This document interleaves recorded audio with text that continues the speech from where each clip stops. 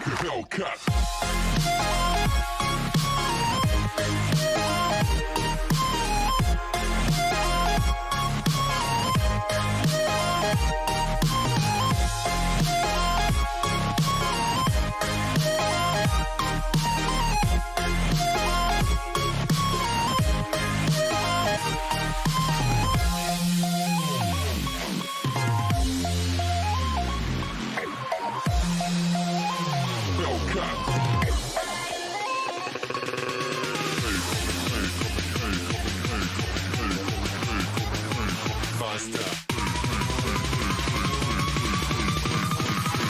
Coming like a Hellcat.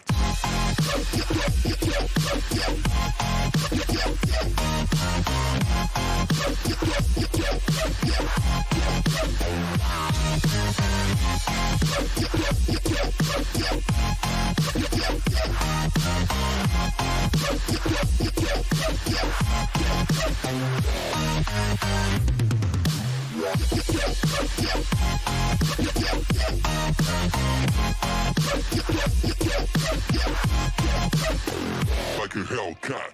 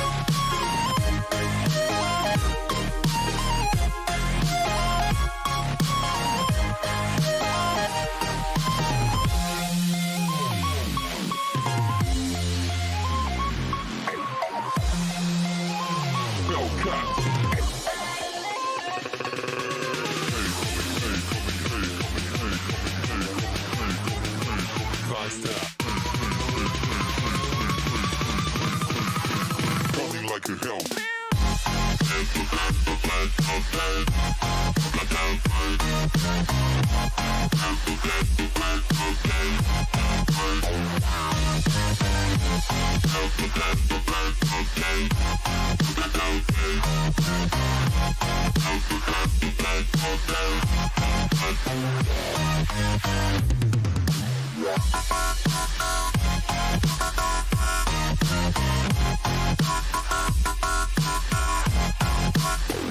Like a Hellcat.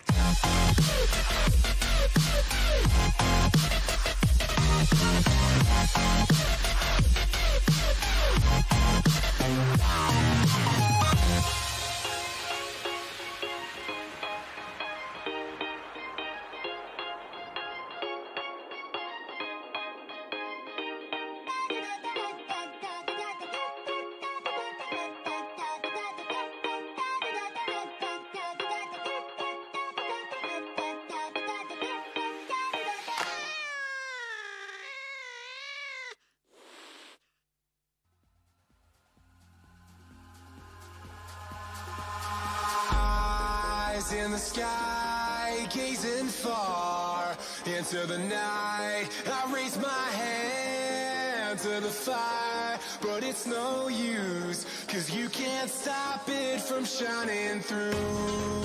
It's true, baby, let the light shine through. If you believe it's true, baby, won't you let the light shine through for you.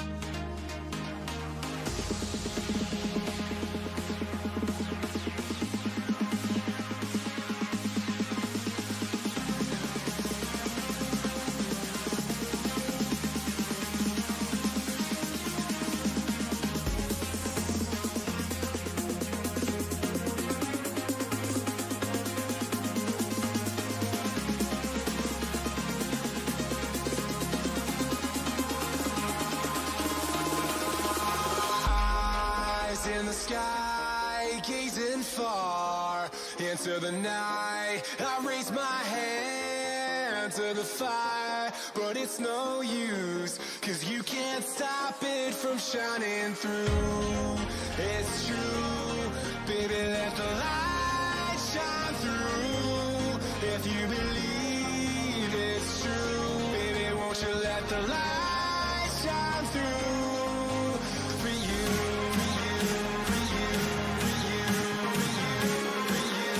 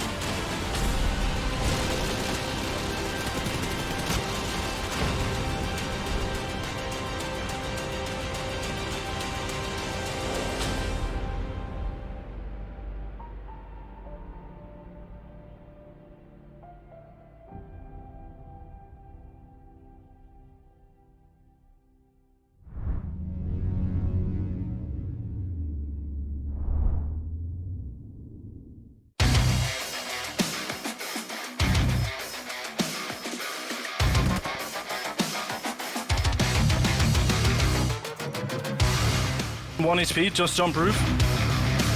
Boom. Be really careful when you play upstairs. He died, let's go.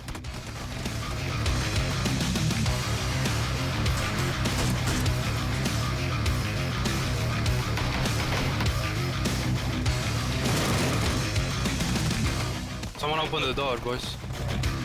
He's under you. I'm flashed. Tam były jeszcze chciały biegać. Да, я видел.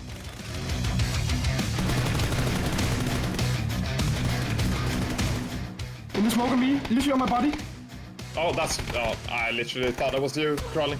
We can stop and shoot. We can stop and shoot. Trust me. All dead. Nice. Один человек. Один в один. Хорошо. Oh, they're very close. Yeah. I can't. Oh. Я крышу моего дома. Это сплит, скорее всего. Убил. Hey, Sullivan! Go push here! Nice, let's go! Knock. Nice.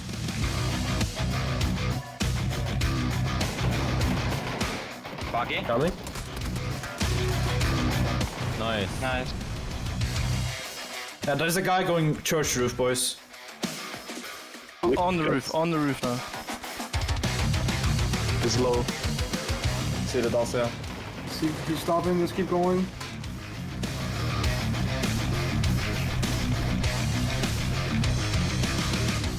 Cars coming. Yeah. 1 knock. 2 knock. Good job.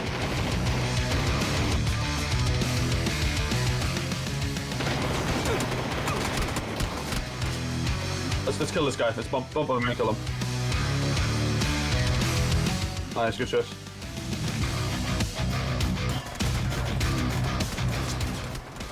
Let's unmark and trigger shot them. It's gonna be a mess.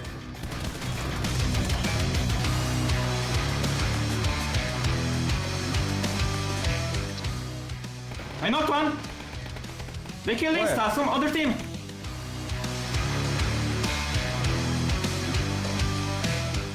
Probably rushing. They're probably rushing. Gir içeri. İçeri bomba attım. İçeri bomba at.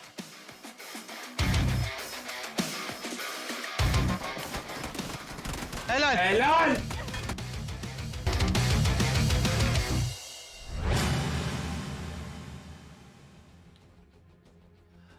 Good afternoon, everybody, wherever in the world you might be, and welcome to the PUBG Continental Series 2 Europe. Over the next 6 weeks, some of the best teams in Europe and indeed the world are going to be competing for your adoration, but more importantly, the kills, the points, and the placements that will put them on the top of the standings as far as PUBG globally are concerned.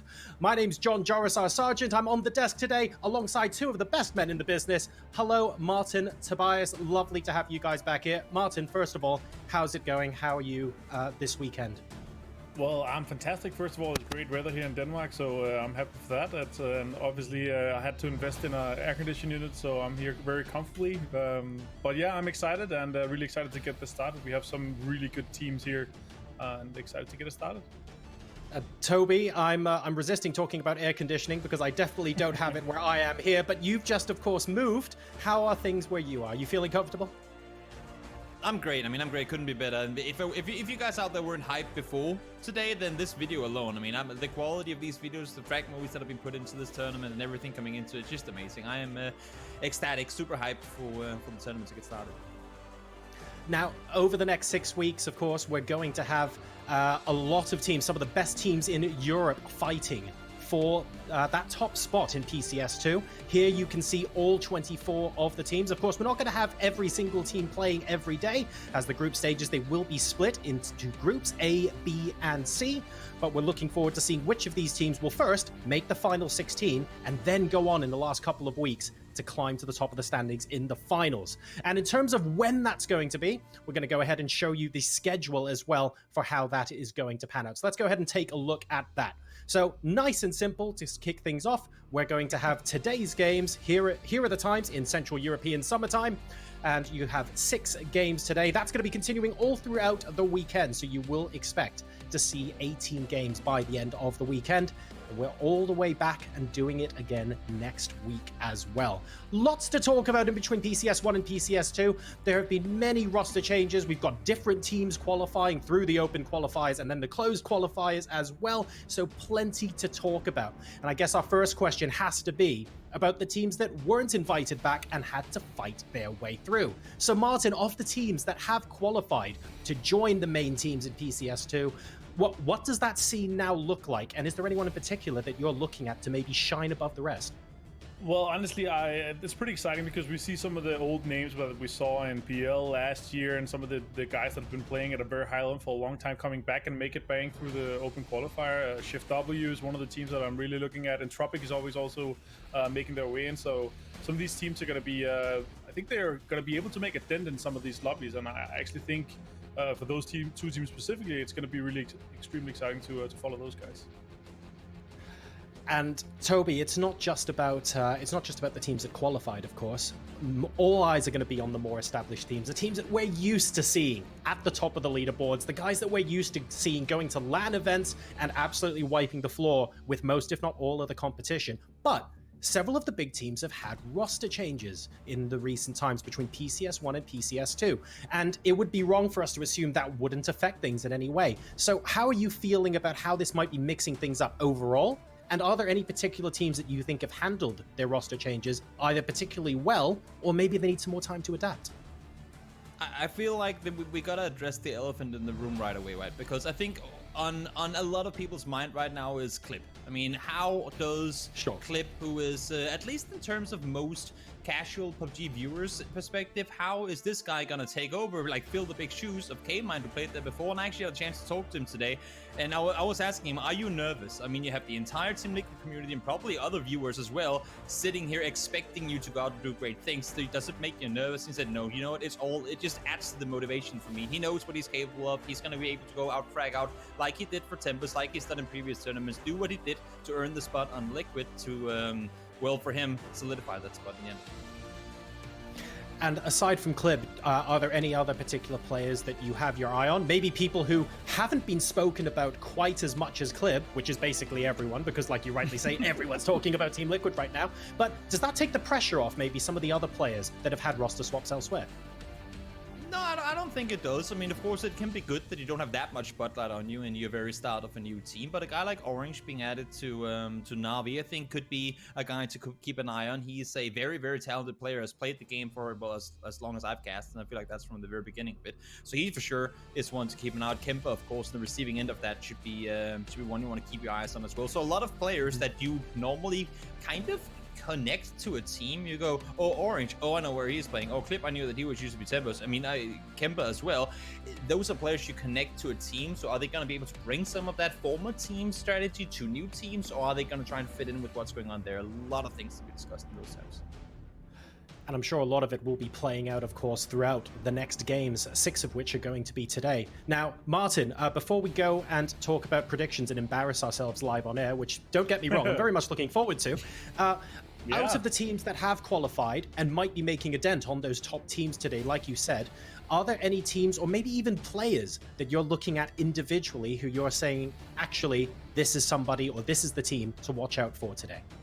Well, I actually want to follow up on our previous talking about like new players coming into teams, and I actually think Adusi on Raise Your Edge is actually one of the guys I'm really looking at. Obviously, they had a bit of a rough PCS, struggling a little bit, some would say, and they're swapping out one of their better and good fraggers for another very good fragger. Obviously, Adusi has a lot of history behind him. He's an amazing player, and I think these guys are going to be able to really step up to the level that they expect that they're capable of themselves as well. But I'm kind of excited to first of all follow Entropic, of course, because they're one of the teams that did really well qualifying at the top spot in West. But by doing so, and because they were so far ahead, they bullied the rest of the lobby a little bit, and I think they've gotten a bit of a rival because of that. So I'm kind of interested to see how that's going to be following up, and if they're going to be contesting some loot spots, and how they're going to be kind of pushed back on that, because obviously when you're that far ahead in a qualifier, you have space to push out other teams that might be playing close to your own drops and so forth. which is a really clever strategical move in my opinion. But that might get you some rivals when you're still playing against some of the teams that obviously also qualified. So it's really interesting to follow those guys. And the way teams adapt as they deal with those drop points is going to be different each day as well, because we have split, of course, the groups into A, B, and C, which means that the teams aren't going to be playing against each other quite in the same way each day. So today we've got groups A and B playing. So we've got 16 teams, but it's actually only 2/3 of the teams in our total lobby for group stages. Based on that, and based on who you guys know is playing today, is there anyone in particular, I'm going to put you both on the spot now, but I guess myself as well, who you're looking to maybe come out of day one with the most points? I'll let you go first, Martin. I'll let you go first. I just wanted the tension. I wanted the silence. I wanted to hear who was confident. It sounds like no one really wanted to jump the gun there. No problem. I'll do that. I'm gonna go with Omakan, which I think they have some firepower, and I think they have shown us previously that they're capable of going out big and going out strong. And if they get a start, you know, like in the first 2-3 games from today, like they're gonna get this snowball effect rolling. I don't care if it's some outside, like a Finnish snowball effect that's gonna go through all of Europe if it's strong enough and have enough speed. You know, rolling all the way down from the north through Europe, it's gonna be super good. Yeah. I'm expecting them to do well here today. And Toby, how about yourself? Who do you think is going to come out on top after day one? Under any other circumstances, I would never have picked a team that just changed a player. But having talked to the guy and knowing their capabilities, I have to go Liquid. I mean, they gotta go out with a new player. That's why I'm a little worried, while I'm also kind of excited, because they gotta do something big. In my book, at least, they gotta go out and they gotta show from the very get-go, we've changed the player, but we're still not, like, no one's gonna push us around. We're gonna do whatever we want. We're still the same Liquid in terms of our capabilities. Maybe who knows, even better than that. So I want to see them have a really, really strong start today. Interesting. Well, I'm going to stick my neck out on the line a little bit, and I suspect I might get roasted for it later on, but we'll see. I'm going for a team that has consistently performed there or thereabouts, but not necessarily been there to clinch the top spot. And I feel like today might be a good opportunity for them to step it up a gear, especially because we have some teams that traditionally, I'm not going to name who, take a little while to get used to the tournament, and let's say, for example, maybe peak on a Sunday. So for today, I'm going to go with Northern Lights.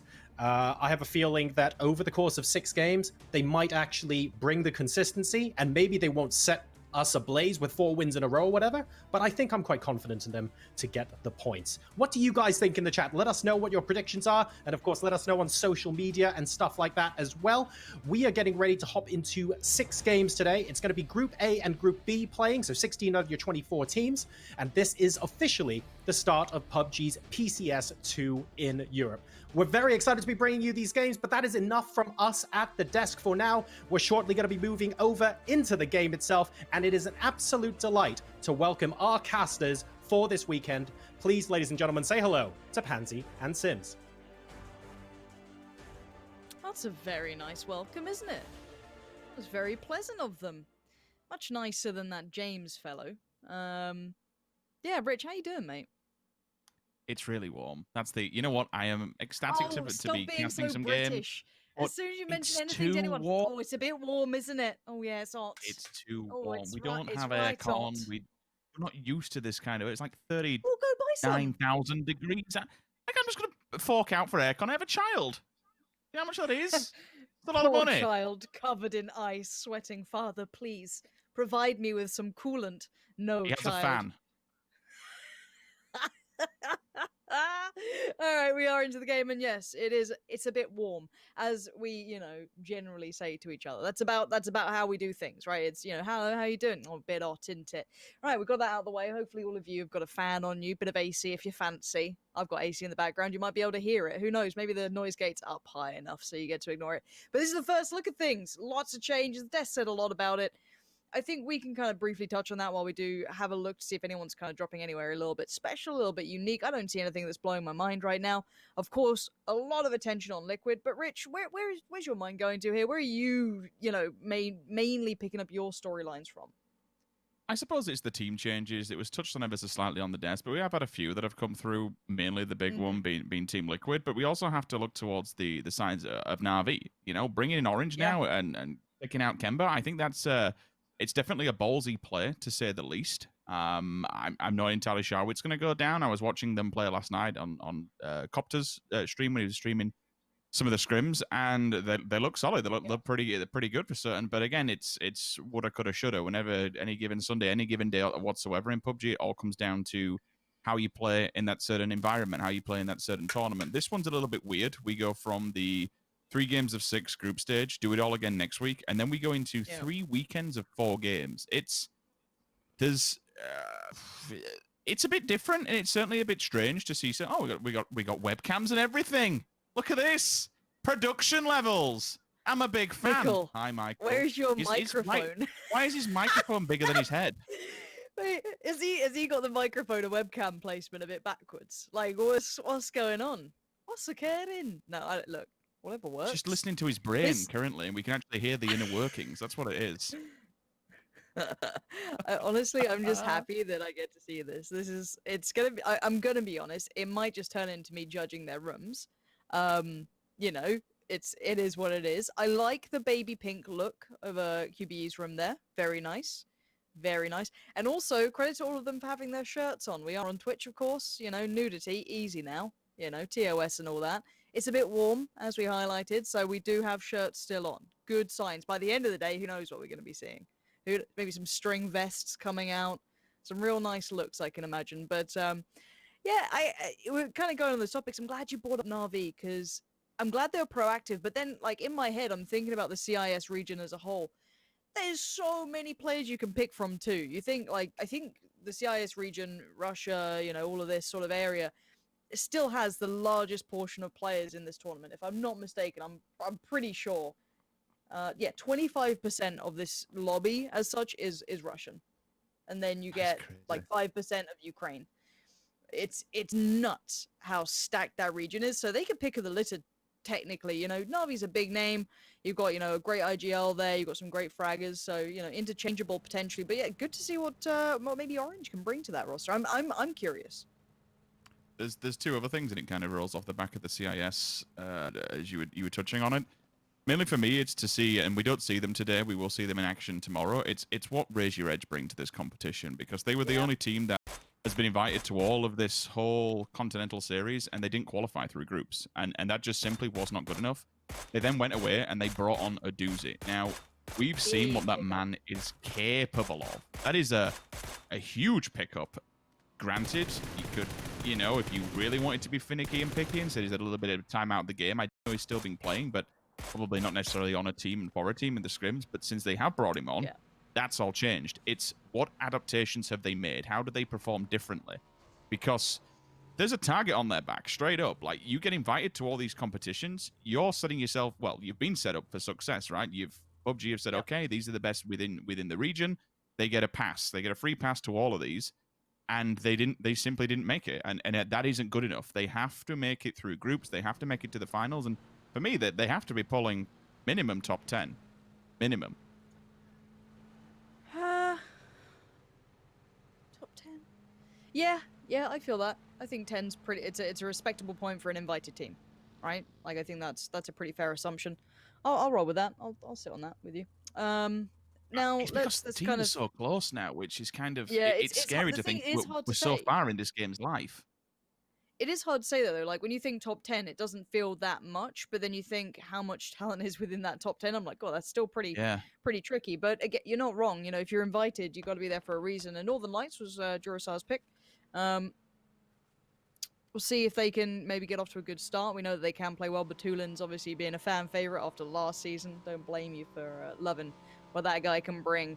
And certainly showing that they've had drastic swing-ups, in at least my opinion, whatever that's living worth. But it was, you know, I'd look at them before as like one of those danger teams that if you got into a fight with them, they could definitely do some work. But coming into that previous season, I was like, okay, here we go. There's the business end of it all.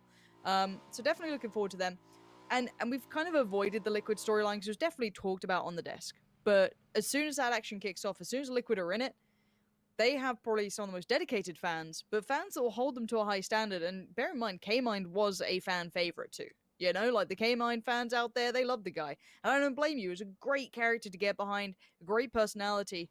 But Liquid maybe felt they needed a change, and that's where they found it. So we'll look towards it. Clip, of got a lot of time for Clib, so I'm excited to see how he does there. But you know, proof's in the pudding. We did have that Western Circle come in, and it feels good to be casting PUBG again. You know, it feels good. What have you been casting, Rich? What have you been doing? You know, secondary job and everything else. Second job in the back lines, just, you know, well, you know, full well. Talent this, talent that. Where we go. Terrible, and watching a lot of I think it's you know what, it's really it's hard to play games these days and just hold down jobs, hold down family life. It's so hard. I find myself just watching a lot more than what I do playing, and I'm so glad you've got people like Jerazar, Copter actually streaming the scrims. Okay, I'll hold as we have our first victim. Dogs are going down from Enforce. Do you know what? How many times are we ragging on Ents? We haven't talked about them yet. We haven't. But there was signs of improvement, but then they also faded away. It's so hard to quantify them because sometimes it's like, oh, we see the best, and then we see the worst. So we'll come back to that topic because Omokun are about to make a bit of a gauntlet run. You do have QB and Marv there from Redline just popping a couple of shots in. And Omokun, I love the comms from them, just how hyped they were in comparison. Everyone else is just like, one north. Crashing, and Omokun are just like yelling about it, like popping off. I love that. T-Bone's in all kinds of trouble. QBE, if he'd hit that reload, would have been able to maybe punish it a bit more, but the SLR's no slouch. Probably on the very verge of that smoke. Yes, he is. QBE's got to be careful. Don't overextend, because I don't see a res that close by. So, Redline, a little isolated from each other. T-Bone's managed to actually make it away for now, which is pretty good going for him. I'm okay with this. It allows some of his teammates to apply some pressure from the side. You can see a bit tanked up, just on his teammate to the left-hand side. T-Bone should be able to get in. That's a zealous spray, to say the least. That opts to go for the 3 times. Maybe I get a bit more on the tap side of it. His teammates no longer give him support, and this is by QB pulling back. And you said don't go overextending too much down the hill and just overexpose yourself. There's not a lot of cover on the side of that. Pokemon Ladoy, another welcomed addition, I want to say, back to PCS. We saw what he could do in Na'Vi throughout PEL, so it's good to see him back in the driving seat, and this time it will be Unity. Unity are a team that we've said now and again, we see signs of life, and then all of a sudden, it just flatlines. So, hopefully, is that boost of aggression they have been looking for. Up to El Pozo and below. We've seen this one a fair few times, Lawrence. When it comes to this circle, and everyone just begins to crash in and around behind Monte Nuevo. Unity is still such a heartbreaker of a team, though. They can catch people. You know, I think they were the hindrance of Na'Vi, if I roll my mind back, and I may be wrong. I'm sure someone like Toby's going to be instantly on knowing who I mean. But Unity often clash with people, and it looks like they're going to be clashing with the Depths right now. Northern Lights, a lot of them kind of focus on that northeast side, just south of Pozo. Going to be pretty crunched over there. It looks like Liquid are going to post up in the north side of Monte Nuevo. They're just kind of on the north side of the crossroads, as you can see. Na'Vi claiming the west phase. Going to be happy here. This is one of the circles they'll often be in prime position. And yeah, looking elsewhere, I don't see too many huge problems. Redline and Omokun might have a little bit of a scuffle continuing their way in, but Redline probably just want to get their players in as well, get that 4 or 2-2 split however they fancy it. But I'm looking at Adepts if they make it through cleanly. I think so far they're okay, but there's a chance they could get some attention en route. Northern Lights are actually being really, really good here. I can see it on the map, and it is something I will just touch on because it's not what's on screen that you guys can see, but they're overwatching the backside of Monte Nuevo. Team Liquid is inside of it. Oh, look at that. Funnily enough, we just hop on board with them. So behind this, it's a very open and barren landscape. It is quite hard to push up on this if they do want to make the run. So Northern Lights will be very aware of this, especially if they're pre-scanning from the hill. You wouldn't expect a direct approach. You'd have to be careful and rather cautious on this one. But again, given where this circle's actually ended, it does put the more towards the right-hand side, the southwest. Excuse me, the southeast, where Blaze is going to be hanging around. It kind of knocks that out. It is a little bit too far for me to be pulling down this way. So somewhere topside, Monte Nuevo, maybe over across Illidan from DV, popping in between them and actually on that long side of the road, which is why, even for later stages of the game, I say later stages, we're in phase 2, but you know what I mean. It's moved on. The circle has actually advanced. Between Na'Vi, Omokun, Ents, this is why you have those teams still lingering all the way up against that cliff face, because there is a damn good chance we have this full long road, Phaser in there, Redline, Etiquette. They're all kicking it there, because it's going to go one of two ways. You do need to get the hard shift now towards the east to bring that in. It would only play a factor if we were in Circle 3 right now. If we were in that, you'd be thinking, okay, we're going to pull away from that cliff face, and then maybe you get that locked in. But for now, it's fair game. It could bounce anywhere. And to be honest, that road side's looking pretty damn solid. It is, and So far, Vascu going to find Marv. That was the fight we were kind of thinking might happen down in the south side of the circle. They both got in, but they're still kind of scuffling. Now, Enter around that way. Navia north, Phaser north as well. There's a good couple of teams around this area, so if they see a couple of knocks, they could maybe nab a point away, steal the flush. Marv is safe, but he is isolated, so you can see the teammate trying to pull up there to get him back on his feet. And everyone again for now, pretty safe. And how many Illidan quotes do you think we're going to get in here? You know, are you prepared for all of them? I am not prepared, Lauren. No, fortunately. This is where you really show your dark side of knowing lore. I'm watching all the videos leading up the opening of the well. Oh no no no! Hey, oh, pull up, pull up. And oh, it's not a pretty pull up, is it? Flips Gotta commit to it though. Yeah, they are. They have to go on this. FaZe kind of held back a fair amount, though. They didn't particularly peek off. They didn't particularly deny, and Diggory's gone and found Gustav. FaZe did find Tick2, but by now, surely this is a bit of a... All right, Fuzz. Fuzz is feeling warmed up, but he's got problems galore. He's 10 HP. He's got Diggory at the door. He's got no support. Where is his buddies? This 2-2 split is about to be split in half, and there goes Fuzz. That's going to be a free flush, but by now, Ents have lost out on so many of their players. Got a question, was it worth it? Ippy's just been run over. I don't know how that's happened. We'll have to catch up on that one because the circle's gone north. It's kind of surrounding Pozo and then Monte Nuevo in between that area. So plenty of fights going to be on all the fronts, but the southern side is going to be a problem. Spyro comes in as well. Battle next time eliminated. First team to be leaving us here at PCS2. Spyro and Batuling working side to side. Faultlessly going down as well. So that's a confirmation of that team. Q on Etiquette. They now need to make the run. This will be on the the bottom side, excuse me, of Monte Nuevo. Be able to just kind of take whatever chunk of land you can. Maybe, I'm guessing, it was either a big old pull-up from Blaze onto the side of Monte where Liquid were held, because they're at the main crossroad. They're watching all of the transitions that come their way. Or he was going up on a scout. I can't really tell because we didn't see it, so we're all just kind of guesstimating at this moment in time. If we do have a replay, it'd be good to see how he actually died and what the thought process was there. Jimbo will advance forward at least, try and take a bit more of a foothold towards the center of this circle. It's not great, but honestly, at this point, really, Liquid just need to play this slow. Again, the position that they were holding, we spoke about it, there is a big barren open land behind them that now becomes a bit of a death trap. If they want to make that run with all the teams that kind of sit behind them, it becomes extremely problematic losing players on transition. Uber, bit of a stretch for that one, my son, but, you know, whatever works. Random backup. At least sees the player. Can now get out and take this fight, potentially. They have been updated, which I'm very, very happy around, as it was an extreme pet hate of mine when they updated it. I did not like it. It sounded like a firework the last time we watched this. It didn't sound right.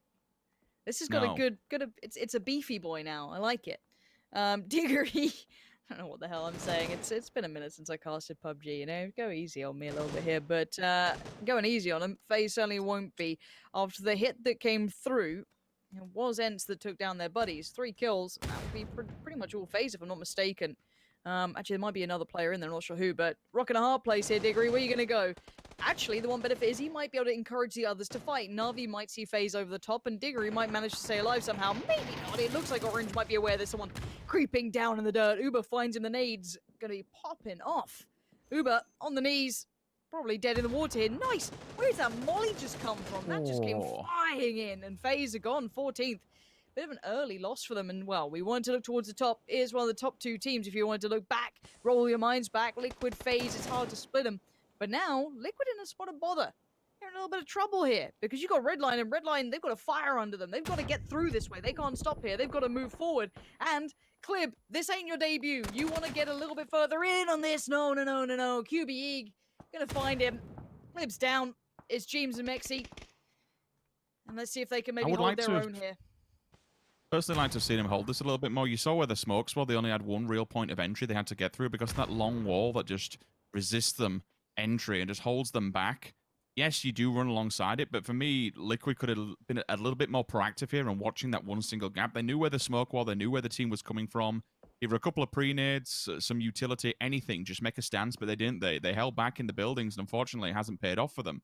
Clib's gone. Mexi standing. I mean, hell, we have seen what Mexi can do in times of need, to be honest with you. He has been Liquid savior time and time again.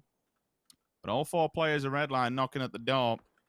And now it's time to earn your bread here, my son, because this will be a fight for the life. The blue still will be pushing on to them. It's slowly but surely. But again, it's not a great position to be holding.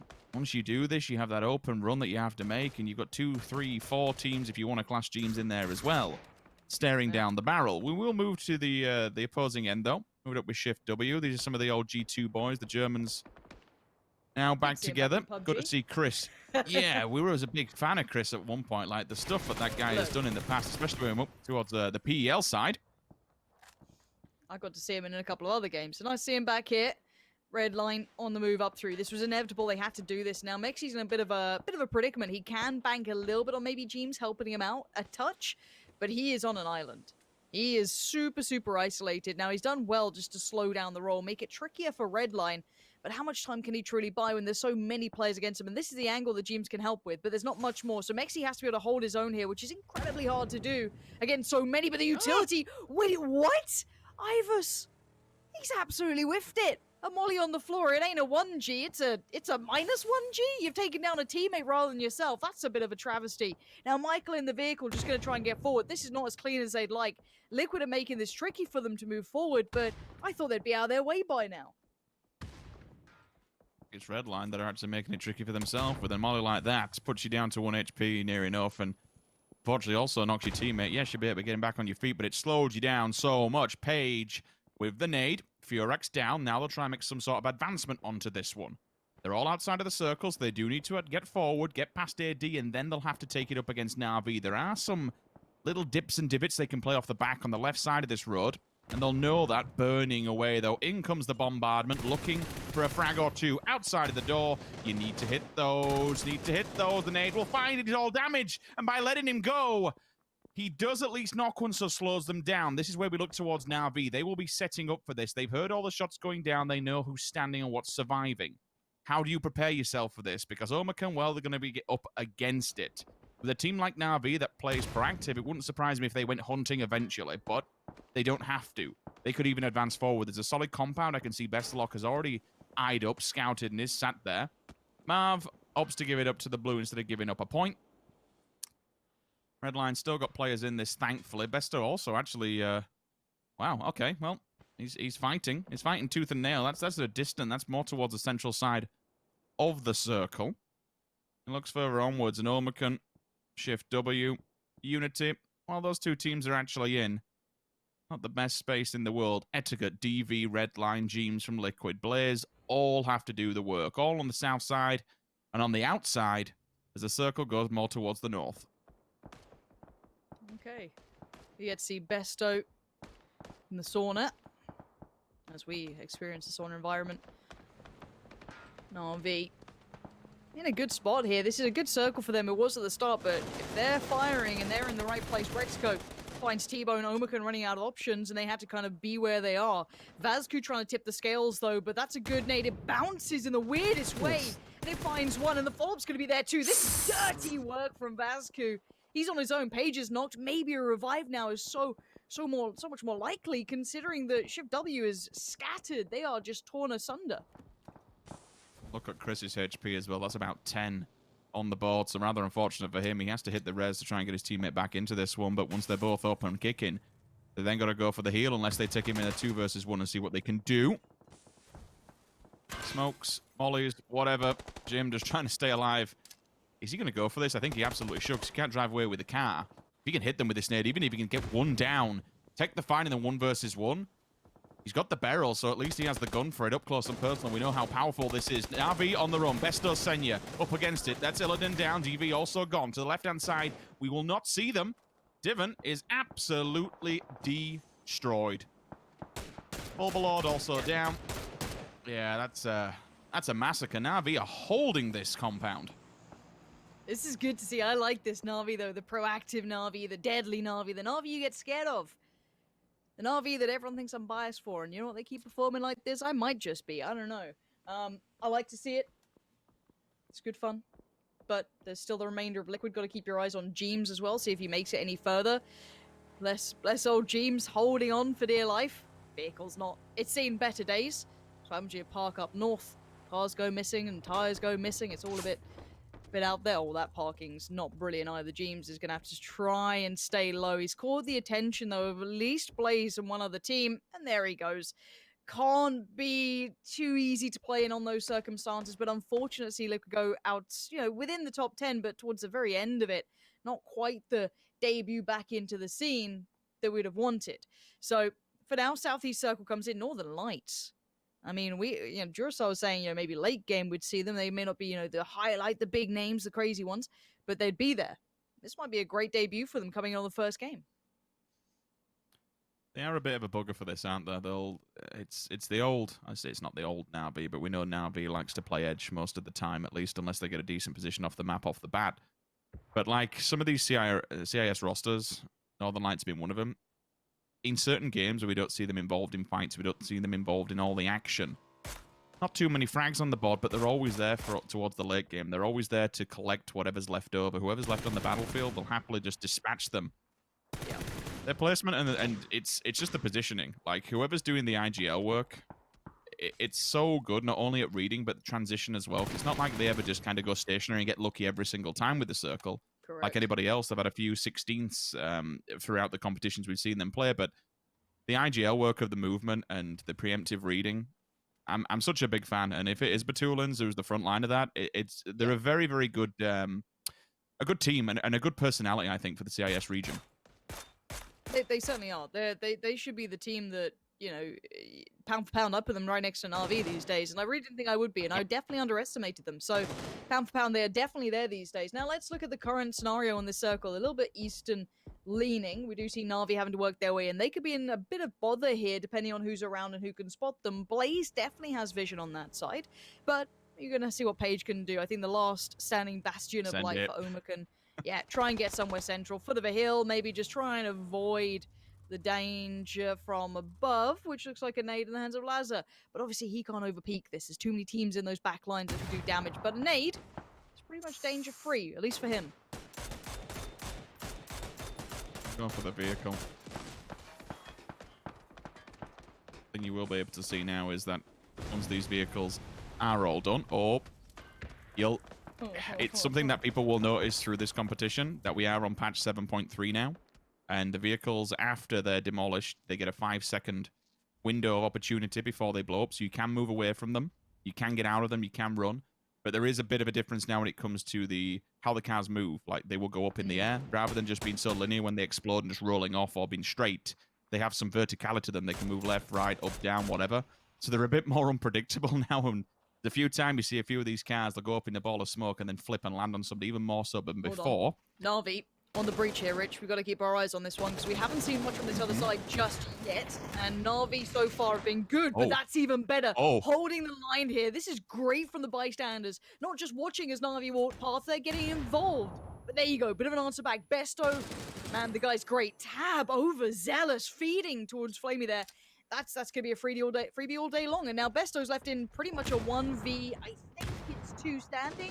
Excuse me, 1v3. They have the players back on their feet, so this should be pretty much over for Na'Vi. I don't know how they come back into this unless Blaze maybe, alleviates some of that pressure, but that was a little bit one-dimensional. From BSTN, did I just see one of their players knock 1 or 2 of them? I think they've done so much more damage to themselves than what Na'Vi actually did. The mollies will come down. Besto tries to do whatever he can, lay down and just hope that Blaze don't have an eyeline on them with the vehicles. He may have some sort of a defensive stance. Beamy comes back and just alleviates that pressure for all but a moment. BSTN will have to fight this tooth and nail straight out on the aggressive stance. Forcing Besto to deny the reses, which is good and fair enough, but it's Blaze who are all the problem at the moment. He will stand and see what he can get from it comes to frags. Flame it. First one down. Second to his left-hand side. Easy. 1, 2. Thank you. And keeps going. Leaves them. Denies knowing his position for all but a moment. Picks up 2 points. Where are the rest? There's the third. If he gets it by the tree, it'll be disgusting. Hits the deck for the reload. Round we go. Clean up crew. It was a valiant attempt, but now it's Blaze who want to get involved in this one and finish off what's left. And while all this happens, Northern Lights are becoming more and more powerful. The bigger beast in the background. Yellow, nice work towards Rip. Traded back in by Lipson, though. You can't go individually here. The trades will come through. But a nice enough hold for now. But yeah, Yod is going to have to do something pretty big to move further forward. Lipson, aware of position. Anyone else could maybe third party? Paige, but Paige doesn't want to be involved in this. He doesn't want anything to do with this one. And you got to look towards the minimap in just a second's time. Nice work to get those points on the board in the end. And there goes Bystanders. Not a bad little debut. Top 5, couple of kills. Not bad at all. Northern Lights, though. Let's look at this position they're in, Richard, because it's just so good. Last time we checked in with them, they had 2 or 3 kills. Now they're up to I believe it's 7. We mentioned it at the time, they will come in as the cleanup crews. Anything left over, they'll capitalize on it, move into the right positions. But look how spread they are compared to anybody else. You have Spyro almost top end of the circle, and then just a full defensive line down the middle. They can see everything. Pokemon could be that dagger in the back if they don't have him in check and they don't have the information of his location. At the moment, he's got a big open run, so in theory, if they all look that way, he should be a dead man walking. But it's how much info they garner by spreading out like this. It's kind of scary. Yep, Perfectix already has it dead to rights. So as soon as he makes his move, he might not even do it. He might just say, you know what, don't give them any more points, don't feed them, leave them to it. They have such good information here. They know where these players are, so they're going to put maybe 1 player, maximum 2, focused towards Pokemon. And maybe that, second player's on a swing, because they know that the bigger chunk of remaining players is on that south side, and they have to also move in. So yes, there's a time limit, so now they can turn their attention over here and be like, okay, let's keep a little tab on Pokemon. He's going to have to move, he's going to have to run.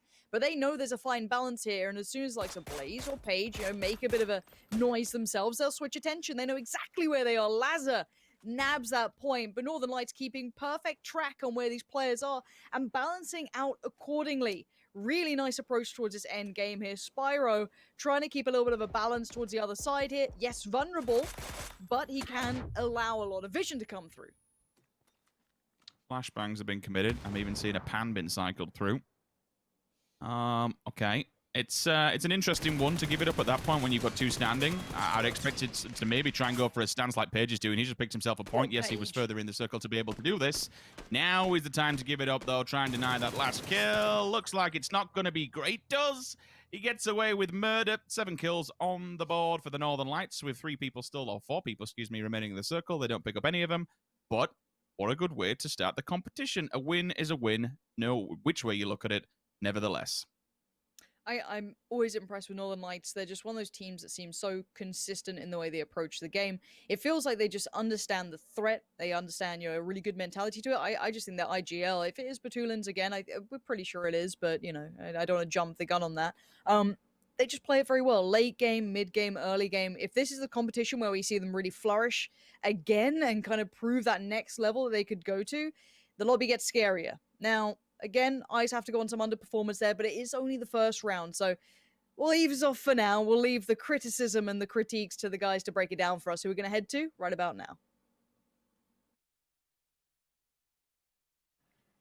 Thank you very much, guys, and certainly a very entertaining and action-packed day one. Now, Martin, Toby, I'm not going to harp on about how right I am, because at the end of the day, it is still just game 1 of 6, and there's plenty of opportunity for me to fall flat on my face. So, without talking about who won that first game just for a second, are there any teams that you guys think might have underperformed, or maybe were performing not quite as expected, where you thought, hang on a second, maybe this is just a little bit of a slow start? Martin, did you spot anyone going out early that you think might have changed the course of that game?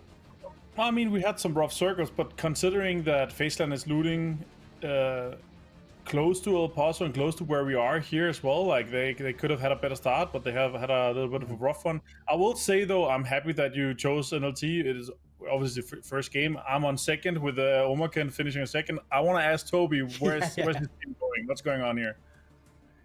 They're just chilling. They were getting used to the rough circles. They weren't used to them. No, I mean, it's you can see it here, right? You can see it here. I mean, you know that when you settle down in a city, if the circle shifts out, you're most likely going to be screwed. And could they have rotated earlier? Potentially. But at one point, you have 4 teams inside Monte Nuevo. That city just ain't so big. You can go, oh, the circle shifted. Let's go take our cars. No, either those cars are popped or you just cannot get to them at that point. So, I mean, given that they lose a player real early, EP went down, tweeted out himself just now that his internet died in the middle of the game. That's super unfortunate. So I mean, that's not the start you want to have to a tournament at all. But the teams, to me, I mean, looking at them right now on your screen, Bystanders, they were holding a compound in a situation where normally you go, oh, they're pinned in. Na'Vi, a great team that can hold them out. they did manage to do so, and they're actually one of my teams, when looking at the open qualifier teams making it through, that might have gone under a lot of people's radars. A lot of very, very, very talented individual players who've also had the chance to play together for a while, and having had the pleasure of casting them through the open qualies, I think honestly they could be a pretty big threat to at least punch down some of the more guaranteed teams out of the top 16. Well, they're certainly making a name for themselves in the first match, taking on Na'Vi and then also Blaze Esports as a third party in that fight you saw in the highlights there. Northern Lights currently topping the tables with 17 points. Omicron tied second with Na'Vi in 13, and that's because Na'Vi managed to get 4 more kill points throughout the course of that game. And we then have Blaze Esports in fourth with 11 points, and topping out the top 5, like you said, Toby, we've got the bystanders there with 10. But a big talking point from that first match was bystanders versus Na'Vi versus Blaze. It's quite rare that you get situations where teams are so closely packed together, yet everyone is still standing and still alive, especially on a map like Miramar. When you're in that kind of position, how would you necessarily play things differently, or what's the mentality you have to take in order to get out of that situation alive? Toby, any pointers for us there? I think when you're in a situation where 85% of the circle is a field that you know the opponents aren't going to be in, and you know for a fact that no matter where you peek, bullets are flying your way, you got to play it like it's literally the last circle. And those, like, you got to ignore what's going on the other side of that hill and play, we're playing against these 3 teams right now, and if we win, we'll focus on what's happening on the other side of the ridge, because we need to take the close quarter fight. And to be honest, it's CQC. I mean, it's close quarter combat, and it's so damn difficult, especially in PUBG, when you're fighting 2 different teams who are also fighting each other. It essentially becomes like a 3-way endgame fight that can sometimes be a coin toss in terms of who wins. This time, as expected, Blaze wins it, being the ones that were already sitting outside the wall to begin with. I think Martin, on the I suppose going through. Sorry, go on. Going through to that sort of 3-way kind of scenario. Right. What would you have necessarily done the same or differently? Yeah, obviously we were talking about it, John, like during the game here, and I was sitting a little bit looking at the map as well. I was like, they're on the edge with this, and I don't know if they were waiting to hoping for the next circle to be somewhat close, but they knew that Na'Vi was fighting. I would have really liked to see bystanders going out and maybe putting some pressure onto Na'Vi in the back when they knew they were fighting and at gatekeeping some other teams, because otherwise they were going to get kind of held in this area and get third-parted eventually. So I was kind of hoping for them to come out and take a more aggressive stance when the circle was closing on them, when they saw that they're like half their compound was like left outside the circle, and I would really love to see that. And I think they could have avoided that third party and maybe potentially put some pressure onto Na'Vi. But overall, from that, I understand. Obviously, it's a new time for them to be into this kind of situation, the lobby as well. So you want to try to hold on and make sure you have nobody behind you, and then you can play forward from this. But also perfectly played by Blaze, like third party that fight in a perfect timing. Really good play by them as well. Additional points and getting those placement points to get in the top 5 is also really, really good for them. It would be a different story, of course, if they were busy fighting for 12th through 16th, but at the end of the day, they got some decent points. And speaking of decent points, Martin, we were talking during the game about how Omicron actually very nearly didn't get second. We had Paige almost with the car flip on top of him, but managing to survive until second place. They got a lot of points, so did Northern Lights, but their approaches to the game felt very different. What's your take on the teams that won that game? Honestly, so for Northern Lights, obviously they had the Eastern Circle. They held it down extremely well. They made sure, they knew that if we hold on to this, we can play uphill and make sure our 180 degrees behind is safe, and then they play forward and play ahead, which was extremely clever by them. On the other side, yes, as we saw, Omicron, they had some rough times. Paige managed to kind of clutch it with staying alive for that long. He probably shouldn't have. I kind of feel like the Blaze guys kind of had 2 opportunities, maybe with the pushing in and maybe nading him, finishing him off, whatever, because the snake in that position can be kind of difficult to get rid of later as well. And Toby, we saw the way that game unfolded. Obviously a couple of surprises, but moving forward into the next couple of Miramar games, do you expect, or can you already see after one game, whether some of these teams might be trying to approach the game or do anything differently, or is it still too early to tell? No, I mean, I think the game kind of talked for itself. We talked about the aggressive, like difficult circles to play, but teams are being aggressive. I mean, you saw teams from the very start of the game pull up, contest compounds, try and force opponents away when they read a split. I like to see that early on in the tournament. The teams that kind of turtle down and play passive, they tend to also get off to a slow start because, I mean, purely mechanically, you haven't been that aggressive. And I like to see a lot of teams, even though it might be a compound you have to leave next circle because the circle is shifting, if you have a chance to take it, if you have a chance to earn a point by killing a solo and your 4 players pushing forward towards it, go for it. I like to see it, especially early on in the tournaments. All right. Well, we are going to see a little bit later on what these teams are going to do as we move into game number 2.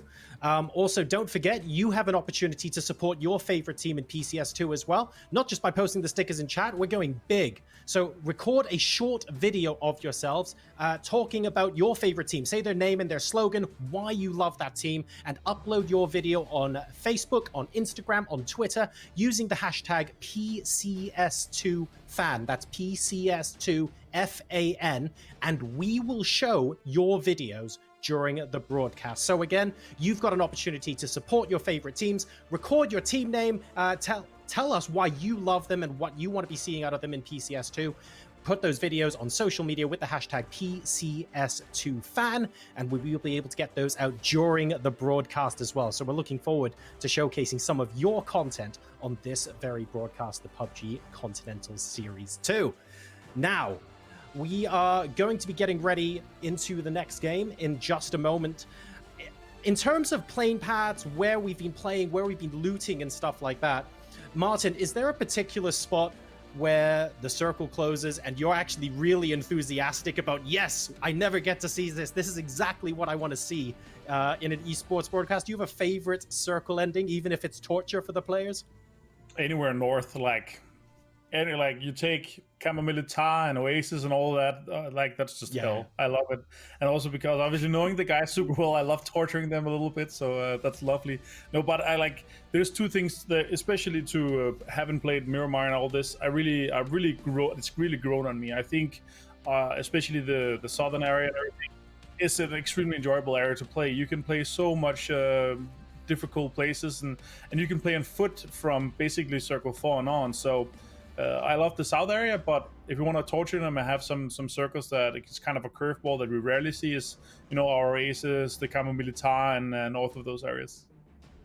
And Toby, how about yourself? Do you have a torturous circle end location of choice on Miramar? I think I'm more diplomatic. I mean, obviously, I'd love to see the islands just because for the memes. But in terms of, early on in a tournament where you have a lot of different teams thrown up against one another, I just want to see an area that allows for people to play the best PUBG possible. I'm not saying everyone is going to compound each, but have an area of the map where you can play around, whether it's down south where you have a little taller grass, or it's further north where you have some more hills to play around and more divots. I think the better the area for the players, the better the PUBG we'll see in the end of it. All right, well, we're looking forward to seeing what kind of circle we are actually going to get here in game number 2. Maybe one of you guys will end up being right, and maybe even if it's an obscure circle, we will see some of the best possible PUBG. We'll have to wait and see. We're about to hop into the game. Casters, over to you for game number 2. Thanks, guys. And a little update for you guys playing along at home. Ibby, internet's gone and run away. It's run away from him. He's out of there. But Rich, it means we have the party captain coming in. The party leader. The man brings people together. His tenure over in North America, yes, he played on Optic. Yes, he did all this wonderful stuff. But he is the one and only North American to make it into this tournament here, Rich. I mean, we can only be hyped about it. 17, he's joining us. He's also a big Halo fan, so me and him get on like a house on fire, as you can imagine. Or has he just gone down in your estimations now because of that? I'm trying to hype him up here. Let's not hinder it. Look, the man is a beast. He's come from better things. When we look towards Team Secret and everything else that went on there, Optic Gaming from that side. But yeah, Liquid, he's been doing pretty well. A multi-talented gamer, I want to say, is old Tanner, with likes to play a lot of FPS. And you know what? I'd rather see him kick in here and play rather than them run around with 3 men. Let's be totally honest here. It's a little bit unfortunate. I mean, I think if he's just moving to a new apartment, I saw him showing off his wonderful bathroom the other week, and as a man of culture, I can respect a good bathroom as opposed to the rest of the house, to be honest. But yeah, I'm glad they've got 4 men at least, as opposed to running as 3. Rather unfortunate and rather unlucky that so one. here we go. You've got a whole, well, not a whole new roster, but you've got 2 new players now rather than 1. Have fun, Liquid. We're gonna have to temper our critique of them, obviously, as much. Imagine if they win this and I want Ibby's just 17 to sweating. pop off. I want 17 to just be nutty, just like absolutely dumpster the lobby, be the biggest beast there is. Like combine, I don't know who are the best players in your opinion. Like I think a bit of Besto in there, a bit of Batulin's in there, but put it all in and you get 17. You know. Them all together, sugar, spice, everything nice, and you 17 pops out on the other side. That's it. That's it.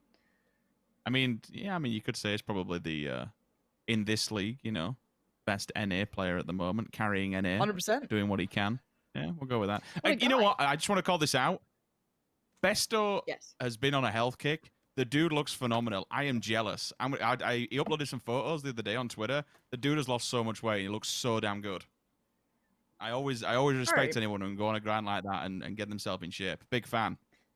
Okay, yeah, I've been eating garbage, living in my goblin den, doing maybe 5 steps a day. Can we, we each do quarantine different, okay? Besto, just bettering himself. Me, absolute cretin. I've turned into the worst version of myself, Richard. It's not improved. I've started playing games I haven't played in years. I don't know what sleep schedule I'm on anymore. It's all gone wrong. And then all my friends are like, oh, it's been such a great time. Now I've learned how to bake. I don't care. Where is this motivation these people are coming in from? Besto, what a beast. Motivated in these times. Me? No, absolutely not. But Na'Vi, it could have been a really good start for them in the last game. It was a little bit of a shame to see them not quite perform to the extent that maybe I'd have liked to have seen, just because they have the new roster change in there, and see maybe if they could pull off a win off the back of it. That'd be pretty cool as like a debut. But sitting in second's pretty respectable. Good handful of kills to boot with it as well. I mean, they sat pretty comfortably on that one, so always good to see that they're able to find a way to get these points. It does feel as though that is always the case. Omikun doing very well as well. Blaze, not bad. Yeah, a couple of teams towards the top end looking pretty decent thus far. Got Toby telling us that apparently Divon's also playing with a coach. So Overlord is actually the coach of that team. So we've got a couple of coaches in play. It would be incredible, like if just between him and 17, just popped off, smashed the lobby. It's like, well, you get inside now, son. It's time to reassess and what goes on. But I kind of want to touch on. I was going to bring it up, and then you mentioned it, and Team Liquid on your screen, so that they're actually a one to kind of roll off the back of it. I hate to focus on certain teams, but I have to agree with what you said, and we can't emphasize it enough. How much of a higher caliber the entire fan base of Liquid as a bigger picture, as a brand, looks after their players and really does get behind them, but how happily and how easily they will smoke them over the fires if they fail to turn up. Like, I do feel sorry for some of these players sometimes with how much pressure they must be under to perform in these playing fields like this.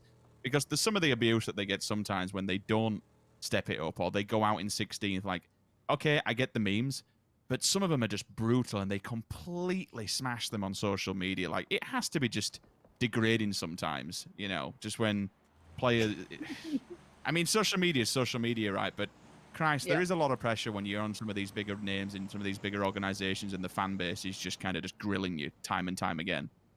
Speaking of grilling, chat's just catched up. There is a delay, obviously, on the stream, and about 3 comments are just like, wow, Pansy's really got that gamer tan. What do you think is happening? I'm already pale, and I don't go outside. And now I go outside even less. I am extremely Is it pale. the lighting? Because she did look extra, yeah. I've just got a ring light. I mean, I have good lighting. It just shows that I am truly pale. There's no saving this. I can bang on some fake tan. I saw you tweeting about download earlier on. I saw you tweeting download earlier on.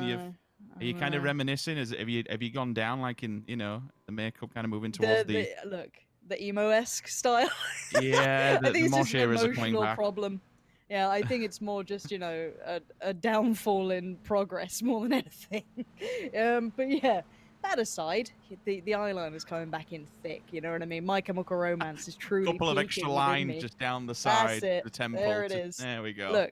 Look, the classic emo thing, back in the day we have our fringe forward. Nowadays we just push it back a little bit and pretend it's like a quiff. But that all said and done, we do have an Eastern Circle coming out. Dear God, my life's a tragedy. Speaking of tragedies, let's hope this one gets a little bit better for Liquid. Not ideal to be playing with, 3 of the core rather than the 4. Clib, of course, is not the environment you wanted to see him in to start off with. Old 17. Come on, mate. Let's catch up with the boys. Catch up. He's doing fine. I'm just messing around. But again, Eastern Circle, there shouldn't be too many problems. Plenty of avenues forward. It's not even that far east that the islands become a problem or the water really becomes a problem. So I think this is a pretty fair game. Kind of just south of El Azahar, I guess. We're looking kind of Minas Generales area. But yeah, so far so good. Shouldn't be anyone. Oh. He's become lighter and so is the vehicle. That's what it is. Flinging around. The only issue I really have with this circle, Lauren, is Minas Generales. When behind it, you have those like 3 big major peaks that come up and out of the floor, the mountaintops. With them being inaccessible terrain, it basically you could just kind of put a stamp in the middle of this circle and say, right, well, it can't go there. Where do you want to set up around it? It just becomes an entire ring around that area. Do you want to go north, south, east, or west? It's a bit of an IGL nightmare.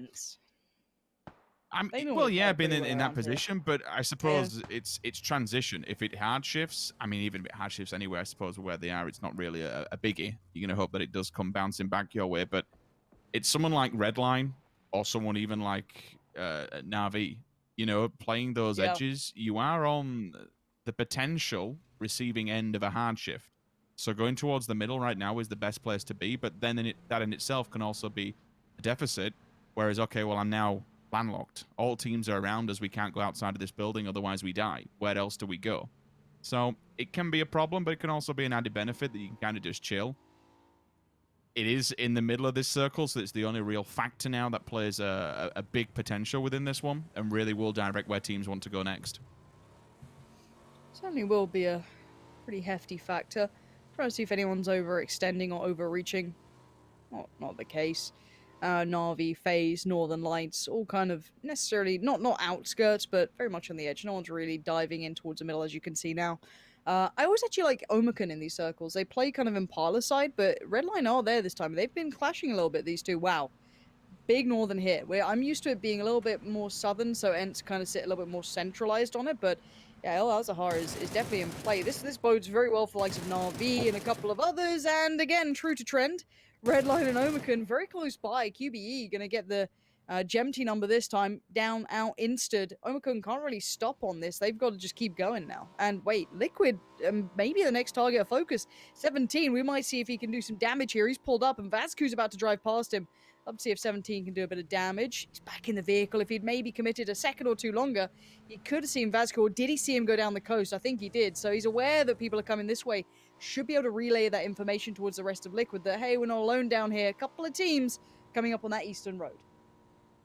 If you were to take a pen now and just kind of put it on your screen, don't do this, by the way. This is just me suggesting something, but don't actually do it. From where Liquid are all the way across the main road to where Unity is, I'll hold for a second because Furax does have the fight of his life with FaZe Clan pulling up. He'll unfortunately be going out. Dead, done. See you later, buddy. That was rather unfortunate as FaZe do take the petrol station for themselves and Uber pulls up with a bus. But from where they are, pretty much you go from Liquid, decent position. You have this dirt track road that runs towards Junkyard. We have had the circle come down here, and that's where we'll see M4 setting up shop and trying to wait that one, but you do need this southern shift. All the way across to the crossroads, yes, it's on the outskirts, but on the inside of it, where the interjection is of around Unity to Northern Lights, there is a potential that we see it anywhere from that side of the road to the left-hand side of El Azhar. The northern side, I'd expect to see Na'Vi beat the BSTN, actually, the second time they've come head-to-head with them in their transitional path, so maybe we see this throughout the competition, looting around the same areas, moving around the same areas. There are a few teams that do, unfortunately, stick to one another and magnetize for quite a lot of the competition. That just becomes where they start and where they like to transition through. But those main areas at the moment is where we want to be looking at. There is even a potential that we go all the way down to the south, and this is why we see Redline and Blaze kicking it down there. There's still quite a lot of teams on the southern side of this circle, and for damn good reason. It's an extremely open area, and really, it's anyone's call. I'd say if you can get down south somewhere between then and 50-yard line of the entire road that runs south of El Azhar, you're going to be happy. That's a banging nade. Apocalypse. How do you even hit that? Straight onto Michael. He's dead. No revive off of that one because the rest of his teammates are inside the base. Yeah, no chance. And for Blaze, they do have maybe 2 fights on 2 fronts. They got to be a bit careful. They're being kept humble by Spyro from Northern Lights, so they can't back each other up. Technically, Redline could crush on this one and try and overdo those 2 players in the compound. Gemty full on cam action there. I love that. Very intense. We're seeing them in a bit of a bad predicament in this regard, as Paige did just get caught up there. So Red's going to come in. Vascu should be clean on that. Should be no problem. But for Omicron, keep yourself balanced here. They did a pretty good first game. They could do with another good one. And I mean, why wouldn't you? I think for them, it's the best option possible. There's no way that they get out of this, surely. No way they get out of this clean. Michael, with very little HP, actually throws the nade straight back onto Lazar, and he will fall. They can put the smokes up again, but now it's been traded back. Marv, QB, Michael, they all fall simultaneously. Ivers, last man standing, has to do all the work. And by going for the resuscitation, unfortunately, it is quite literally their tombstone. That is, it's a questionable one, but I respect it. Never leave a fallen comrade behind and all that lot.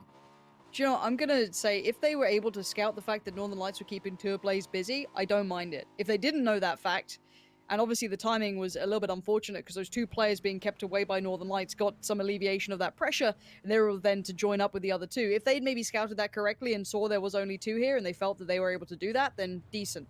If not, then, well, you know, they took a stab in the dark and it goes wrong anyway. Northern Lights going to try and leapfrog ahead of that whole southern battle here. We've got to look towards the north as well, as Na'Vi needs to find their way in. We see everyone else starting that route, starting that grind in here. And it looks like a strong swing from the east if they're out there towards the north and then the west side, trying to find maybe a comfortable place to slot in. Because as a heart, yes, it's available, but it's not fun. Once you're committed there, it's very hard to leave that town. Yeah, there's only a real... I can't remember the last time I actually saw a circle within there, to be fair. And the only real area is that rock side to the left-hand side of it. Did the fence situation happen there? Was that as a high? I think it was, wasn't it? Or was I think that's it further up. Else? I'm pretty sure that's up on cupboard area to the backside as it comes off the mountains, I think. Maybe. Pretty sure. But yeah, it's been a long time since I think saw you're one right. there, if any. Yeah, you're right. So where Kissik's actually knocked Fade, unfortunately, really that's the only potential we could get something around, but it'd take a bit of a god swing to be able to move more towards that west to be able to do that. Everyone down south at the moment, it was looking good from the start. It's a big call to say that, but with the majority of it being down south and Elazar being there, it has a bit of a tendency to kind of bop it down this way. So it's still anyone's game, and it's still fair game at the moment. This open amount of area. I quite like that. Liquid are actually flexing a little further south. They want to try and lock in these teams with this 2-2, but we'll keep our eyes towards the north, obviously, with Na'Vi trying to find a way in and Unity, but that southern side is very tricky because Northern Lights, Deep, and Perfectix are definitely keeping track of Blaze, who are trying to find a way in as well, but we do see so many players in their way, and Na'Vi here on the screens. You love to see him, apparently. Set's on the other side of this. On foot for now, I think. So they've got to be a little bit careful with that. FaZe are further down the hill. So Na'Vi not really finding any easy way in. That's a lovely start, though. Senya taking out Set. Tab there getting it started and the flush to come through. So all going well so far. But again, their initial fight against Better Luck Next Time hasn't been resolved either. So they've got to be careful how they want to balance this one out. Kind of just hold for now, and I suppose the added benefit is that there is a 2-2 split here for Better Luck Next Time, so they don't have the full force of the team to fight off against. Now they take the vehicles and opt for a different approach. Go towards the north, no one's there. But again, they're going to be up against the circle no matter where they go. We do know they like to play edge, and we do know that they do play a slower game. This kind of suits them, but I still think they'll just have to keep on moving. They get the meds up, and away we go. Circle does hard shift. It goes all the way up against it, bounces completely out with Elazar, and just crests the edge on the roadside. Spyro onto Apocalypse. That's a nice headshot with a little mini. Job done. See if we get the confirmation down in the kill feed. Blaze just trying to avoid that word at the moment because they will be pulling up, and as this open area ends to be directly in front of them to stop any further advancement. The problem is that this shack is extremely open. Like, these smokes, they'll last you a couple of minutes, limited, but yeah, with that front door, it's just so open. Yeah, so many eyes can peer in. Looking at Liquid, they're the next ones to kind of enter the new circle. Clib leading the way, 17, Mexi, all joining through. They should be okay. ETG could definitely get a beat towards them, though. They could definitely spot that out if they start flexing. For Liquid, though, they've got to be careful of the backside. Na'Vi, that's a bit of a loss. Orange going down. Some of these new players to the roster's having some rough welcomes to it. that's Na'Vi trying to swing through Azahar. They're trying to take that northern road, so they weren't really going way out. I guess they couldn't. Tab is way off in the blue. This could be a misplay from Na'Vi, very rare from them, and obviously that southern shift is pretty brutal in that regard. But yeah, we'll see if Liquid can keep control if anyone does go for the full clockwise swing. Could be a factor, but Omakun are kind of keeping track on that too, so they might be able to put that together. FaZe can slot up the hill, but better luck next time. Going to be a nuisance the whole way. I'm just thinking, I'm quite surprised Nabi have gone for the Elazar play, and I expected maybe something to just swing it round on the eastern side. Battle next time with a full send down the side of the hill. And we'll actually get across, but they do have to take it up against FaZe Clan. They'll get further and deeper inside the circle. Uber will be onto the opener. Gustav with a follow-up as well. All 4 players still alive and kicking. Unfortunately, Battle next time have decided to land it in the ditch on the opposite side of the road. They may have been better off if they just took the vehicles and just carried on going, because they're going to be in the worst position here, fighting an uphill battle and an uphill struggle quite literally, because we then have Div on the top of the hill. So FaZe will have to deal with them. Gustav is, I can see him just swinging and keeping an eye line on this one. With all the shots that do come further, it's more information they're going to be fed towards FaZe Clan. Still driving, still living. Probably not for too long, though, because I didn't even realize we also have Shift W in the vicinity. This is a bit of a massacre, and it's going to get quite messy. FaZe also dependent whether or not they've seen Unity, and Unity want to try and get involved in this one. They are more further on the western side of the circle completely. Tab, up in arms, and down, unfortunately. Besto and Senya, the last two going to be standing for this one. Vascu with the M24, trying to potentially get involved onto those 2 players in the form of Senya and Bestalok. Artix, what are you doing? What's the plan here? What's the idea? Live. Just live and no one look at me. Yeah, we'll see if it works out. It's rough out here. As soon as it moved through Azahar, I think we kind of expected this. Senya's just been called off too. No one really comes out cleanly. Maybe one team if they're on the southern side. 17's just been called off. How dare you remove the North American hope coming in? Not flushed yet, so there's still a chance. Don't worry, but the fans are on their feet right now over in North America. I'm lying completely, but I love a little, little hype here and there. And the one benefit to all of this for Liquid, at least, is the parties kind of, scrapping towards them, are about to clash towards each other. So ETG sweeping through these crates, but there's a team in their way, hunkered down, barely alive, just about to find a little bit of cover. Besto's gone down, so that's Na'Vi removed. The circle is just about southeast. Ents again, super well positioned. We'll touch on them later because they're in a really strong spot. Now, we've got to look at what's happening elsewhere. We've got to look at what's happening across the board, because all those teams in the west and the north side are about to have so many troubles. Etiquette is working their way forward. It ain't clean, but step by step they're getting for, oh no, M-Force from further afield. M-Force the ones on the outskirts. They were the ones further south, now heading further up. They're going to be forced into this fight, and this is one they're going to see first. And well, sadly, for the bystanders, they're down to just 1. Now, can Yacht do any damage? That's the big question. How much damage can one man do against a whole squad here? We'll find out in a second's time. Those are on 17. Second knock coming out for Tanner. Rather unfortunate. And he's been confirmed and finished. Clib also goes down from Diggory on the opposing side. That's Ents regrouping themselves and getting on top of Team Liquid. Rafa, as the M-Force have actually arrived in force, rather unfortunately, will be put out just as swiftly. Dispatch them. Dogs are last man standing. But it's still Ents causing Liquid all kinds of problems. Ooh. And Dogs are, well, he outdoes Liquid, only just, and that's because of Ents' reposition. They have moved out of their buildings. They regrouped as a team, they moved away from the west, and then they've sent 2 people out just to go hunting. I like this. This is reactive. This is proactive. This is looking for kills, looking, more importantly, to keep people at bay. They are in the center of the circle. They don't want to take fights up close and personal. They want to deny anybody arriving to their compound, because this for them is solid. This is a potential win in the bag if they can keep it clean and clear. 4 players into the end game, that'd be strong, but Lazar and Lipson are there. Zocker goes down. That's from Uber at range as well with a mini. What else of a weapon would he be using? Yep.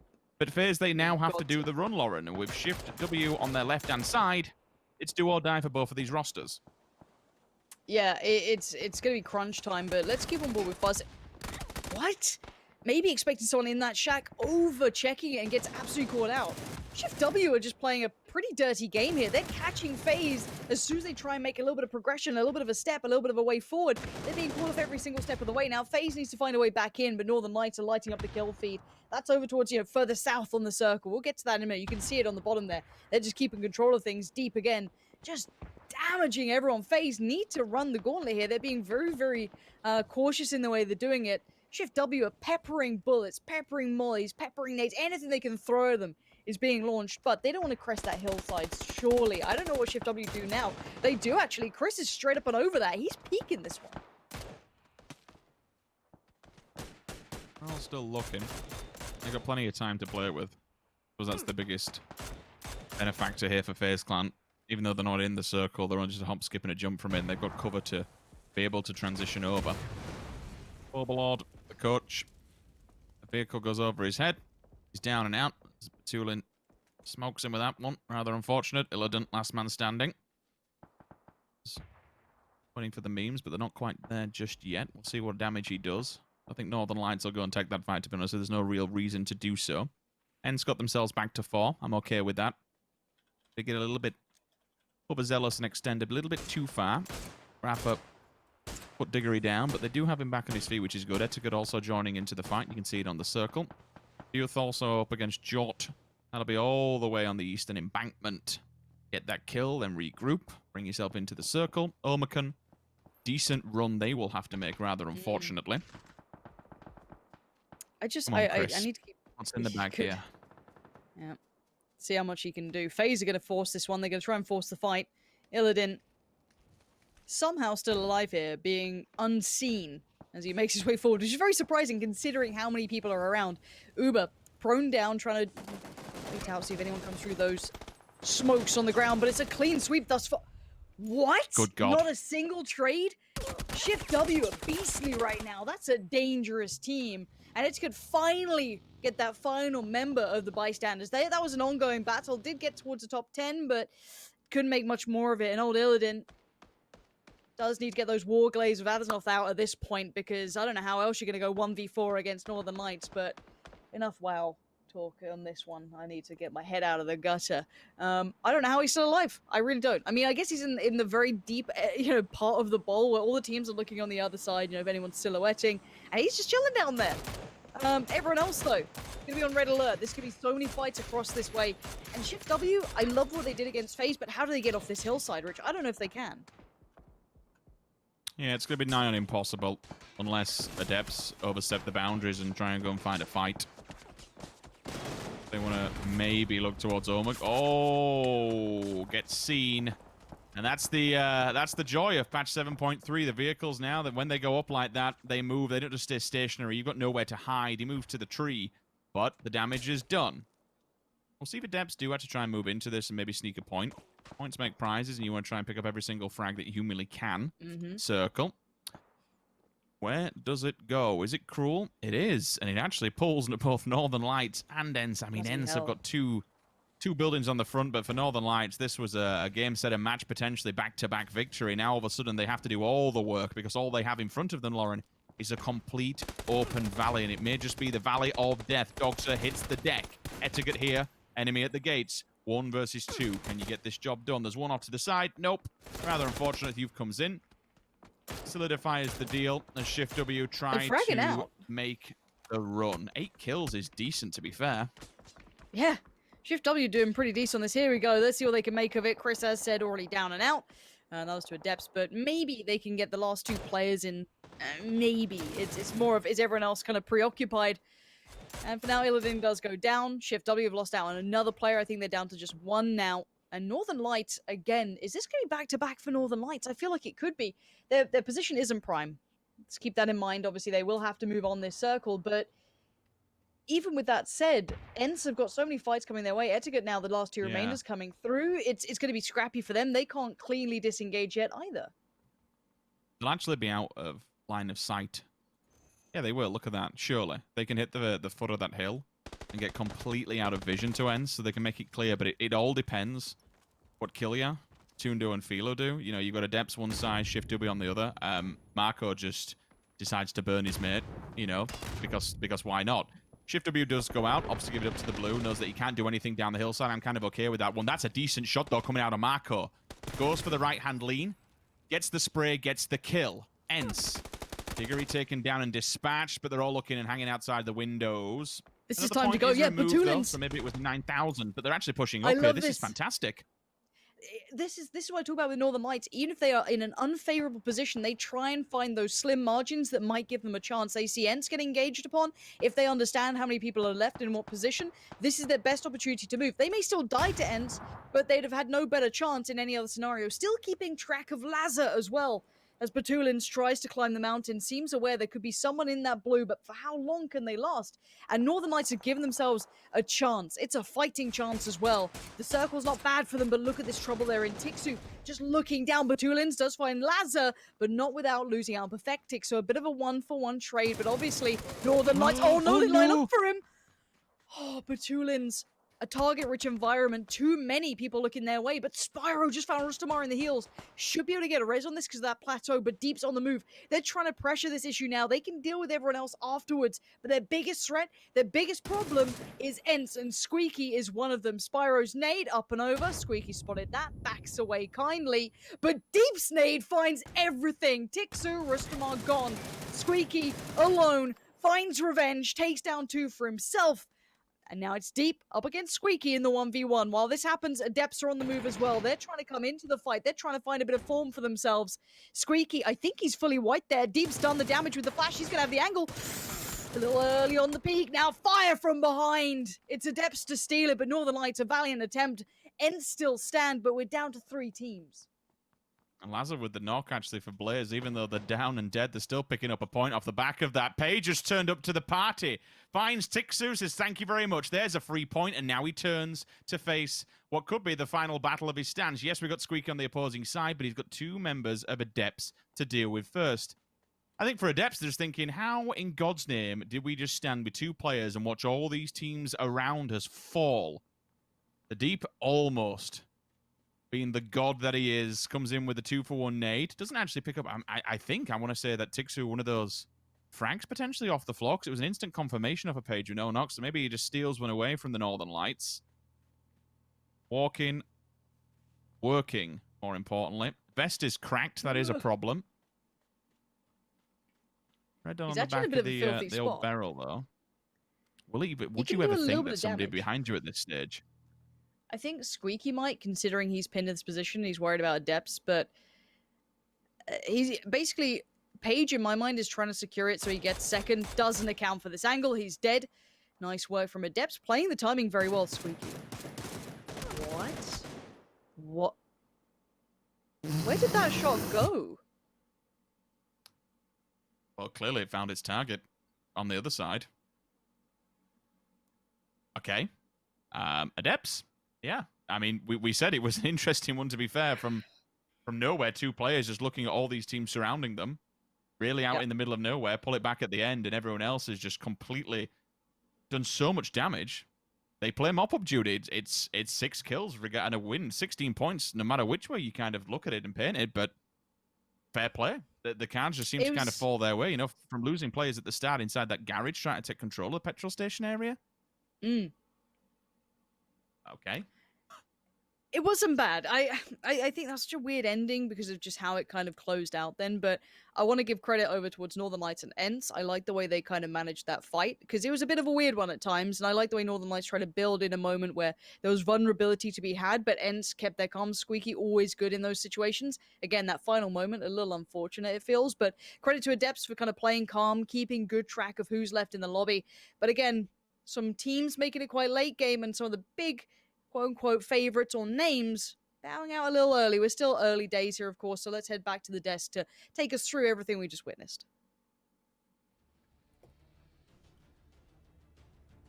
Thank you very much, Lauren, Richard. What an interesting end to that game. Teams having to really fight through, I think it's fair to say, adverse circle conditions there. We have to touch upon that as the first thing, right?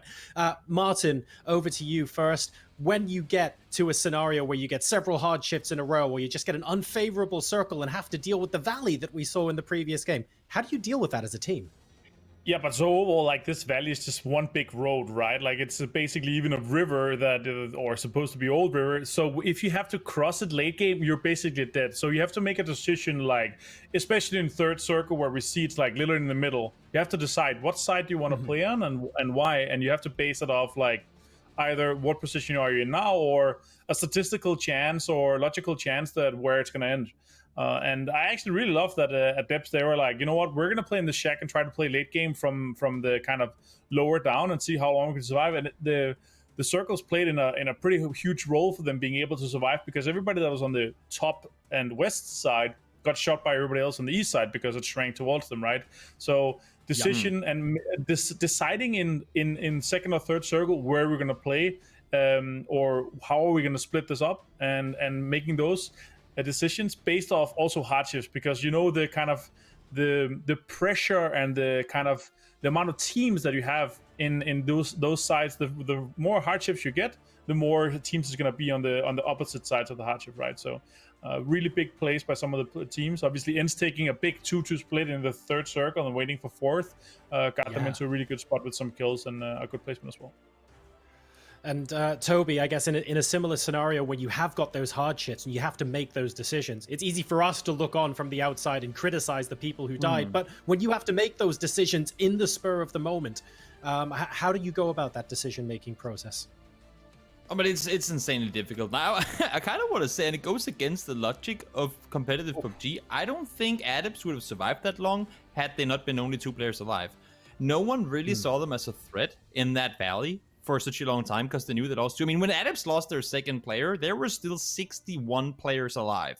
They literally lost 2 of the first 3 players in the game, and they still come out winning. No one saw them as a threat down there. Some teams knew that they were there, but no one ever really contested them. If they knew there were 4 people in that valley, more teams would have been forced to say, okay, we got to deal with the valley team. In order for us to move, we got to look down there. We got to peek it more. We got to do more to try and prevent them from taking us out. So what Adepts did in being extremely passive actually ended up working out extremely well for them. And you can see, actually, the results of the fruits of their labor here. 16 points for match 2, although Northern Lights, who won the first game with 12 kill points, they matched them on 16.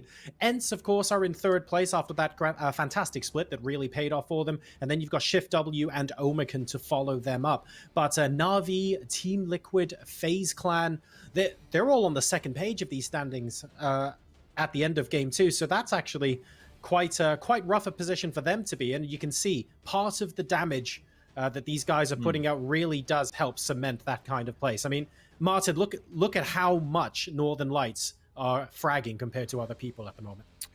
I mean, these guys are obviously fraggers. They're so well oiled at the moment, and they've been coming off from our other tournaments as well. Even better than only the 700 damage in one game. They're fragging out, and it's looking really good. Honestly, I'm happy to see this, because we've seen them play extremely well during these last couple of months here. So them being able to continue this even in a hard lobby, easy to see. All right, well, we're gonna break down the game a little bit more and talk about what might be to come after a quick break while we get game number 3 set up. So ladies and gentlemen, go grab yourselves a drink, but don't go anywhere, because the next game will be starting right after this.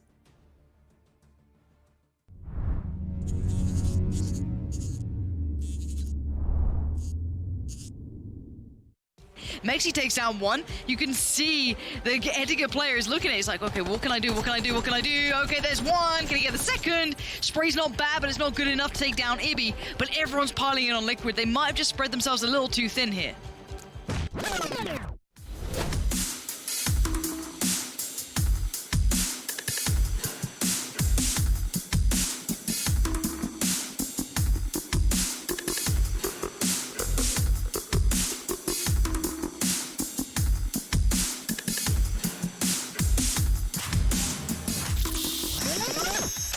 Nidge just hitting the ridge, even though they're in.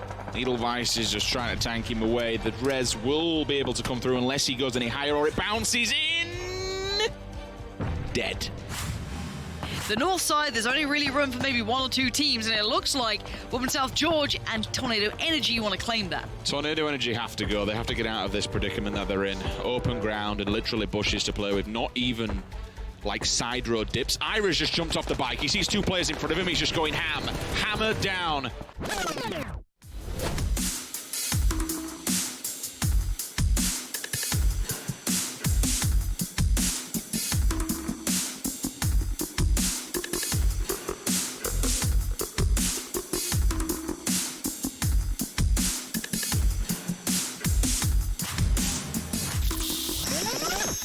Xiong's here as well. Nade up and over. It's primed, it's clicked. Will it find a target? Look at all those nades. It's raining death.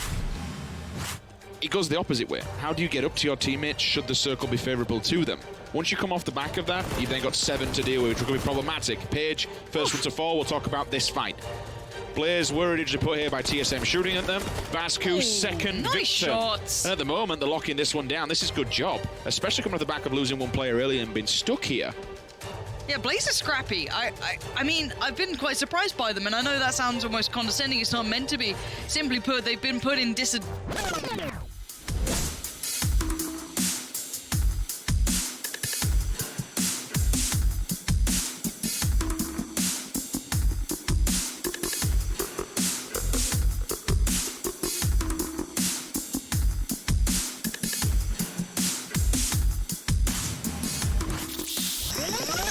Simply put, they've been put in bad positions to work with. Oh, death from above. He just drops down, and there goes Ivil.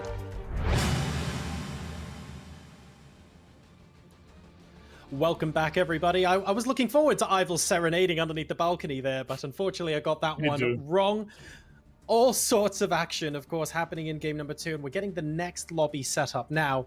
But there's still quite a lot to talk about, to be honest, from the end of game 2. And one of the things that we were talking about in the break, Toby, was that Northern Lights seem to have a knack for not only getting the kills, but they don't really lose that many of their team members en route to getting those big kill games. How do they do it? I mean, they're averaging almost 10 kills per game over the first 2 games. And the thing is, by the time they hit 6 or 7 of them, they haven't lost a single player. And for the most part, I mean, I don't have statistic proof on this, but for the most part, they also haven't taken any damage. They're so damn good. And you see it in their proactiveness, especially in the late game, how they move around. They're so good at finding fights and finding a safe way to engage in them, but still at enough of a distance to not, like, they don't come off as an aggressive team. They're just really good at, like, kind of handpicking and choosing fights to try and, oh, let's just find one kill there. Okay, we could aggress now. We could see if we could full on third party, but there's also a chance we would die trying to do that. So let's back off again. Then we go to the other fight. Okay, let's find 1 point there. So when you get to the late game, you go, okay, we didn't really see Northern Lights. They've just been chilling. Oh, wait, by the way, they have 6 kills already. How did that come to be? And they're a team that will surprise you. Like, they'll surprise you so often. It's very rare, and I'm probably going to cast a curse them. Sorry, Northern Lights in advance. But it's very rare that they go out with 0 kills in a game. Like, if they only get a few kills, it's because they were forced to take a fight early for whatever the reason may be. But oftentimes, whenever they get to late game, it's very rare they'll get there with 0, 1, or 2 kills. They always manage to find kills. And you saw it in the first game. You saw it here in the second game, how they're always proactive. Huge kudos to Badland and the gang for always knowing, okay, these guys are fighting over there. That means now we can push in this direction. Or these guys are doing this over here. That means we have to go out and play this side of the circle instead. It's really, really impressive to watch. And for any team trying to improve on maybe some of these things, how to put yourself in a better position before those, like, just kind of chess thinking steps ahead, you know, thinking circles ahead, go look at Northern Lights, because they do a great job at that. And you can see that that's really paying off for them on the top of the standings with 33 points after 2 games.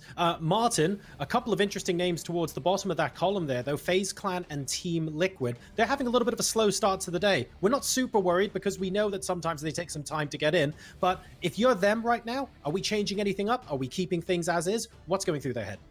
Nah, it's fine. It's 2 days, two games in, and it's they've had some rough situations with EB and everything. I also think that's kind of mean mocking Toby's choice already. Like, I know that we two are on top already with predictions and everything. So no, jokes aside, I want to say though, I want to back up what Toby said as well. Like, the NLT guys are 1st to 4th in damage dealt, and Batolin is actually has the 2nd lowest damage taken by enemies, while being the 3rd highest in damage. So it's actually really impressive.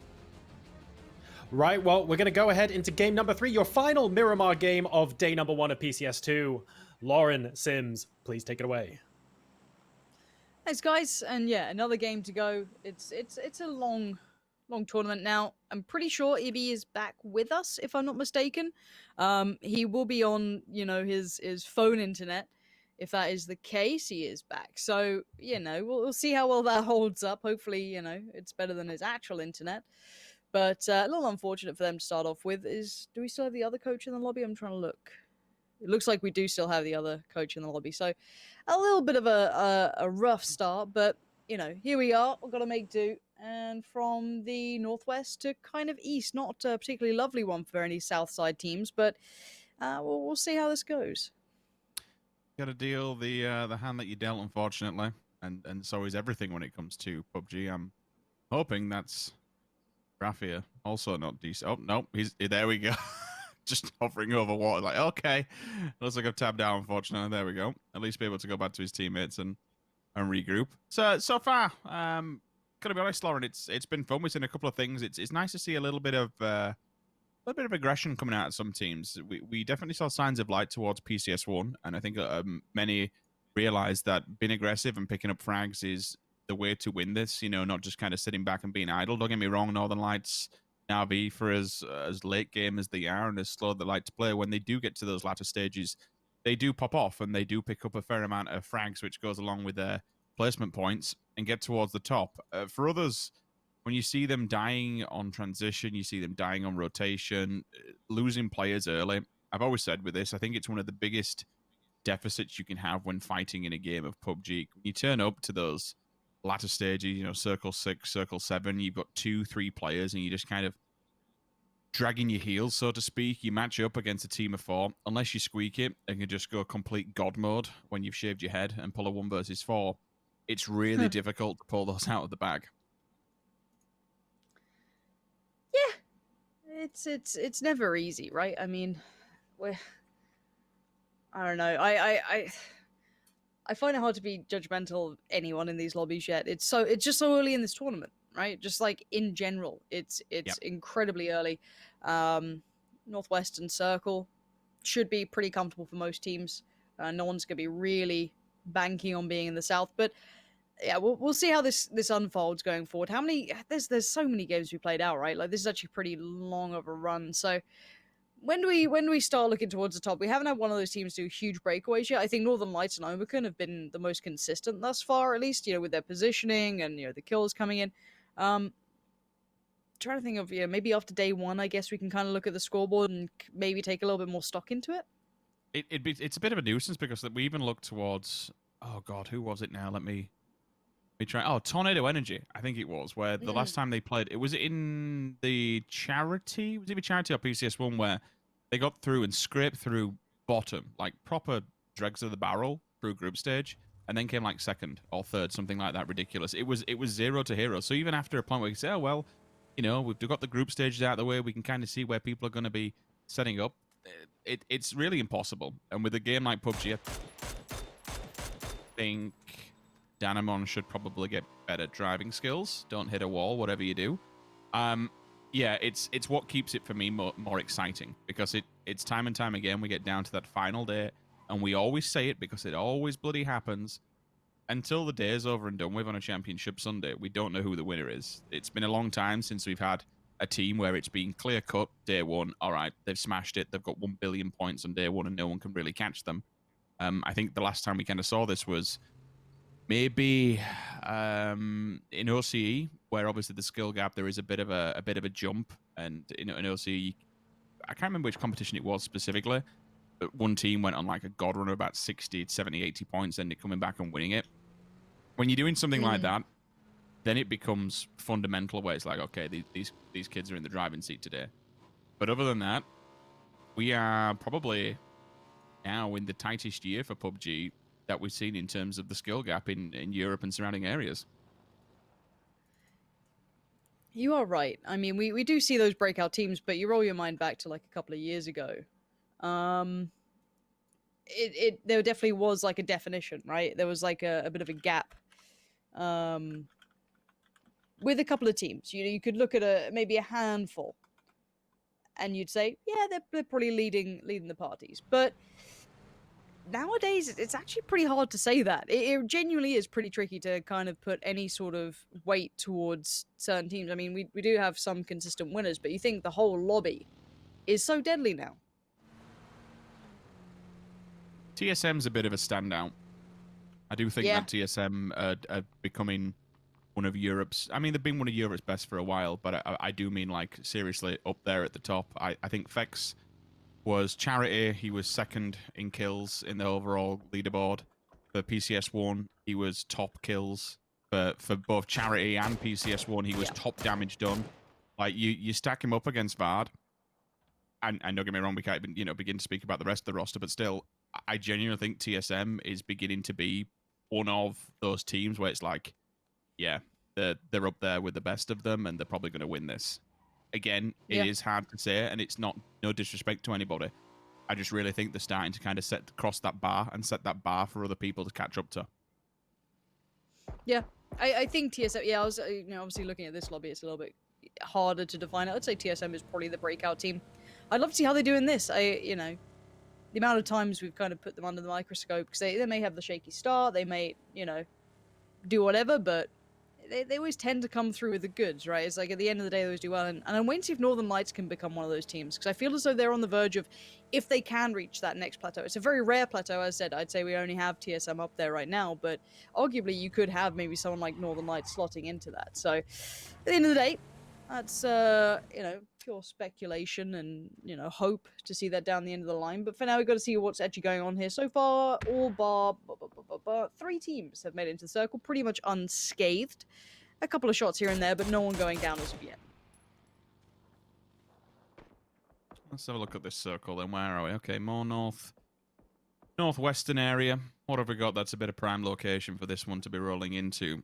You've always got your crater fields and surrounding areas. You've got the top side of Monte Nuevo. Maybe you want to kind of bump it across towards Power Grid. Although we've said before, all the cards have to fall in the right way to be able to get that Power Grid. To be able to get there, yeah. We've seen, I'd say, PS1 and Charity. We've seen a few where it rolls from the road up to, which is bizarre saying that, but it's actually been rolling from the road down below up towards the top end of Power Grid. We've not actually seen one for a long time where it's smack bang in the center. The old NIP. You got MBS just blazing out at the end, holding down his own ground against the Knights kind of scenario. It's been a while since we saw one of those full-on fighting endings. But yeah, that's for good reason why when we see the map, you'll see a lot of teams are all clustered in and around the top side of San Martin, backside of water treatment, and then basically to the foot of the hills around La Cabrera, all the way down to Monte Nuevo.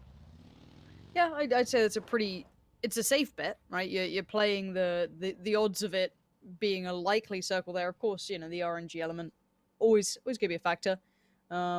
But beyond that, it's going to be fun to see how this plays out. You look at the gatekeepers on the outskirts, the people kind of playing for the hard shifts, or not really want to be as central. You've got Omicron, Na'Vi, Shift W. You've got Ents out there, Redline as well.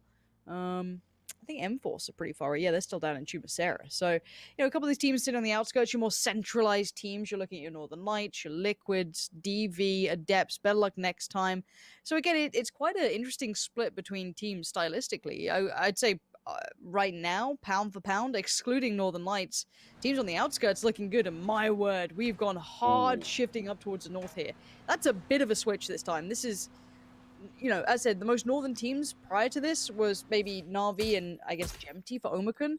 And that's on the kind of halfway point of this. This could be a big shift. And bear in mind, the topography here, they kind of have to skirt around those craters, right? You can't just, as the crow flies it, you got to go around the edge. So I wonder if anyone's going to get caught in this.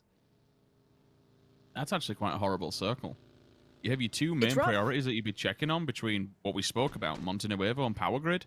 They've just been completely removed from this altogether. You do have even the... Oh, okay, gold beam. Bye-bye. Faultlessly. SKS, job done. Even the road side of this, towards the left-hand side of the crater fields up on that western road, that's gone. The road's out of this. So now you're looking at only one real... Was that a... I can't tell if that was just a one-tap out of the back or we just jumped on at the right time, because if it was perfect. Jot to the back of Fuzzface. Gets a face full and he's dead. Bears down to 3. Take the compound. Inside the circle. Nice little area. But for this one... Again, you got a small amount of Pozo, but you are begging, hoping, and praying to get that hard shift to go down there. And only one real team would benefit from it, and that's Team Liquid. But they've got a fair amount of damage already done to them. Jeems is dead. Mexi's down. Maybe will fight back around the corner. At least gets a bit of a reprieval here as Arctic does fall. Fate's still kicking, though. Bulb and Liquid Illidan need a late game. They need a damn late game here. They're struggling. Better luck next time. Arctic's, I don't know how aggressive they want to be, but Liquid are dying. Mex has been flushed, Ibby's been flushed. Clib's alive. Yeah, that's it. Ish. Yeah, because Steam went early, didn't he? Clib there, or has he crashed? Oh, no. What? If he has, that's going to be a big rip. No. Okay, so Bello next time have been eliminated. DV managed to stay alive here, but again, Adepts could crash. It's just a clean house. They've seen this. They'll be watching this from afar. Na'Vi are on the hillside, so they could get third-partied, but big shots coming out from Adepts. But yeah, this is very unfortunate. I think Klib's crashed here because he's not moved. He's still in that vehicle. He's I looking the can't same way, imagine isn't any he? worse time. Yeah, I can't imagine any worse time for Liquid to be struggling this. They've had Ibby having issues, now Klib's having issues. Blimmin' heck, that is really, really unfortunate for them. That aside, we'll move on. We'll have to keep that in mind throughout the structure on how the leaderboard sits. But we have to see if these guys can stay alive. I mean, they've had so much pressure put their way. They are quite central. That is as to why. They are kind of on the rotation point around the east side of the craters, so they did get a lot of attention their way. Adepts are trying to pour towards this, but as we said, there's a lot of eyes on this area. They're not alone. You're going to have Shift W looking their way, Na'Vi, maybe Unity if they get a second or two of their own problems to, you know, maybe subside, which is Northern Lights, so I doubt they're residing anytime soon. Knocky damage, get his health back, and be able to get back into the fight. That's a big boy nade, though. Lots of damage done to Furax.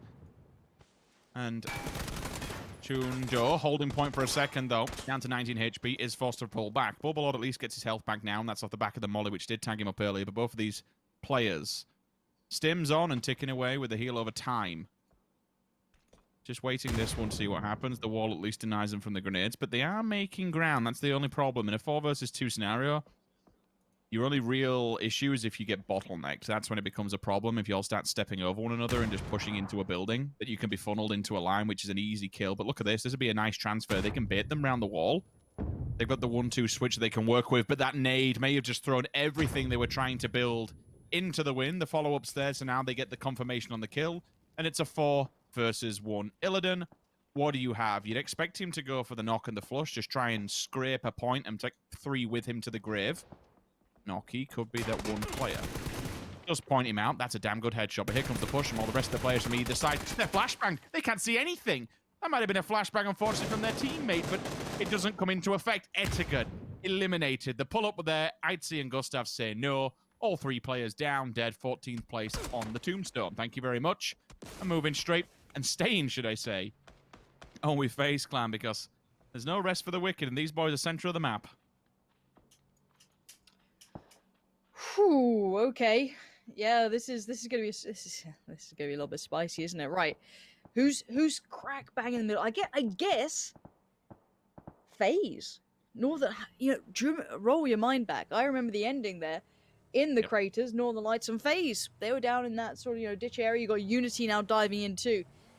I think it can be maximum shared with 3 teams, and even then it's very sketchy, especially in the eastern crater. But up on top, Na'Vi, very, very dangerous position there, and they could do a lot of work here. That northeast side is going to be a bit scary. You've got Ents and Adepts out there, but Daimon right now going to keep track of Blaze. Now, whether or not he wants to take that shot, yet to be seen. Bear in mind that Damon's kind of on his own. He's out on a limb, trying to keep this area safe for his team, because the rest of them, well, they're in the crater with Northern Lights, so they've got another fight to worry about. What? He's back from the dead. How? I'll tell you what. If that was just a 1 billion IQ, just to kind of, I'll just stay in this vehicle, look one way, and hopefully they think I'm dead, then fair play, lad. You're worth your weight to Liquid. He's not a galaxy brain. He couldn't have galaxy brained that. I don't believe it. Imagine. Just stay here, boys. Everything is fine. At least he's still in, though. I'll give him that. It's not a full DC.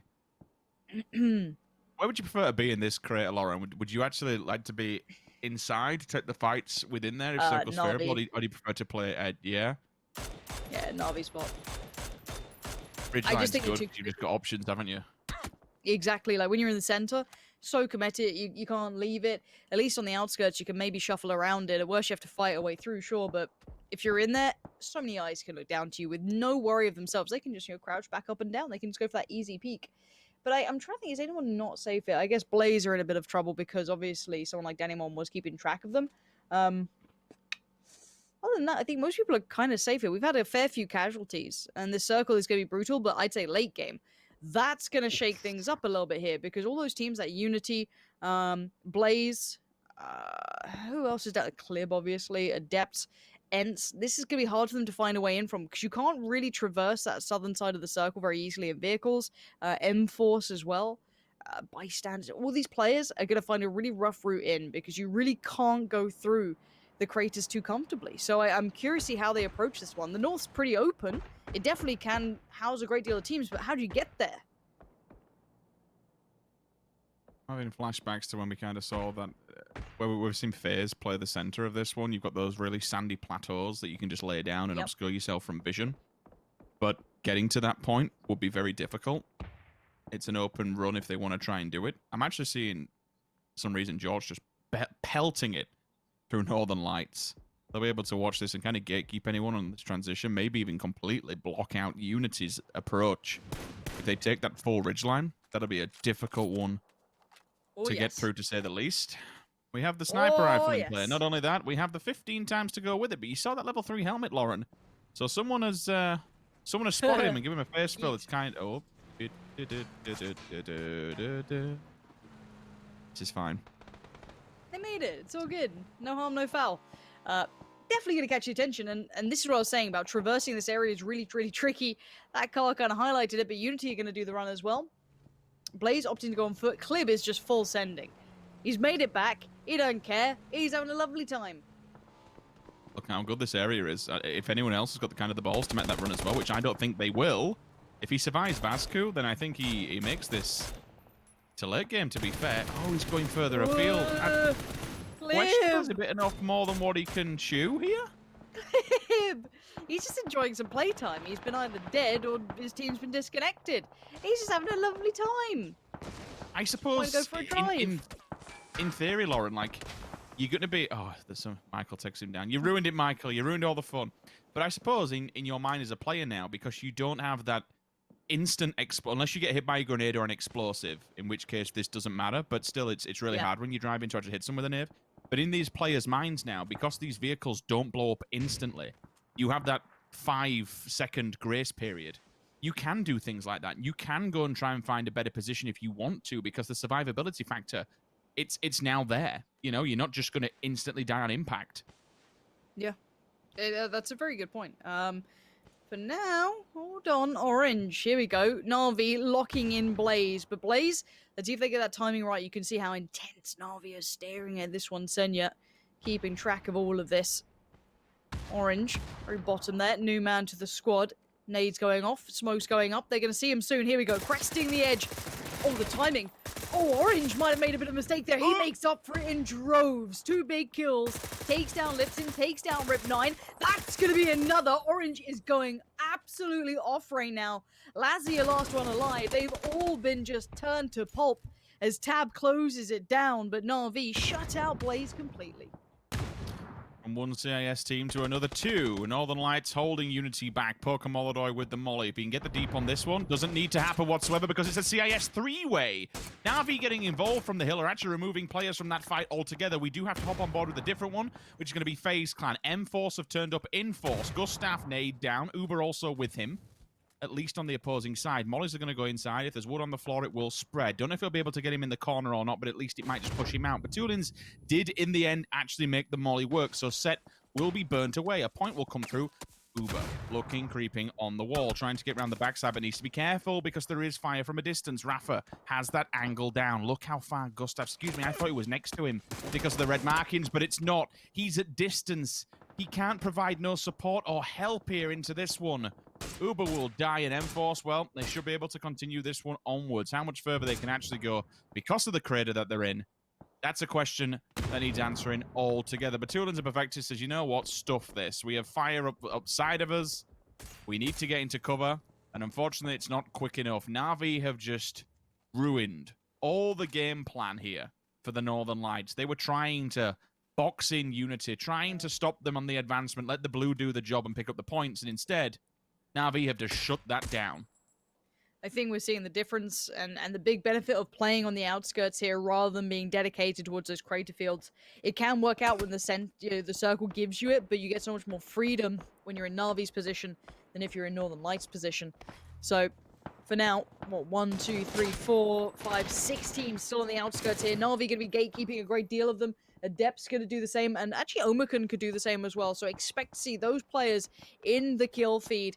And I do wonder for, you know, by Bystanders down there for for FaZe down there for Perfectix.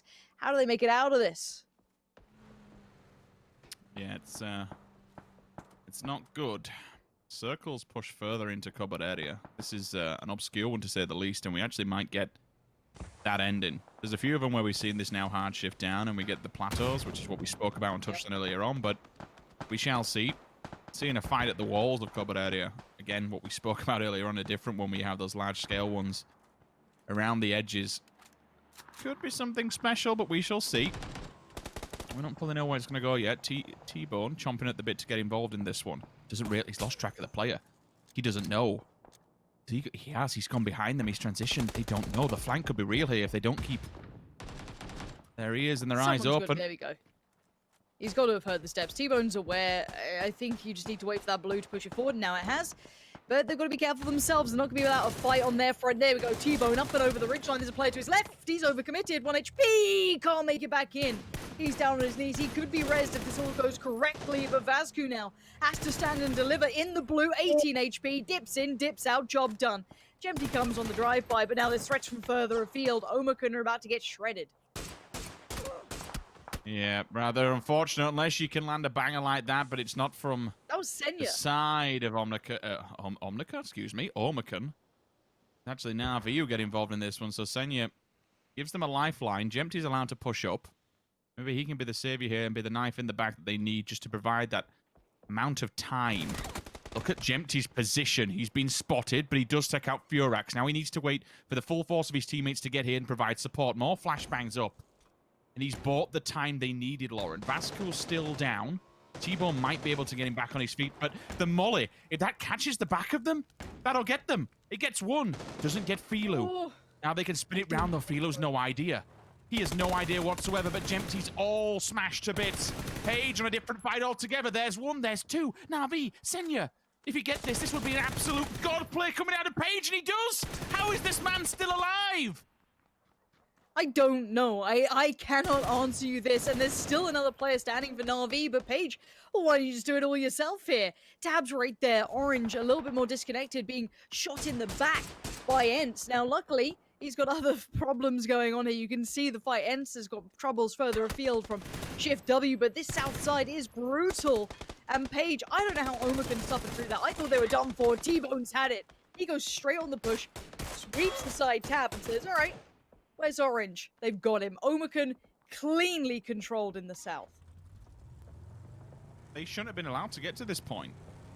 So much damage was just put onto them that Na'Vi have inadvertently not only helped Omikun out, but then allowed Omikun to kill them. So they've kind of killed themselves here by taking off that pressure from Adepts. Gets Omikun back on the feet, but what I like most is the aggression. I know the circle's moving and all, but you saw T-Bone. You saw at one point Vascu fighting with 5, 10 HP. Just nothing, because they knew they had to get involved with the fight. They knew they had to take it.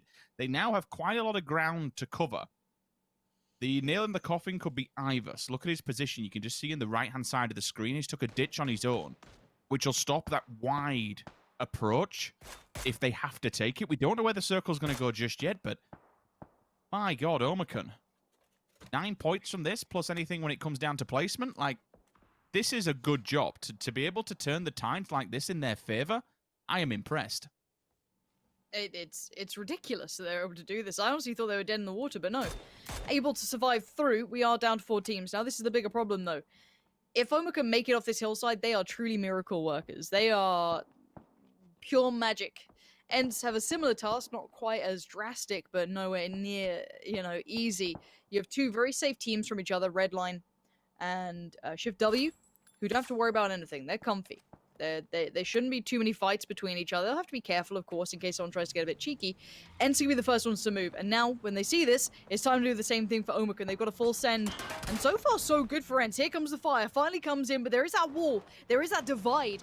Ivers is meant to be the saving grace to all of this. Omikun's run. Here we go. Straight to the wall. How have they gone away with this? But the pull-up, Vascu goes down. We're going to see the next player's going to make their way through. But Diggory does them dirty with Tixu. And there goes Omikun, eliminated in 4th. A great attempt, but no 2 teams could have made it from that southern side. And now we're down to 3. Valiant attempt, making something of nothing. Gotta give credit where credit's due. Redline still on the oppression, though. And again, Ibis's position will be pivotal in this to be able to control certain teams. And it's straight into a 4 versus 4 scenario. Backside of Cobalt area. Zoka can get Chris back on his feet. This could be a very, very good endgame. Not messy. It should be tactical.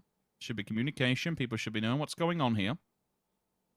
Ibis can still provide info, but up against the circle for now. Once he has to do that run away from the safety of the rock, he'll be left open to all kinds of covering fire and waves of lines of sight, should I say, excuse me. Chris may want to get a bit of revenge on that one as well, because he is disconnected, in theory, from the rest of the team, unless they can smoke his approach and build a little wall back and regroup themselves.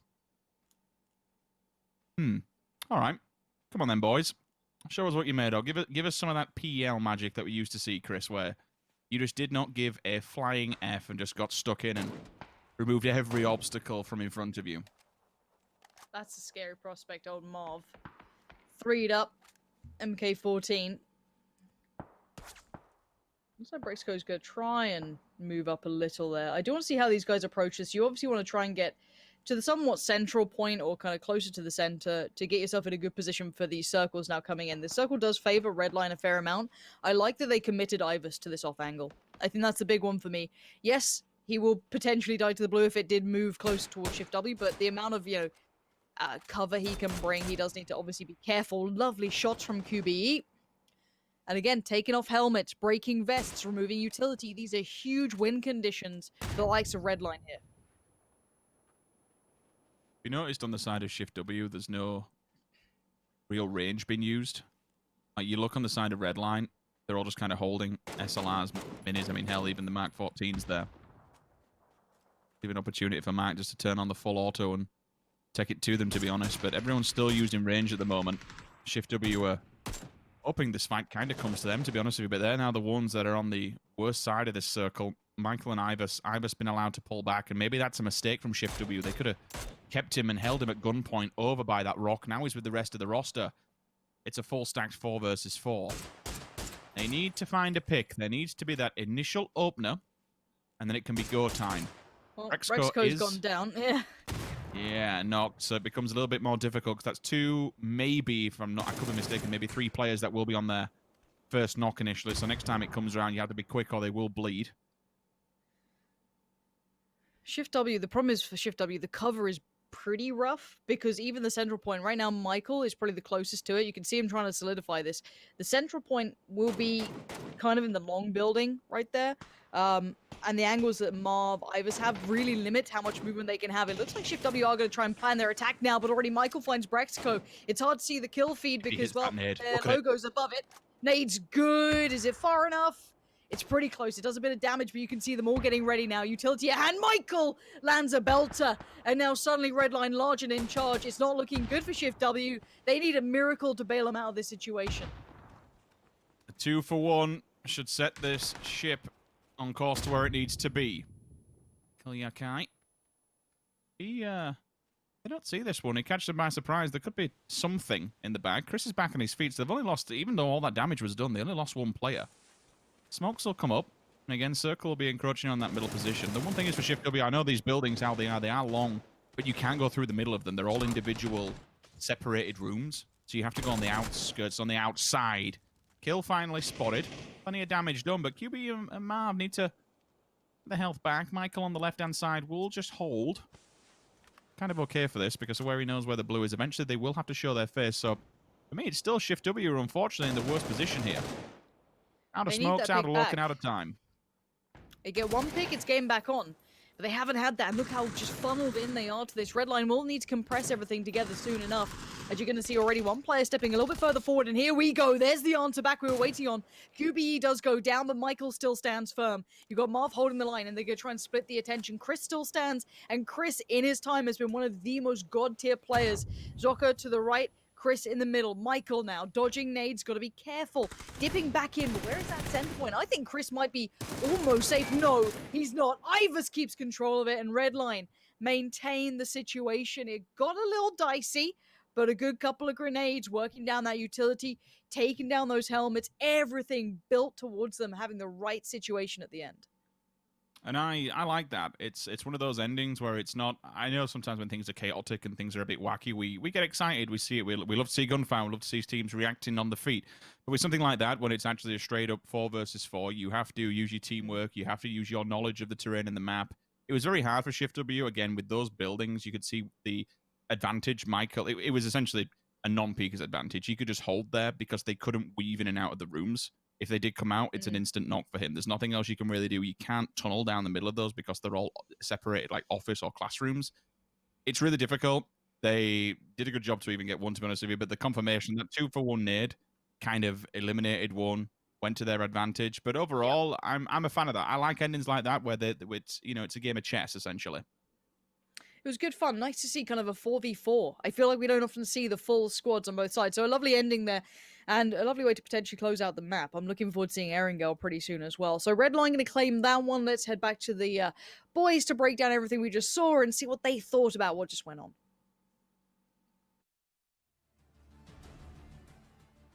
Thank you very much, folks. They mentioned, of course, that it is a little bit like a game of chess, and certainly positionally, that game really did feel like it. Some very interesting circles, but I think what was really telling is that some of the teams that rotated quite well to begin with seem to have actually done quite a good job getting positions in the final circle, including, of course, Team Redline. Martin, what did you make of the teams that rotated early or just rotated well? Overall, in general, just their positioning and rotation, considering that they the second circle did go away from them, they decided, you know what, guys, let's take a far west rotation, try to get on the north side, because they were considering and thinking, you know what, the majority of the players is going to be in the center of the zone where the people expected to go, like the circle. But this was a hard second shift, so they the backup there, I love that, by the way. And they decided to go super far west, around on the west side of El Paso and everything.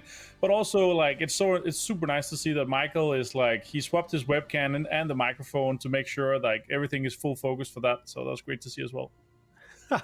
It definitely was. And then sort of later on in the later circles as well, we're seeing some of them on the highlights reel. The third party fights really started coming into their own, especially as teams got that much closer to each other. Toby, was there anyone in particular you thought handled that particularly well? I mean, I think Sims put it out pretty well there. How in the universe did Page keep surviving? I mean, they were getting crashed time and time again, and somehow they kept staying on the feet until the very end, where you see them here going down when they tried to crash down into the dip against, I believe it was Inns. You see them, yep, right there. And it's so crucial when you're in an area of the map like that. It's just a cluster. It's a cluster. I mean, that's what it is, right? You're in an area of the map like this where you have an open area uphill, you have a city downhill, you're flipping your coin and you're saying, what's my gut feeling telling me? When it's a 50-50 split, if we can sit up on the hill, shoot down on the guys coming out of the city, it's a freebie for us.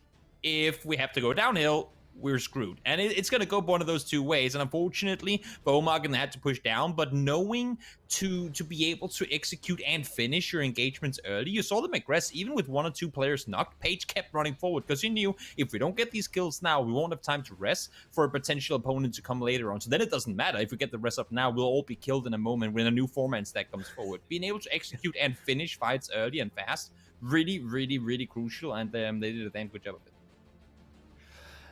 And that is the result for some of these teams here. You can see Omicron managing to get 13 points out of that. Redline are going to be coming out on top with 17. Na'Vi and Ents following them. Ents there with the 5 kill points, but also getting the placement points to match after making it to the last stages of that circle.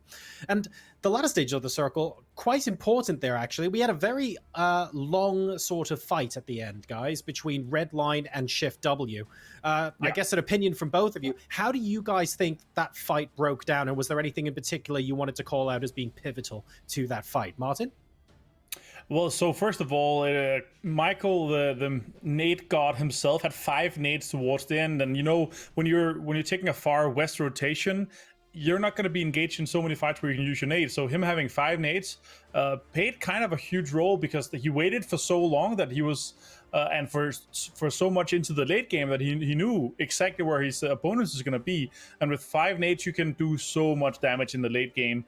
So it's good to see that he was able to hold on to them, but also their rotation literally set themselves up for this win. And Toby, how did you think that fight looked for you from where you were sitting? No, even to elaborate on what Martin is saying, it's the nades. Yes, they do a ton of damage, but they also really make it hard for you to orient you in any way, shape, or form. You can't hear anything. Your screen is going all shaky. When you're in a close quarter 4v4 in the end of the game, that's a pretty big disadvantage. All right, well, we're going to go to a quick player interview now. I believe we've got Batulins from Northern Lights on the line. Hello, mate. First of all, extremely well done on how today has gone so far. How are you guys feeling after the end of Game 3? We feel very confident in our game. We know all the things how to win this tournament, so we are like prepared for it. So yeah, we're doing our job. Yep. Excellent. And Martin, anything you want to add? Yeah, I want to hear. And hi, Petulins. How are you? First of all, good to see you again. You're sticking to the position. Yeah. Actually, if we're talking about PUBG, I'm good. I know, like we were preparing a lot before this tournament. Yeah, and the only problem is I'm a bit ill now. So yeah, I hope I'm gonna be better next days. I'm sure it'll be fine. I just want to ask, how have you guys prepared for this tournament compared to something else? Any of the secrets you can kind of share, or? I was just analyzing all the previous tournaments, like PCS Charity, PCS1. Yeah, we were playing ranked games, GLL, scrims, as always. We were tryharding as much as we can on all of these kind of training sessions. Yeah, so yeah, we feel good. I want to hear from you, Batulin. Now, you guys went out and did extremely well at Charity. You did okay at the at PCS1 as well. And I want to hear over the course of all the start of 2020, really, how do you, as an in-game leader, as a player, feel like the meta? Is this still the exact same tournament for you as PCS Charity was in terms of how teams are playing and what's being done, or has things changed a lot for you when you're in-game leader? I don't see a real difference between previous tournaments and today's tournament. Most of teams, good teams, have the same problems as they had before, and now they're playing actually the same as they were playing before this tournament. So for me, as IGLing, I just improving as how my team can play better, but not about other teams. So I don't think about other teams. I know which teams can beat us, who are really good now, like TSM or Tornado Energy. They are the most favorites for me, after us, of course. Yeah, and but nothing special. Yeah, just playing our game. Excellent. Thank you, Batulins. We're now moving over to the second half of the day, of course. We go from Miramar onto Erangel. Do you have, and does your team have a preferred map, and any particular reason why? Maybe I prefer Erangel a bit more because we are playing not from only one spot, we are playing from the whole map, as you know, and it's a bit more interesting for me to IGLing Erangel, because I have more space, more knowledge how to play from different spaces, from the different spots of the map, from different compounds, rows, and I feel just a bit more, how to say, comfortable, yeah, in IGLing. So yeah, but nothing more. I love Miramar, I love Erangel, and I hate Sanhok. I can't play Sanhok. Don't add Sanhok, please. PUBG Esports. Never add Sanhok. Thank you. Well, you guys are certainly doing very well after the end of map number 1. So wishing you the best of luck for the Erangel portions of today's games as well. Thank you very much for chatting to us, and good luck in your games. Good luck. Good luck. Yeah, bye-bye. Bye. Excellent. Right, well, we'll see how not just them, but everybody gets on as we move on to Erangel next. Very, of course, interesting final fight to that game, but Miramar, we're putting behind us now. So, Toby, compared to the Miramar games we've just seen, Erangel obviously requires a little bit of a different playstyle, maybe giving the teams a chance to reset who aren't doing so well, and maybe forcing some of the teams that are doing well to maintain that advantage. What are the main differences in play you're expecting to see? I think actually battling kind of threw the ball in the air for me on that one. Teams not having one specific go-to spot on Erangel, because Northern Lights ain't the only ones. I mean, Northern Lights, they've pretty much gone out and said, if there's an edge near water anywhere, we'll be playing from it. As soon as that circle hits land, we'll be jumping out of the plane and contesting it. And there are a lot of teams that play similarly. Unity play from, I believe, 3 or 4 different spots. FaZe Clan, they're a little all over the place every now and again. They'll go military, they'll go over to the east side, obviously, Mills of Power. There are a lot of teams that opt to change up their drop spots, where I feel like on Miramar, it's more, teams are more, even with far rotations being needed, certain teams are more reluctant to stick. Like, even though it might not come in handy, they're going back to the spots because, oh, okay, we're used to looting here. Erangel, I feel like, as Batulin was saying as well, I can pretty much play from anywhere on Erangel, he said. I mean, that's at least the gist that I got from it. And I feel like that's the same for a lot of teams. And who knows, maybe ranked games when they were added, I mean, teams, they kind of just reaction drop more. At least they're more used to just doing reaction drops now with their competitive team. I feel like that could be a meta change, that teams act like we'll be going away. I wouldn't be surprised to see that the fact that we go away from the whole this team loots here, this team loots here, because everybody in scrims, in other in different types of tournaments are really good at just reaction dropping. Right. And I guess, Martin, same question to you. How do you feel that we're going to be seeing everything change up in Erangel, and will reaction dropping actually play a pivotal role in that?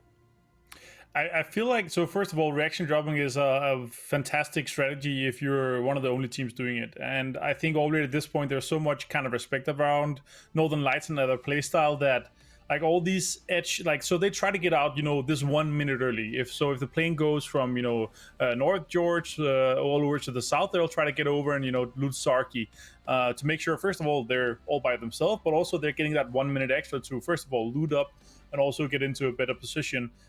So when they're the only team doing it, also, yes, FaZe Clan are doing it somehow, but they're still respecting Northern Lights drop spots. So them having so much kind of control, and they basically have all 4 corners of the map on Erangel to kind of play around. That gives you so much opportunity. The only hard thing from that is you're gonna have a hard time, especially with our rotating lobbies, knowing how everybody else rotates timing wise. Are you gonna know when you, like, the team that is in front of you, are they gonna move later than you, before you? And by that, you're often forced into a situation where you have to play edge or do big rotations. Excellent. Well, just a couple more seconds left to go until game number 4 begins. Really quickly, gentlemen, are there any teams in particular you're looking to either pick themselves up and really shine on Erangel, or actually they've had a really good couple of games and they might struggle right now? Toby, you first. Anyone in particular you're looking at? I'm going to throw one out there. Bystanders. Let's go. Yep. Excellent. And Martin, how about you? I'm hoping for Liquid to do good so Toby doesn't look bad at the end of the day. I'm very tempted to say there, we know they will do well. The question is when, if, rather than if. I think they're going to have a phenomenal game at some point. We're looking forward to it, but let's see what happens in game number 4. Pansy, Sims, over to you. Thanks, guys. And yeah, you're truly just sitting on the fence completely and utterly. I mean, I appreciate that. Yeah, south to north, we got a good one. Most people should be pretty pleased with this. I don't see anyone being too put out by it. And yeah, what are we looking at here? New map, new look, new kind of, I don't know, a refresher coming back into this. Miramar does get a little bit repetitive after a while. I'm always happy to see this instead. Rich, what are you looking for? I mean, for me, it's again, I've watched the scrims and we've watched everything else that goes on, and you can play public and watch streamers as much as you like, but I'm really intrigued to see how this car update, what knock-on effect it is from, and again, I'm only taking this into consideration from last time that we watched this when we were on 7.2, now we're moving to 7.3, what effect that has on pull-ups and compound crashing and being able to push buildings as such. It's a little bit more difficult on Miramar when you have such open terrain and you do a lot of peacocking and keeping people at distance and so on and so forth. With Erangel, I want to see how the vehicle update comes into play. What does that allow people to do? I mean, we've already seen Clib just driving around, not giving a single flying F of what goes on because he knows that he can survive this and get out, and he has the time to be able to run away from those smoking vehicles now. It is kind of funny that you're just seeing them flip around with the verticality that's been allowed, a bit more of a ragdoll effect, so to speak, that they're no longer just so singular where they will just fly off on their own accord and you kind of realize what's going to go on one flip and then they roll off. But again, that all comes into play. For me, it's with the transitions. How does that, how does that play a difference? We know that teams will no longer be blown up on transition unless an absolute belter of a nade hits them or someone throws a preemptive one and sets a landmine trap. But it's, survivability comes into play a factor for sure. Teams that used to die on vehicles will no longer do that. Someone like DA, for example, who I'm sure you'll be very happy. They'll be playing again tomorrow. I know you're a fangirl of DA. They'll be back in the back in the picture tomorrow. But for a team like that, where and they are a good team. I know we meme about it, but they've got significantly better from back in the day, like 2 years ago. They're a complete night and day scenario, but they do like to send it with a pull up like that. And what this is going to allow them to do, for me, I'm just intrigued. The next few days will be a telltale sign. No, it's done absolutely nothing and teams are still playing the same way. Or, yes, now there is a bit of protection from those vehicles and we can use them and abuse them to the maximum of their potential. I'd like to see if a team really does champion a bit, how to approach the change now. It's obviously adjusted. I think you're right. DA is probably the most paramount example of a team that could definitely benefit from it. I'm wondering if anyone else can kind of slot that in rather than it being... Again, it is a big change, but it's also not a big change. It's not going to completely change the meta that we see. I don't think it's one of those changes. It's not the amount of grenades or the grenade damage. It's nothing like that. So for now, we'll see if someone, as I said, these players are always great at finding the most exploitable way to use things, right? If there's something that could be OP, they will find it so quick, and I kind of love it. It's as soon as they find something, it'll be used pretty swiftly. For some reason, my brain didn't connect that Uber was up in the tower, and I was like, wow, this teammate's gonna run him over. Huh. But no, we do have the Western Circle coming in. FaZe opting for the island drop. I'm pretty excited to see if anyone's close towards the bridge. I don't think not. Na'Vi's, again, never one of the teams to do it. They'll be able to see if someone dropped over there, though. They'll drop at a similar-ish time, but for now, FaZe should have a pretty comfortable run across. Then you might get a couple of shots through if FaZe get too close to that compound that he often goes to, but these two are probably quite aware of each other. These two will, play each other on a regular basis. They both have pretty common drop spots, or at least Na'Vi does. You'll be well aware of where they are, so you can avoid it. But looking at this, Liquid get a good start as well. They're going to be coming from the more centralized pack heading in towards the western side of the new circle. Etiquette, probably one of the first to take their pick of the litter. They get to really choose where they'd like to be. Center's open, and we've kind of spoken before, PCS1 and Charity, how it becomes a lot more harder to handle the circles in Erangel. You just need to... A bit more of a circle play is a factor for this one. You like to look towards center. If you can play center, then great, fantastic. But you've got to be quick. You've got to be off the mark, get geared, get gunned up, and away we go. Try and get towards the center point and then work your way off the back of that.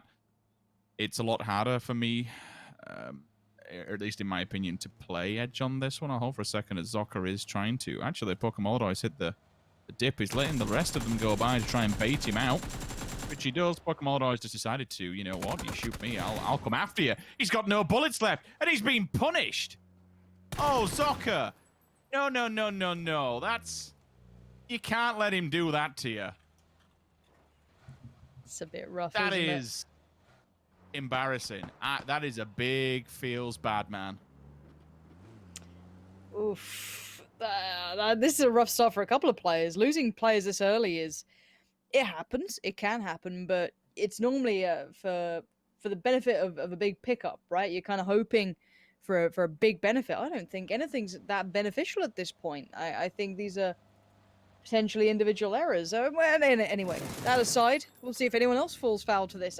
No one's particularly... There's no massive choke points here, so losing out on players sub, 7 minutes? It's very early. Michael is on the chase. He's well and truly up for it. Import's trying to kind of bait him away, but he's pretty up for the fight. It looks like he's willing to chase even after that last round of Miramar, maybe feeling it out a bit.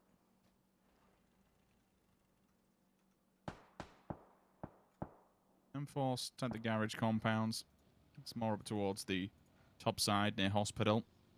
Just a little bit towards the south main road that runs off the back of Georgia Pole, surrounding areas. 2 teams are actually on top of the mountainside. You can see on screen we've got Adepts more towards the west, and then ends over by the east in the approach up from Ruins side. Ruins, you do have BSTN, Yellow, Flammy and Cope. They're all just chilling. Jot's down there as well. They'll be waiting to see if they can catch anyone on transition. It's not a bad place to be honest with you. A few people will go that way thinking it's safe with the large open area. You do have a bit of a long run that you can hit.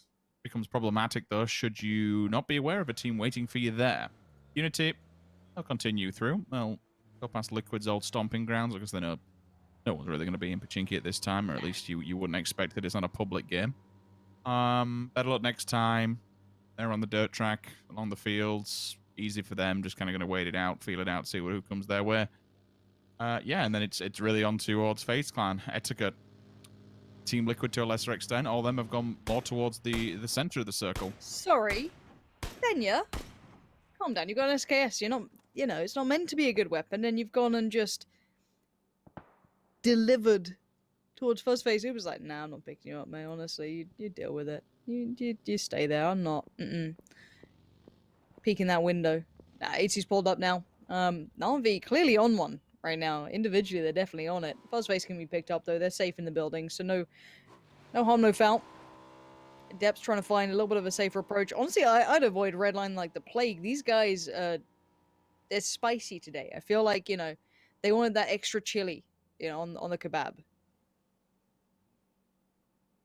What do you put on your kebab, Rich? I'm just, you know what? As soon as you said it, I'm thinking food. It's Friday night. Oh, it has to be hot sauce. Hungry. Yeah. Chili sauce on it straight up.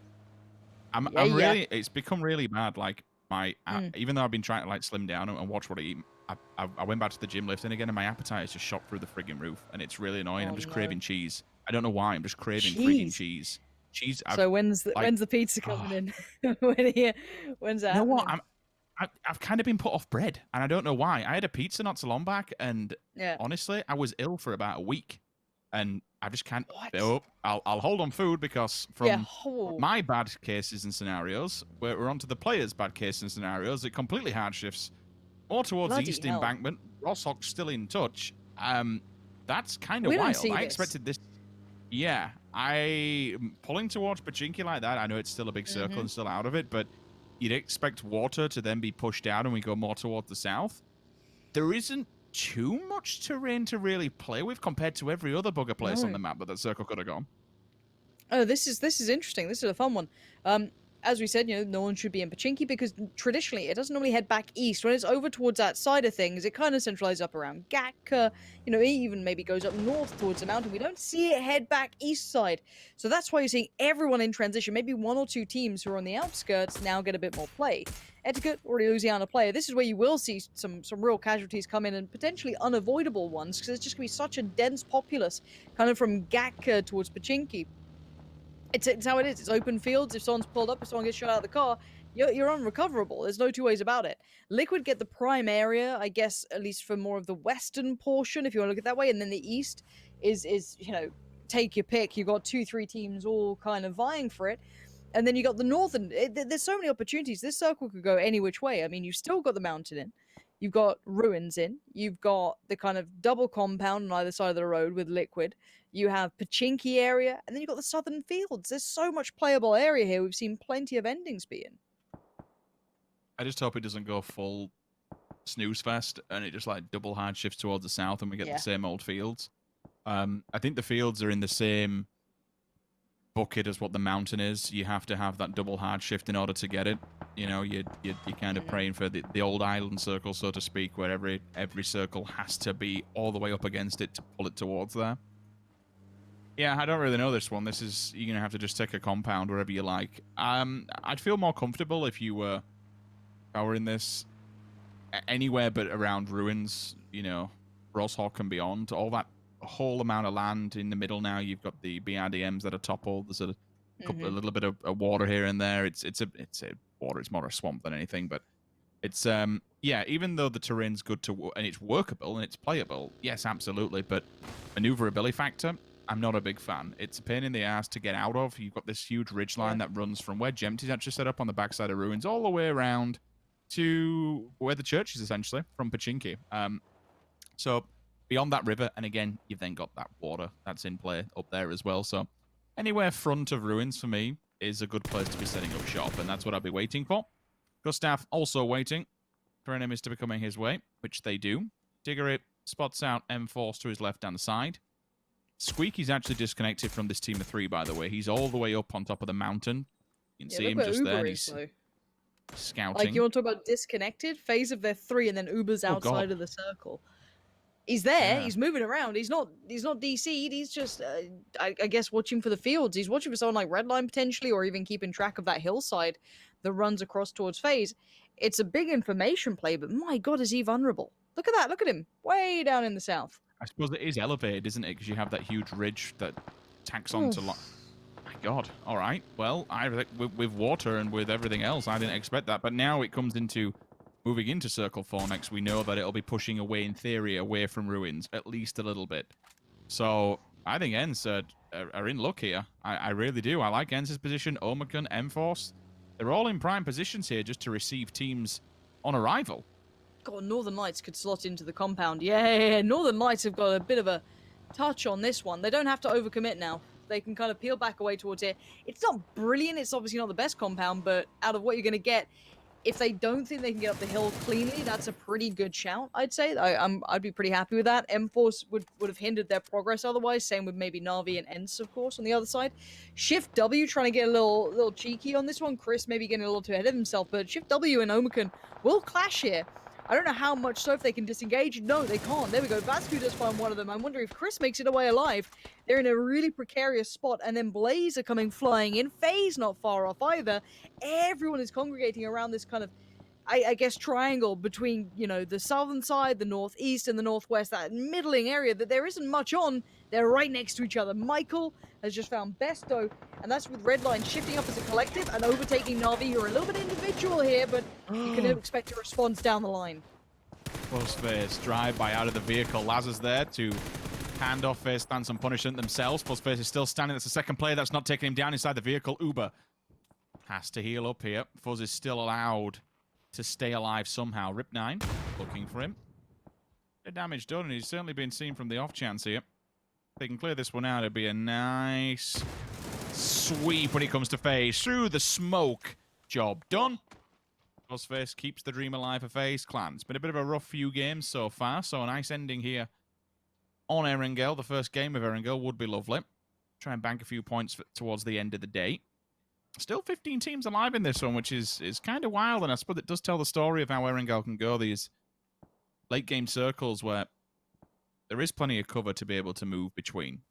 And now you've got the added bonus of survivability to those circles. I think that's the bigger thing for me. I'm not going to touch on the cars too much because we have spoken about it quite a lot, but certainly this is for me where it comes into play because it allows you a bit more. Oh my God, that is a nade.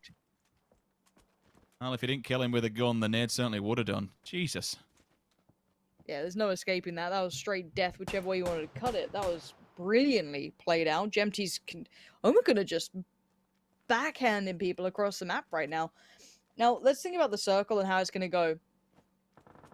It's kind of one of two ways. It goes a little bit more southeast, still avoiding the water, of course. There's no way it goes northeast. No way. So you got to think of that, like, bottom, you know, portion as such. And it goes a little bit more towards the west. Now, it's taken away from the hill, so that's pretty interesting. This is where Northern Lights picking up that position of the compound rather than going towards the mountain is going to pay off, and then some. Yes, they'll have to deal with Redline. Yes, maybe even Ents. But long story short, they're in a way better position than before. Now, I'm looking at what Omicron are up to. They're instantly moving. I like the way the Ents were a little bit greedy in a way, and they position themselves in the houses down the hillside, as well as keeping Squeaky up on the hill. But now the big problem becomes the teams who gambled and went towards Pachinki side, right? The ones who went further east are now in the middle of nowhere. They are in no man's land.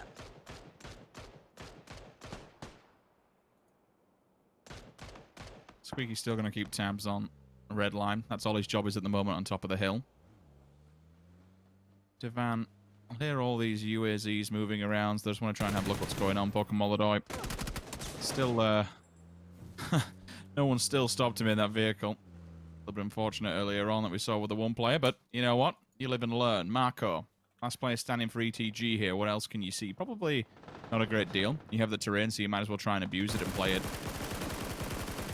Illidan, come on, the scam. They shouldn't be kicking too much. Beam it. From the right-hand side, though, damage, plenty of damage in that factor. It is done. Filu puts Danimon down. Down, but not out just yet.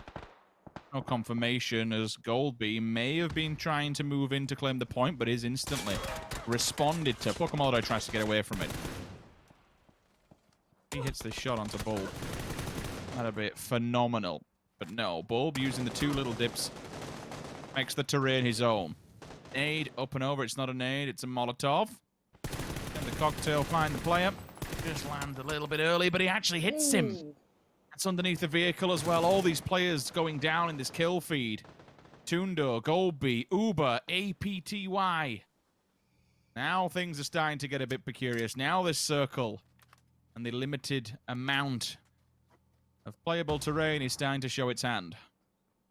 It is. I'm looking towards bystanders, towards Omicron here. I want to see how that fight goes, because they already just found Gemty, which is a pretty big beginning, but you got to keep that pressure up, because Omicron are just standing away, and Vascu's gone and turned on a dime. I want to see this fight instead, if we could. I feel as though Unity's just going to peek that ridge, and Illidan is dead as ever. Car or not, I don't think it really matters. Yeah, there we go, done. Yeah, it looks like bystanders are actually turning tail, which is more curious to me, is the fact that they backed away. They're looking further south, maybe feeling Omicron isn't the target they can get past as comfortably. I'm not sure what the plan is for them now. Still can't believe Squeaky's only just leaving this. Redline's at a difficult run. You can run down this hill, I suppose, and you have that huge bevel, of a better word, that you can actually just kind of sink yourself into. Flamey tries to get away. And he does. Survives. He's actually turned to fight this one. Beamy comes in for support. Marco down. Etiquette out in 13th position. Flamey's position will have also been noted. There's a Beamy in yellow to at least back him up. Jort can relocate himself and maybe get a different angle onto this one, but Fuzzface will be reading into this. No range weapon in hand. Sat down, sunk down. AR up. 2 times on the back, just waiting for someone to come and step on the snack. Circle shifts. Ents still laughing. Been watching up here for quite some time, and I'd say a good, I mean, what, maybe 20. Whoa! All right, beam it, still beaming. For the old gun out the back of the car. That's another one. Jort finds him as well, so an instant point is collected. Deep's actually gone down to the blue. That's not a play that you want to be happening at this stage in the game. No, it's not. A couple of, mistakes here and there suddenly costing you. Oh, set, that's filthy. Down the blue, he can't do anything. But if you took one with him, that would have been impressive not to be. 5-stall stand for the bystanders, even though they've got Omicron looking, even though they've got FaZe looking, they're still alive for now. But let's take kind of stock of where everyone is and who has to make those moves. Redline. Gotta move. Northern Lights, Na'Vi. Better luck next time. Adepts and Liquid. Now, where they have to move to is Vile. Liquid can just about slot in on the southern side there. The East, they can shuffle in a little bit here and there, but it's not great. It's not wonders. Oh, Fuzzface, that... Oh, I thought it'd be a freebie there. Short's very lucky to be alive. Still keep going and tanking up the nades. Try and get something off the back of it. It would be nice. Senya's like, you know what? In fact, all of them. Let's get stuck in here. Decent compound to be able to take. If they can keep control of this, it'll be wonderful towards the latter stages. Orange just watching for the peak of Xenix. Dogser, is he on top or is he... No, he has to be inside, surely. Yeah. I think otherwise Redline or someone would have seen him already. There is one on top, though, Lauren. Na'Vi are actually going up and over. This is a 9,000 IQ play. If they come round the back and he does... That is so damn good. Okay, now elsewhere, let's look at the rest of the fights. Now, leaning in, we did see a couple of red lines starting to get closer. Liquid's going to be forced into a fight. With better luck next time. Somehow, Fuzzface is still alive. I don't know how, but he is. He's surrounded by almost 2 potentially full teams. He's got Northern Lights in his back, and he still stands. It feels like a matter of time. Liquid have won the fight in the south, and better luck next time have disconnected. They're heading towards the western side, towards Redline. The speed of Redline, they've crept up on Na'Vi. Omicron going to take the fight towards bystanders, and so far it's winning out for them. Now, beyond that, it's Na'Vi going to sweep up better luck next time. there was a last-ditch attempt, but now this could spur on Redline to take that fight, as they did get involved. So now their position has been unveiled. They know what's happening now. Na'Vi better prepare themselves.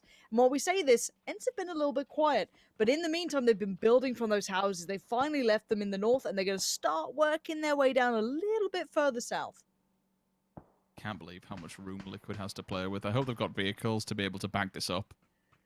It's, I mean, the fields are okay for them, given the position. They could move up and hit one of the ditches, but they need there ditches that. There? Is that? Oh no, that's further back, isn't it? This is the open Yeah, one. Excuse me, I thought we were further Garbo. back. Yeah, this is the one where it's just at the. Okay, yeah, good call, good read.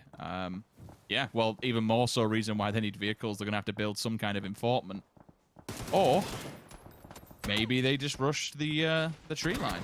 I suppose that's always an option. I really want to see the Na'Vi red line fight once that begins. Senya's just gone down. Bystanders have been swept. You know, you just got Fuzzface trying to stay alive. Orange is your point, man. He's going to be dead on this transition away. Ibis is that... Orange, how are you alive? How are you alive? How is he alive? I don't know how he's done this, and that's amazing work. Support came in at the perfect time. Ibby lands a shot, but there's Ibby finding more. Between Ibby and Jeems, these guys are working like absolute dogs in the south to try and build something for themselves. They don't have any of the hard cover they wanted, but they have the vehicles, you said it, and they've got them. It ain't much, but it's something, and at this point, be able to just leapfrog and kind of bounce in off each other here is great work. Now, for now, they aren't getting the attention of everyone. There's still so many fights going on in the north. Ents aren't in yet. Na'Vi's trying to get themselves back on their feet. Omakun need to finally get rid of Fuzzface, but eventually they'll have to deal with Liquid, and, well, Liquid will see if they can hold on there, even with such limited cover.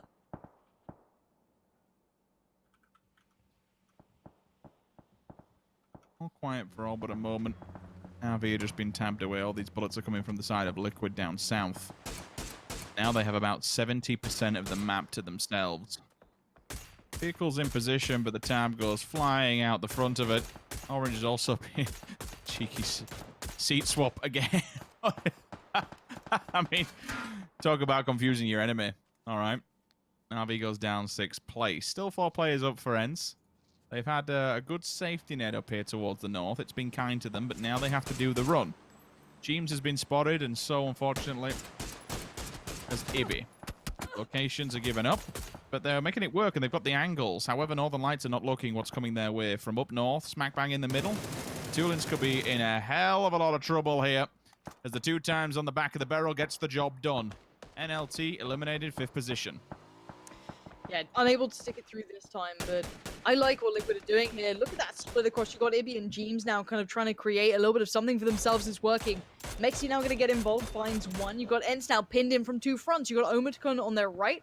You've got Liquid on the left, and Ents, I don't know which fight they can really take here. It looks like they're trying to lean towards Omakun, but T-Bone's just flush Rustamar. You've got the pull-up coming in a little bit closer from Vazku, getting, you know, in their face on this one. I like the way this is being approached at the moment from I guess Omakun and Liquid. Now, again, Liquid are going to be out of position here. Now, bear in mind, Liquid need this. They've had a really rough day so far, and it's actually mostly not their own fault. So a confidence builder would be pretty paramount to these guys and pretty key. Ents on the other side doing pretty well. Omakun as well. Be already putting up some decent numbers. And Omakun in the vehicle, time to think about their future here, trying to plan ahead. And remember, Fuzzface is still alive. I don't get it, but he is. A nice work from Ibby from afar, closing the net towards Ents. He's also got a crate, which provides him cover, but provides him with level 3 gear. I suppose he's not really going to give a damn about the gun at this moment in time. There's no real time to be switching things out. Yes, you can do it quickly, but why bother when you've got the barrel? All you need is that level 3. Jimbo, there God. Squeaky feels the full force of that one. Diggory hunkers down because of the last man standing from 4 to 1. Things have not gone well for Ents. Rather unfortunately, they've been dispatched in droves, and now all of a sudden Diggory doesn't know this, but Omakun are coming around the corner. The snake in the grass will not be spotted for now, but Team Liquid, oh my word, I've just noticed. Clib and Mexi, they pushed up with the vehicles. They're going to tackle this head on. Omakun's going the complete opposite way, but Liquid are looking solid. This is a brick wall that has just arrived to the party. Fuzzface and Diggory, the solo snakes, they need to be aware of that. They're still dangerous as individual players, but it looks like Vazku has Fuzzface dead to rights. For now. I love that readjustment from Liquid. living up to the name. Fluidity in the play. They committed towards the north. They saw Omicron back away. They had to ensure that they could keep this off angle on them, and they've done it. It's a risk to go on towards these sort of areas, because look at these angles. They're super open. Stunner of a shot from Diggory. Keeps one humble, but Mexi's instantly there. That's lovely work on repositioning. This is perfect from Liquid. Now, Omicron, it's more backs to the blue sort of gaming here. Now, Fuzzface gets spotted out, so now Liquid know he's amongst them. Bear in mind, Omicron knew where he was. Liquid didn't. Now they do. Page finds him. He's gone. Now down to 2 teams. Omicron up against Liquid. A beautiful fight between 2 of these teams. But Omicron, they've been in plenty of scraps so far. I don't know what they can get out of this. They're kind of pinned in here, Rich. Oh, okay. Pitch attempts to make something move, but Clib just has the number right here. Ibby with the follow-up. At least flushes the guys that are down on the floor. Mexi now cycles the nades. Could this be the end? Ibby's in. The Ibby's in come there. down. He's also going for the run over to see if he can find anyone else. Just tracks him, pulls the vehicle up, and says, thank you very much. Clib ends it. That is a huge 20-point game. We said we needed to see something special, Lauren, coming out of Team Liquid, and that is it. A good amount of points in the bag as well makes up for the rather unfortunate circumstances that they had on Miramar. Liquid just played, I'd say, one of the best end games I've seen in a while. The opponents they were up against weren't in the best positions, but Liquid never gave them an opportunity. I love the way they mirrored them at the end there. They, put the players back down south, even after committing up in the north. I think that was just, beautifully done. I'm really, really pleased to see that, and I think Liquid needed that as a team. I think they needed a little bit of a confidence boost, and Clib popping off at the end, always good. Now, that's our thoughts. Let's hear what the guys back on the panel have to say about that one.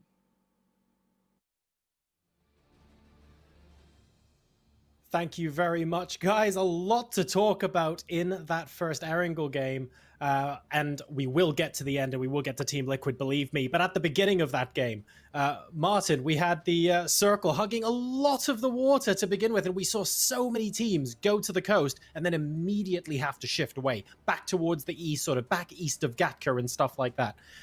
How do you read those kind of circles, and is that the right thing for these teams to be doing?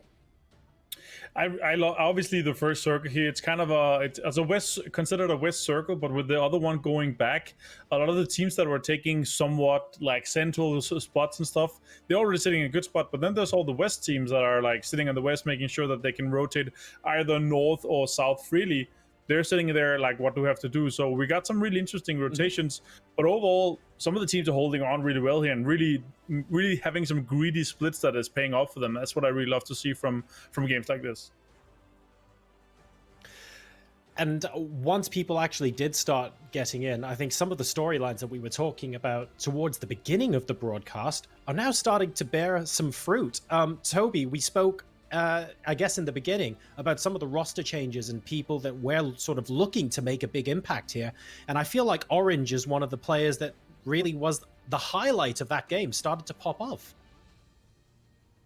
I mean, he showed us back on Miramar last game how he could do 1v3s. Now he showed us as well that he could start holding off people as well. You see him here running around, getting a lot of kills. And this is how he plays a lot of the time. I kind of want to compare him to Gaxi. He's that prone down player for a while that waits for the opponent to run into the trap, gets the first kill off a surprise element, and all of a sudden that actually gives you a fair 1v1. If you can laser the first guy in an instant with the barrel as powerful as it is right now, and then you immediately afterwards can go to the second guy and he's barely even figured where you are right now, you get an advantage in two individual 1v1s that go you way more often than not. And the difficult, we all know they can aim, we all know they can shoot, but it's positioning yourself in a spot where you can go and do those things. That's really difficult to do. And to be honest, I mean, Orange has shown us, I feel like 3 or 4 games so far, that he's very capable of finding those positions where you have those advantages. Now, speaking of being in good positions and knowing how to shoot, we cannot ignore the statistics that are on our screen right now. So normally I would go back to Martin here, but Toby, I'm going to come to you again. Team Liquid, they started by getting into Phase 6 with all 4 alive, and you know what? That prep, that setup, it seemed to just pay off for them. They got into that final fight against Omicron. Clib critically got the first frag. We all saw that on screen. This isn't just a breath of relief. This is them roaring to life here. That was really well done. How did you think it went for them? I just gotta say real quick, I had my faith in Team Liquid all day today for my prediction, and then the one game I say another team will go out and do it, then they get the win. Damn you, Martin! Damn you, Martin, for stealing my picks away from me. No, it's impressive. It's good to see. I mean, they were not in a good position down south. Yes, they have the vision, but once they had to push into the field, as Lauren was saying as well, there is no cover there. And as Sims was saying, you gotta bring those vehicles. It's really hard to play. But with the knowledge they have, you can see all the damage that they had as well. You gotta play the timings. You gotta be really smart about when you do it. They were sitting down there. They were pretty much sitting 4 people in a dip that could fit 1 on a good day. They were saying, no, we gotta wait. We gotta hold our horses here. We cannot go before these players that are up in the other side of the field start looking elsewhere. Because if they're all looking at us, if we give them enough time to sit in each their spot, all shooting at us, there's no way we survive. We need them to start engaging one another so that we can go in and maybe try and third party. So really smart playing by them in that situation. Masterfully done in terms of timing, and Team Liquid, ironically holding their horses, did lead to them getting the chicken dinner there. We're going to go to a quick break, and when we come back, the second of our 3 Erangel games to finish the day. See you soon.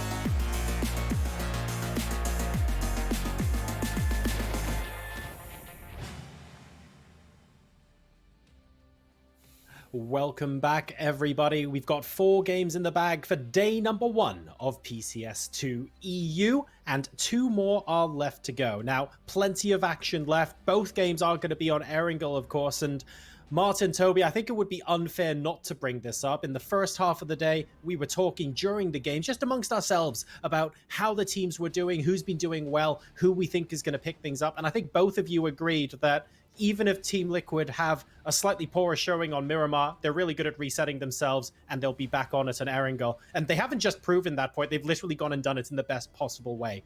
How important in general, and I guess how do you do it, for teams to actually have a low-scoring game and then be able to pick themselves back up? It's not always as easy as just being able to say, it's the next game, don't worry about it.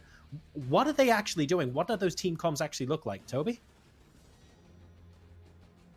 I think for Team Liquid in particular, the first 3 games they could throw away. I mean, the first game, EB crashes in the middle of it. Second game, they have to play with the coach. Third game, a Clip crashes as soon as they're trying to breach a compound. So enough things went wrong for them so that when they come to a game now where, oh my god, we actually didn't have any technical issues, that's where they're going to be able to bring it home.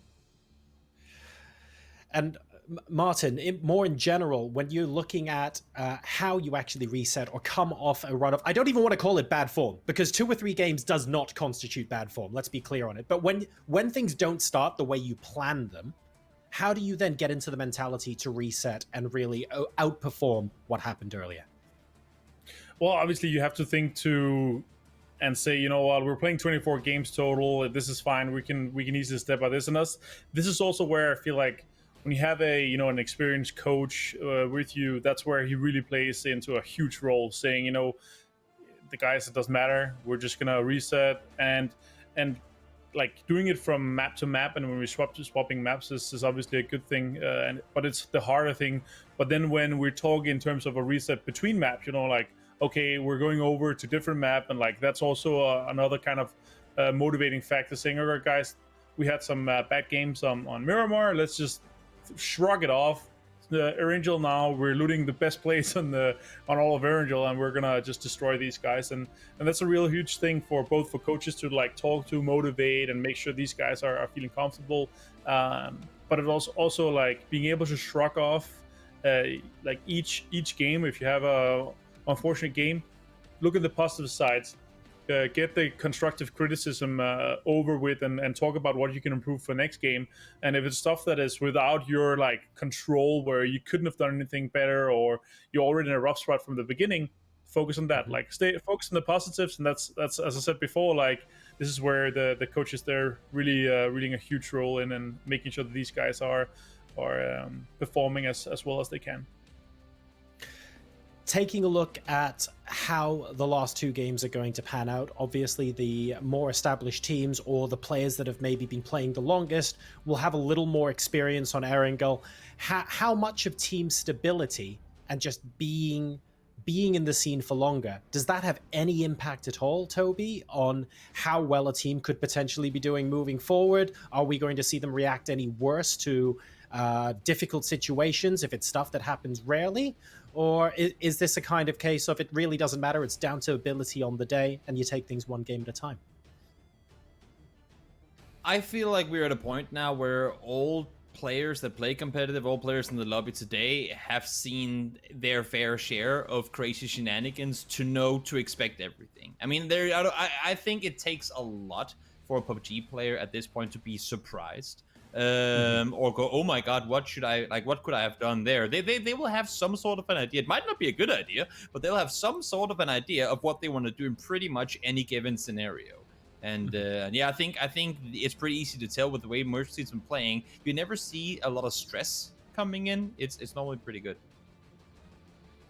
And Martin, I guess a similar question. The teams are going to have to start thinking after today about playing different opponents, because at the end of the day, it's the group stages. So from day to day, we're going to have different people in the lobby. And I think Batulin's actually mentioned in his interview that, well, we haven't got Tornado Energy with us today. We haven't got TSM breathing down our necks, which means that every time the opponents switch, you basically have to effectively relearn or just replay a completely different scenario. I imagine the coaches, like you said before, are going to be so important to getting the teams ready for this. How do you cope with it as a player?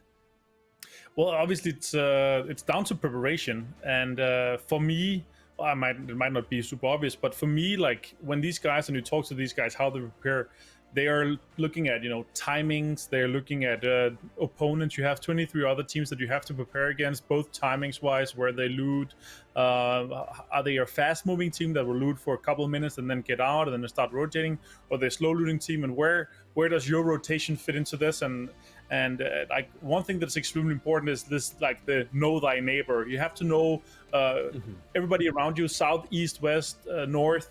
Where are they moving? When are they moving? What's your way to get closest around them? Can you somehow skip in front of them? And knowing that for 2 maps, 23 teams with shifting lobbies, it requires such a huge amount of preparation. And the more you can prepare on this is also why Battlein said this. Like I've been analyzing the teams. I've been looking at PCS Charity. I've been looking at PCS1 and how can we prepare on this. And for an established team, everybody's will be, is the benefit is that everybody will respect your drop spot. For a new team that just qualified is that they already know the big teams, they know how they play, so they only have to prepare for less teams. So there's both pros and cons for being an established team and also being a new team that just qualified for this. Great. Well, speaking of established teams versus new teams, Toby, we're looking at the standings right now.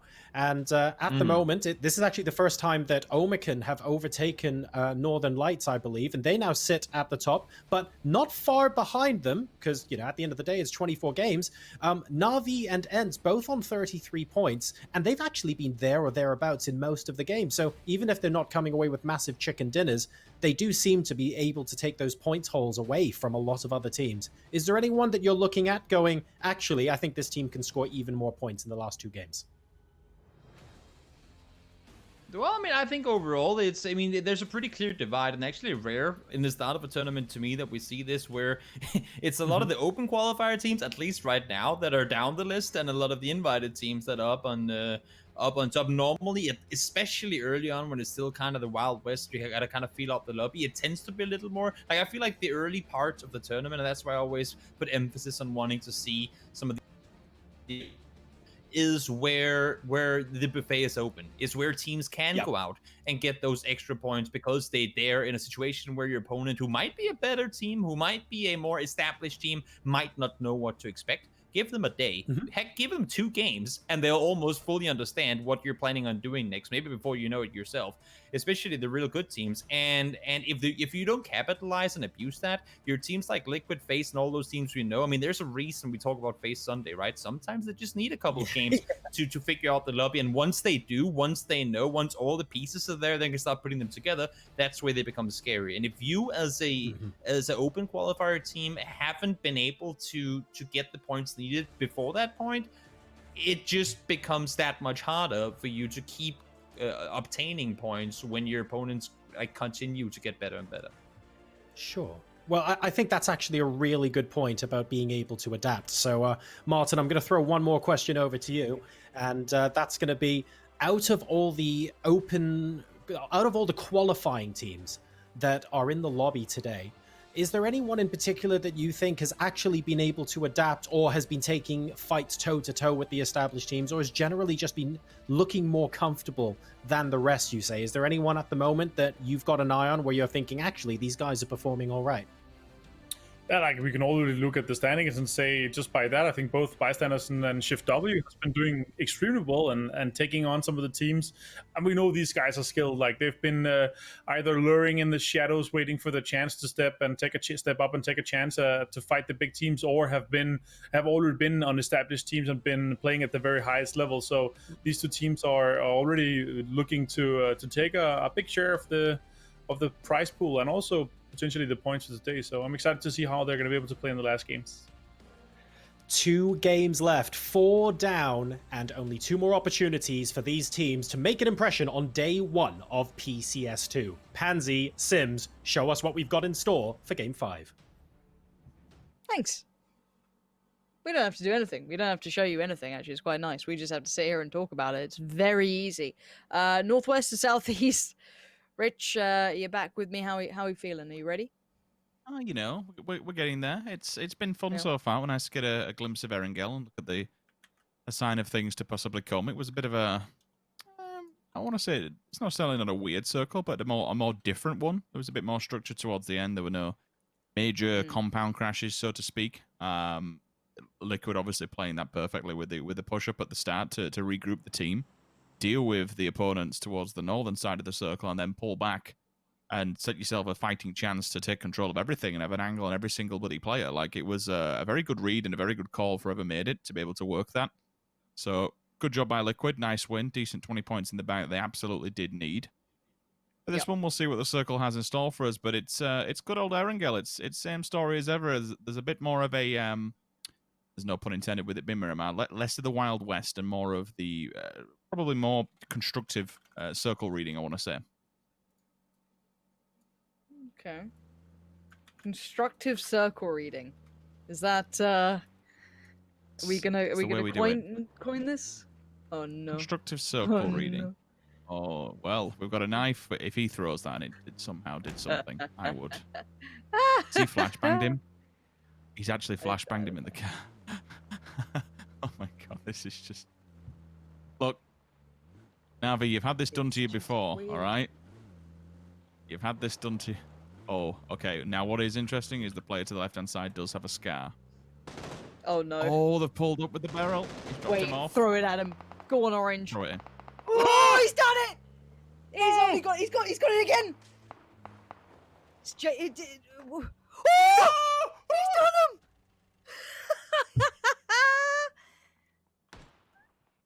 There's no way! He's just done 2 of them. He's just gone full Jason Voorhees on them. Oh my god, he just double knifed him. Okay, someone get that man a Jason Voorhees mask. He's just absolutely battered them.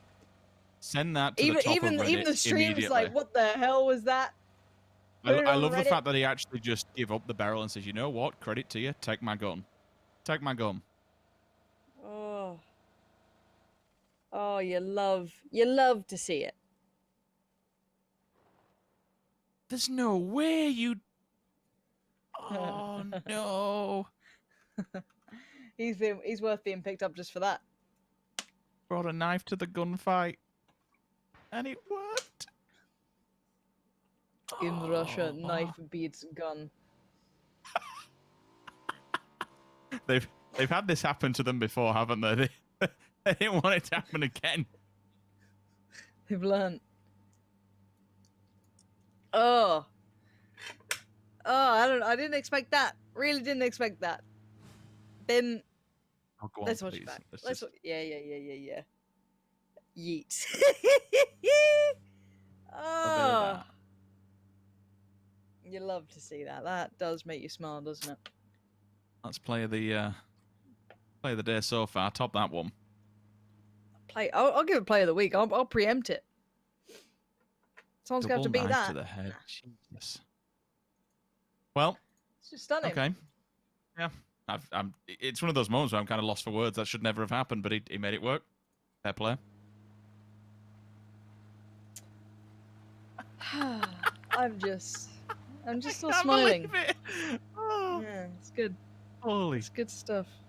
You pull up with your barrel, the most OP gun in the meta right now. You're like, all right, don't worry, boys, I got this. No. No, you don't. Double yeet. Oh, that was good. All right, Western Circle. Gonna bring it back. Nothing much to write home about, really. It's pretty far into the water, I'll say that, but otherwise, it's not that interesting. There's plenty of water in play. I suppose that's going to be a factor. These circles start to shift, and we'll see where we go. Navi relocating down to Prim. Definitely be holding the heads high after that one. It's also actually a good position to be in for this circle. Rest of the teams will have to work their way over towards the west. It's a good 40% war, I want to say, as well, because it does surround it, even to the point where we roll into Georgia Paul Bay. That's quite encapsulated all the way around. TV are actually making their way towards the depth, so they have to be careful they don't overstep the boundaries here and get a bit too close for comfort, especially at this stage in the game. ETG are just kind of like, well, we have shot ourselves in the foot. We need to now play passive because we've just been completely done over by Na'Vi. Better luck next time. Could take the Longwoods. They'll have to be aware of Na'Vi coming out of Prim. Maybe scout it. Depends what they've been watching or what they're aware of. Golby decides to run his coach over. I'm sure I'll have a few things to say about that. Extra VOD review for you. FaZe Clan, reminiscent of the old times, taking the long road here. Well, the eastern coastline, pass through Mansion, maybe go through, or maybe just around Yaz, take the ponds and go more towards the north. With the path that they're on, you'd assume they're not going more towards the... oh. Out of my way. See where FaZe do make an entry point. I'm intrigued if there's going to be a lot of people, if it's busy. The north certainly is. Oh! Car just goes flying off the side here. He's actually recovered it, and I have no idea how. Are they going to take this fight? Oh, that's a banger of a shot. Straight out the back of the car, and so instant good. confirmation. Danamon is destroyed. That's a So shot. controlled.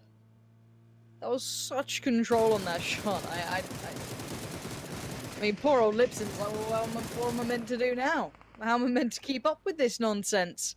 Absolutely just laser beamed him. Sets in all kinds of troubles, spinning around. Was it Kylie Minogue who sang that? I'm spinning around, move out of my way. Yeah, that one. Why do you know that so readily as well? Don't ask. This is unfortunately when you work as an engineer out on the road, like the radio just like becomes heart your friend. radio, yeah. Yeah, like That's you spend capital. all day driving. What? 1Gs? 1Gs! Who got it? It's a 1G. It's the purest Wait, 1G. hang on. Hell? So, let me just think about this. Did he just deny? No. Martin's messaging me, so I'm actually just. I'm about to say it. Martin's messaging me at the same time. I'm pretty sure that because there were so many players and he knew what was going on, he put the molly down himself, then held the nade to deny the point. I'm pretty sure that's a deny. It's so freaking lame though at this point of the game. Like, in day 1, match 5. I suppose there's nothing else you can do though. God forbid you try and take an unfavorable fight. Are we just going to say with every single fight, we just say... Yeah, I'm about to say, like, so here's the thing. I get it. I understand. But the problem is, it ain't that fun to watch. And we are spectator sport boys. You know? Like, we out here entertaining. We want that moment. And I get it in final circles. I understand that. I don't like that.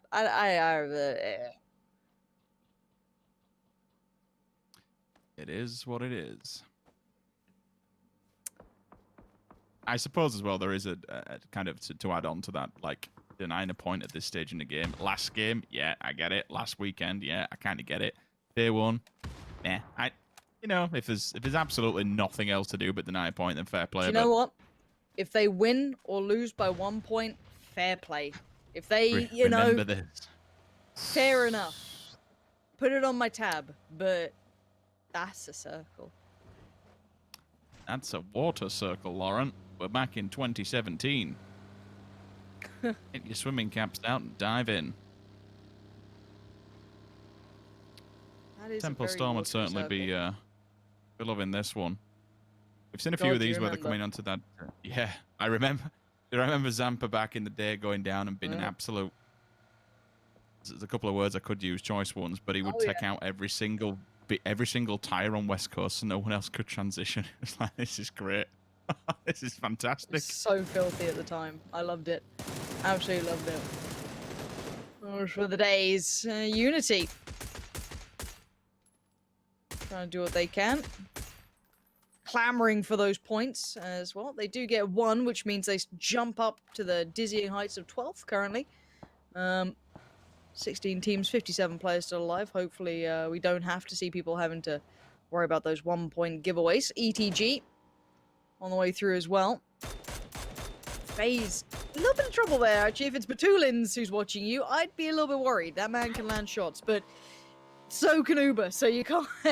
no out on the beach fronts this time. Rustamart looks like he had the bad end of the stick, and it looks like the rest of them want to try and get back at Paige, but Paige on the run, on the outskirts here. Plenty of teams kind of, I don't know, scrapping over very little. This is way far out in the northeast side, just about making it in towards a new circle, and yeah, FaZe, Redline, M4, Northern Lights, all these teams fighting out. This is a really, really brutal area now.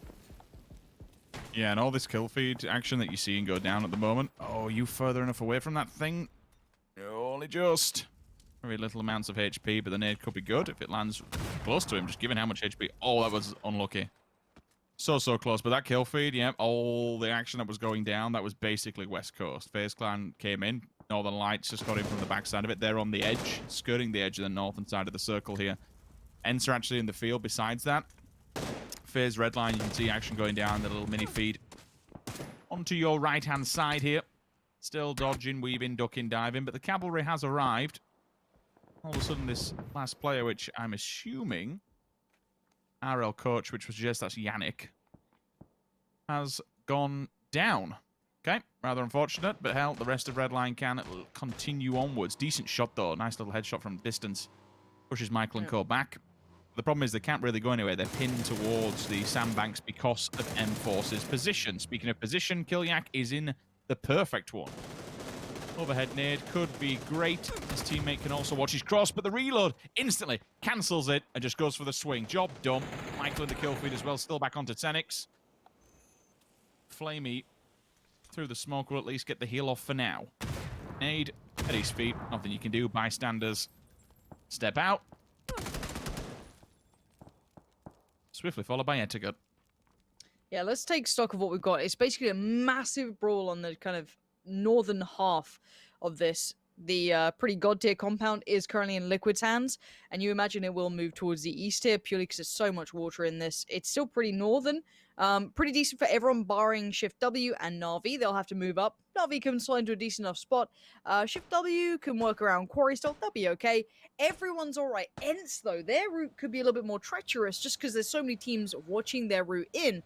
We've got Blaze more worried about the steps ahead of themselves, so that's not too bad. DV could do some damage. Oma can maybe. I don't think they'll go that far. I wonder what Ents is going to pull up on this. Just trying to think where and imagine what they're going to go for. You do have like that little stairway to heaven just in the middle with the small compound that you can try and play off the back of, but you'd have to assume it's extremely busy. They're just going to go for swamp, and yeah, they're in. Yeah. Car's in as well, and it has not survived. They're inside swamp, however, it is a hot area. Omakan in here as well. The problem is with this, it becomes a drastic issue with teams lingering on the outskirts. That little, it is surrounded by four walls essentially. Yeah, it's one of those games where you can have a lot of players alive in the latter stage of the circle just because there's no real full-blown engagements yet. The ones that we've seen have been a bit scrappy, a bit messy, trying to fight over places here, there, and they are. That's the problem. They're not really here nor there because you don't take a full commitment, a full fight. Just it looks like Na'Vi might push towards Redline. Hold on. Let's see if they try and take Michael. They got the pick on one of them. I think that was Marv who's gone down. And they pulled up. Yeah, nice little read on that. Marv's dead in the water. Besto's not going to let that miss. And if they've been keeping track of the kill feed, I don't know if they have been. I imagine they'll keep a good eye on it. As they know the Redline's in a little bit of trouble in that regard. They don't know if they know fully that they're down to just Michael, but they're going to find out soon. There isn't that much of a resistance to this compound. And no, it's not prime, but it's safe for now. And we get to see Na'Vi again. Tell you what, I'm surprised Besto can actually see, because that is some vibrance. Every time we go on his POV, it looks like it's been flashbang continuously. Good lord. I mean, I'm not going to question it. The man is a god at this game. Turn up your screen, Rich. That's what's been holding you back all these years. Oh, hi. Tell you what, when I do turn it on, though, it'll be really good. Just playing. Oh, yeah. Out vision. Just burning through your retinas. Yeah, this is a bit of a stalemate right now. No one's really going anywhere until the circle updates. That's about it. This is how it goes. There's nothing really too much to say about this. we only really know what's going to happen once the action of the circle kicks it off and forces these engagements. But again, from where it is, I'd anticipate everyone just slowly moves more towards the mid unless we get an extreme drastic push. I suppose it is going into circle 4, so we kind of have a guesstimation that it'll move more towards the east, which it does. And what we kind of expected is there. The players understand how these circles work. I would say I'm surprised that Northern Lights and Na'Vi haven't moved earlier to get ahead of that. But again, it can slot in anywhere, north or south. There's enough room to do that. So I get why, and I understand why. But they're not too far from it. They're a hop, skip, and a jump away from circle. I'm just trying to think what's going to be a really strong... I mean, Liquid are in a fantastic position. Looking at that map, better luck next time. Shift W we have to be aware of. They're about to clash head-to-head. And that'll give opportunity for maybe Liquid to inject themselves into that fight. A couple of nades, even a couple of long shots because of the compounds and the vision that will be provided by them. They are in the God compound at the moment. They are kings of the castle. I'd see onto Rafa. Kill feed. FaZe Clan kicking off. Here we go. We touched on it. Chris has the first target acquired. Good to see Chris turning back up on that kill feed. And Na'Vi are sending it in. They're going to head towards the kind of, I guess, very edge of this for now. They're not going to overcommit, maybe take their time. M4's going to have FaZe knocking at the door over on the western side. FaZe still split, though. FaZe maybe being left back to keep track of Northern Lights to ensure a little bit of safety. Always a bit of danger when Northern Lights are not too far away. Shift W, though, getting a little bit of attention back. Not without the odds coming in. So Chris and the gang will be put through their paces, and a flush comes out, too. So better luck next time. Going to be trying it on this attempt. M-Force feeling the force coming up against him from a depth. So I thought that might have been FaZe to get them, but no, it's from the other side. James from afar, and Chris's nade seals the deal. Plenty of these separate fights, mostly happening in the southern side here. It's still very much a stalemate in the bigger picture of things.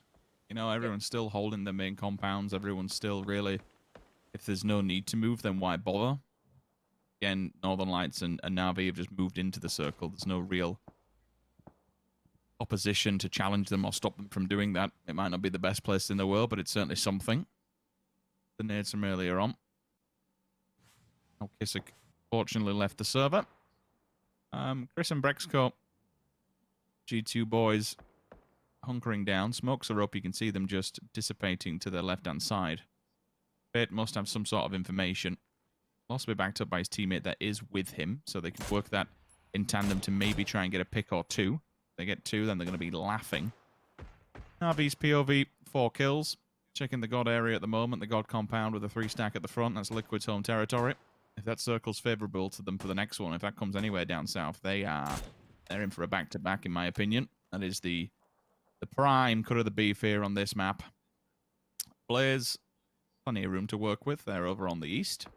Could open a man of field, but they can't go too far again. That's because Clib, the back lines of that God compound, will have vision and all of that field. That's the big advantage with that compound they have is that the front 3-stack gives you everything in front, and it's basically full 360 vision. Apart from where you may see Chris and Co and BL, it does dip off there, but everything else is just a full 360-degree vision. No one can really touch you or pull up on you.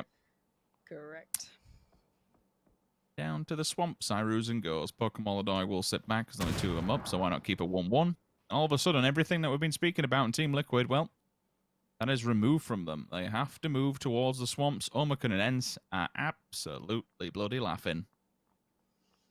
Oh yeah, they're happy. I hate playing out of that area, but I mean, I just don't feel it normally ends that way. You know what I mean? I don't feel like you normally see the circle heading in there. You kind of have to, like, you know, run out of it, and maybe one team makes it out with, like, one player. But this time, moves away from the God compound, which is quite good fun. So we get to see them put the places. I want to see what Na'Vi do, trying to get past Michael. Adepts can shuffle in, but look at that open field. This field's brutal. So in reality, if these teams on the outskirts don't have vehicles or a way forward, it's actually gonna be really hard for them to run this route. It's a pretty treacherous approach. Northern Lights, luckily for them, still have it. FaZe have done... Actually, they didn't get Michael. No, I was thinking of Na'Vi, excuse me. FaZe found Sinister, so that's going to be another kind of element removed. And Fuzzface is going to start the treacherous journey of his own towards Northern Lights, but Northern Lights are seemingly quite aware of this. Perfectix and Batulins already headed that way, and we're going to see Senya here. Na'Vi, we love to see the webcams, we love to see their gameplay, apparently, all the time. Brexico's going to find better luck. Next time, the Southern Battle, Chris and Zocca, I'm not sure how much they can get done here, because they've got the blue coming their way as well. Blaze going to head up towards DB here too, and Michael going to try and take one with him, but does get traded on. I'm pretty sure the revive could come out too. Us first, though, putting a stop onto Northern Lights advancement. Batulin will follow, go down. Befectus will follow him through. See if we can give him, provide him some level of support. He's out there in the field to cover him as well, so we'll see if FaZe making an advancement here onto the Northern Lights. Try and do some more damage. Lipson walking around with a molly. I get that you want to throw it in the window, but I'd certainly have that AR ready. You do have to take the fight. The blue takes Chris. Can't remember who knocked him and exactly where that point will be going, unless he just decided to give it up regardless. Liquid, slowly but surely, they do move out their compound. Zocca has to hit the deck. 6 kills for Shift W. Not into the top 10 quite just yet, but still 6 points is better than nothing. Na'Vi creeping on enemy lines. They have to be aware for this one. The smoke wall is up. There's a chance here for Northern Lights to get the revive. I really like Perfectus' angle though. No, wait, there's help from further away. Adepts getting into the matter. That's going to split FaZe in half. This is a big problem for them. Now they've got too many fights on too many fronts and they're going to fall. There's no way they get away from this one. Yeah, this is done for, I'm pretty sure. They had to take that fight though. It's not as if it was just one of those things where they've gone into it. So, you know, don't think that they've just gone into it willy-nilly for no reason and they could have done anything else. There was only one way to do that. You go through Northern Lights or you go out the competition, unfortunately. Yep. They went out a completely different way, which was from another team. And the team that has to second him out has been given the hard shift. Good lord. Adepts, you can just move forward here and take a nice bit of territory. It's an open field, though, and you're still going to have that ridge line that runs off the back of the swamp. So they will have to take the Northern Lights after actually helping them out against FaZe Clan inadvertently. Besto, last man standing here for Na'Vi. And we'll have to go up against the Titans of Ibi and Mexi. That'll be a difficult one in itself, but certainly he's a man who can when it comes to 1v1s. Top end of the circle, this is where it comes a little bit problematic. How do you get inside the swamp when you have Ence and Omakan? There's a lot of Finnish people down there. A hell of a lot of Finnish people, actually. Swamp belongs to them. How many more can get themselves in there? That's the question. You'd assume that they're all on red alert because they know where people won't be coming from. It's a pretty easy statement down there to know exactly which angles are going to be available for the approach.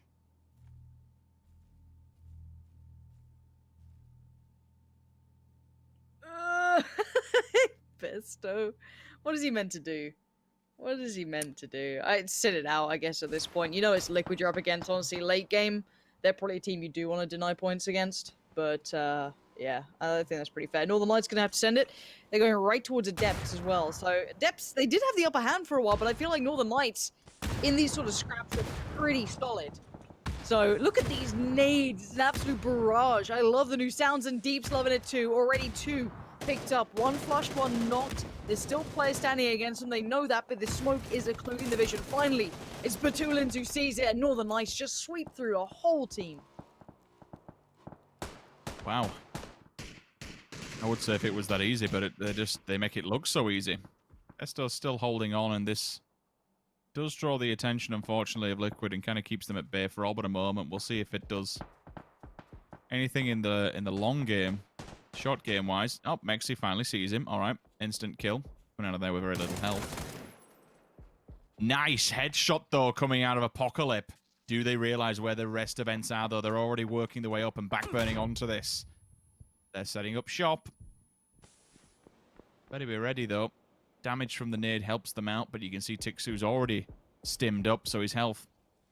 He throws... I think he's just throwing some utility. There's one. Peekaboo, thank you. Second one. No armor, no helmet. He's not down just yet. He's not quite out. Lazar just sends it with a UAZ. Comes flying down the hill. It does distract him. Now's an entry point. Lipson, what can you do with no helmet, but you do have full HP? They have demolished Ence. Squeaky, you have to make the last stand alone. And you got 3 wolves at the door. How far can you go? There's one. Lazar burnt. Crispy to the side. Vascu actually helps him out. Squeaky does get the confirmation. Now we're into a 1 versus 1. Aggression. I like it. Clean sweep. Job done. Heard him looting. Thank you very much. They take the point. They take the placement. I mean, I just feel like Squeaky's one of those players that just plays it right. You know what I mean? He gets the timing. He knows what he's doing. Just nice approach to the game. Always going to try and do the best he can, even in unfavorable scenarios. You got to appreciate that. Northern Lights still keeping 4 alive. It just in my mind. I want to remind myself that these guys are. They just seem to keep 4 standing, even in bad spots. You're there to get past the depths. They're in the open. They're over in the north. They've shifted away. They had FaZe at one point to deal with. They seem to keep numbers pretty well. Again, I say that they'll probably lose a player or 2 here because they're very much up against it. But to even get to this point, it's quite fun to watch. Now, Liquid, not as much of the same situation, a little bit easier in that regard, but they do have to find a way in. Now, James is looking for an interesting position. I'm not sure where he was trying to head, but it's not gone too good for him. Already down super low on HP. If a pixel is out of place, his life will be lost. And Perfectix, he knows what's up over there. He knows what's going on. Liquid opting for the field to Ibby and Clib joining. Oh. What? Deep's just found 2 back-to-back. Ibby and James just both died to Deep. I do not know what the plan was here from Liquid. This is an interesting one, and it's gone very poorly. Committing to the open field, the slightly more western side than maybe working through the swamp itself, they felt was maybe the better option, but maybe didn't expect such quick shots to come out from Northern Lights or such accurate shots over distance. Again, down to Mexi here. James is bleeding out, but he's unrecoverable. Northern Lights are right there on the verge of it. And I mean, I don't blame him. It's a very hard situation to run into the swamp like that, completely unawares. But maybe the coin flip there went badly for them. Omicron holding in the north for now. Gemty doing good work there, but there's still plenty of enemies further afield. Squeaky still alive, but barely. The final Finn standing on the eastern side of the swamp. Flashbangs are coming his way. So there's a lot of pressure outside of the circles. Nothing else he can really do but take this fight head on. We've seen Mexi in countless uncontrollable circumstances that he comes out on top by hook or by crook. He's got many years tenured in this game so far. Been through the ringer in every single competition, every single major event near enough. There's one. Now the chance. Take the 1 versus 1. Spins! Of course, it has to be Mexi. Time and time again. The circumstances that are presented to him, he just absolutely deals with it. Makes it look easy. Good lord, what a beast. This is going to be a fun end circle. Keep in mind, we've got Omicron in this, Northern Lights in this. Northern Lights are under fire. Oh, where are those shots? None of them came through, and Perfectis turns it on a dime, says goodbye, and Northern Lights maintain position. And circle position for them is prime. They are looking very, very good here. Perfectix way off, disconnected from the others, but on Overwatch, keeping tabs of everyone, being the puppet master of his team. The others, the hit squad, rolling through the swamplands. Omicron are in the north, but they have no territory to their name. They have a little bit to play with, but it's not secured. So now Mexi, we've seen what Mexi can do. I'm not gonna write him off here, Rich. I'm not. Ooh, that's spicy floor. You don't like that. We don't like that. Deep gonna find gold B.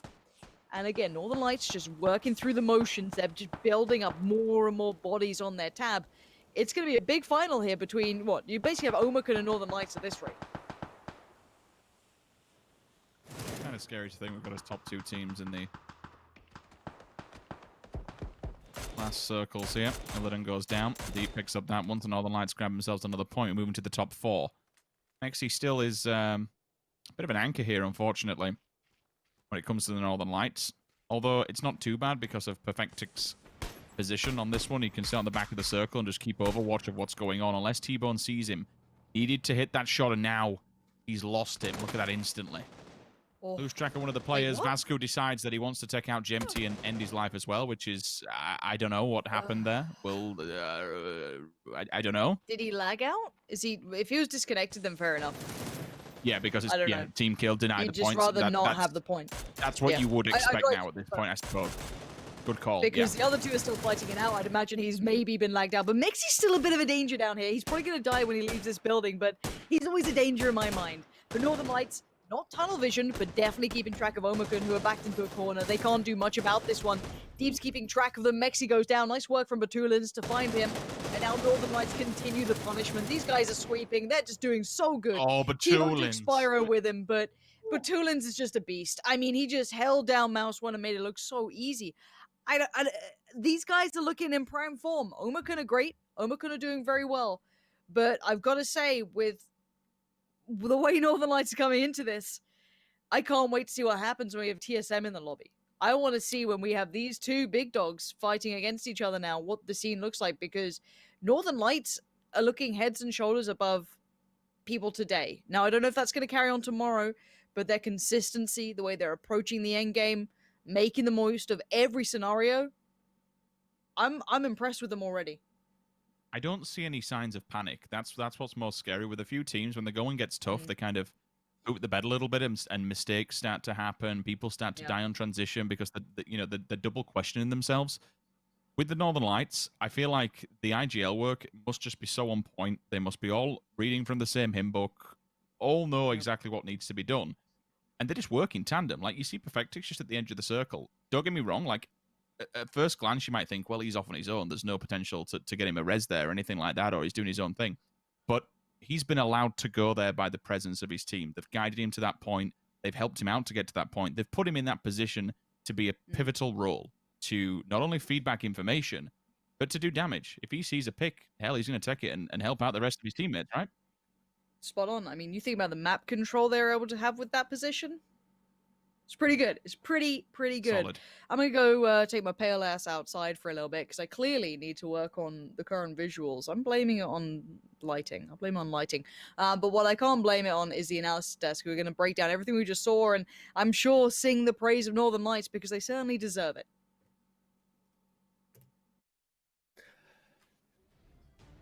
Thank you very much to our casters, and absolutely we will be singing the praises of Northern Lights, not just because I picked them to win the first day. Mind you, there's plenty of opportunity for Omicron to potentially retake the lead. You know, let's not make small talk of it. It's entirely possible, but they have done phenomenally well.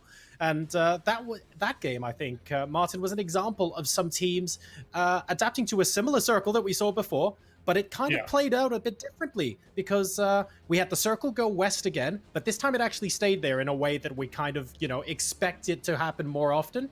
And some teams ended up doing better than others off the rotation. What kind of insights did you give us from that?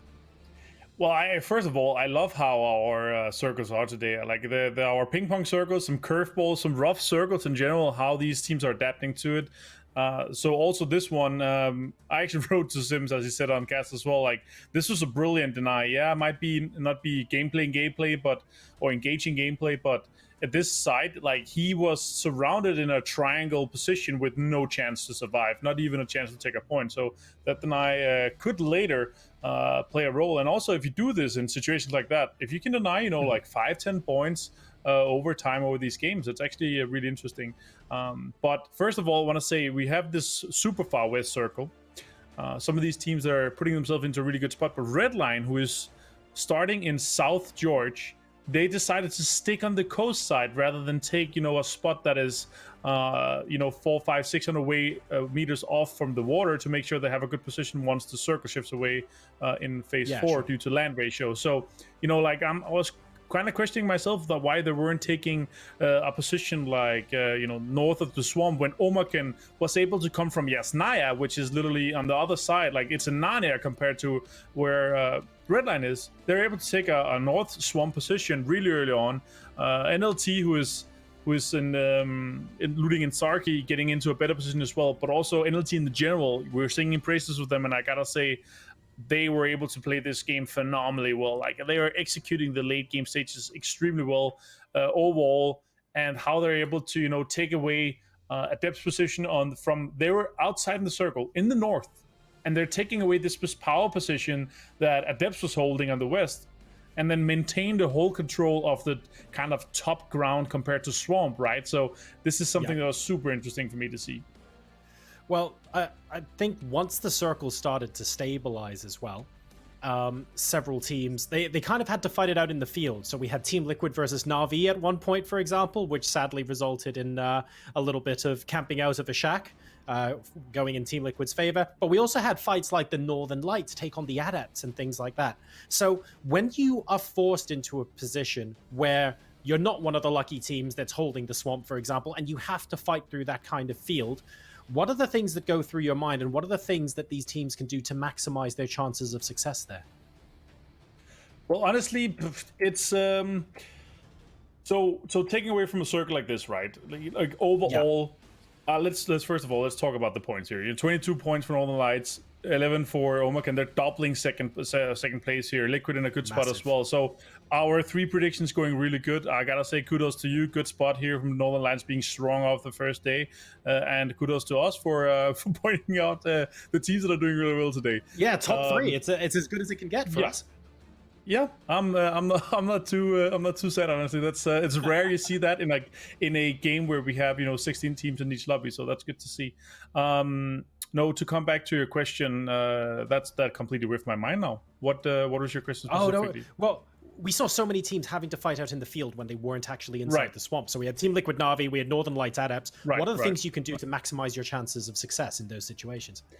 Well, first of all, you have to consider what's your next move, right? We're playing chess here. The deep 7 kills, we have to address that. That's pretty sick. Batulins as well sitting there. And then top 3 for damage too. Oof. Yeah. These guys are fragging out. No, so we're talking chess here, right? So they have to think not just what are we doing in the next circle, but where does the circle after that go, and how can we play that and try to kind of eliminate and gatekeep some of these teams to play around that. We saw that pretty good from Liquid. They were in a position where they had the guard compound, which the circle went away from.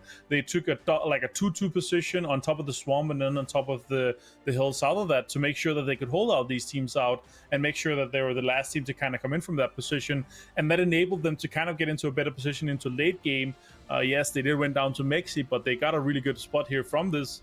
And you have to play 2-3 circles ahead rather than just take it a circle at a time, and that's what they've been doing really well, especially in Northern Lights today. Liquid also here in this last game. Well, going from that to something that has nothing to do with field finishes or field fights, we have to talk about how that circle started moving into the late game.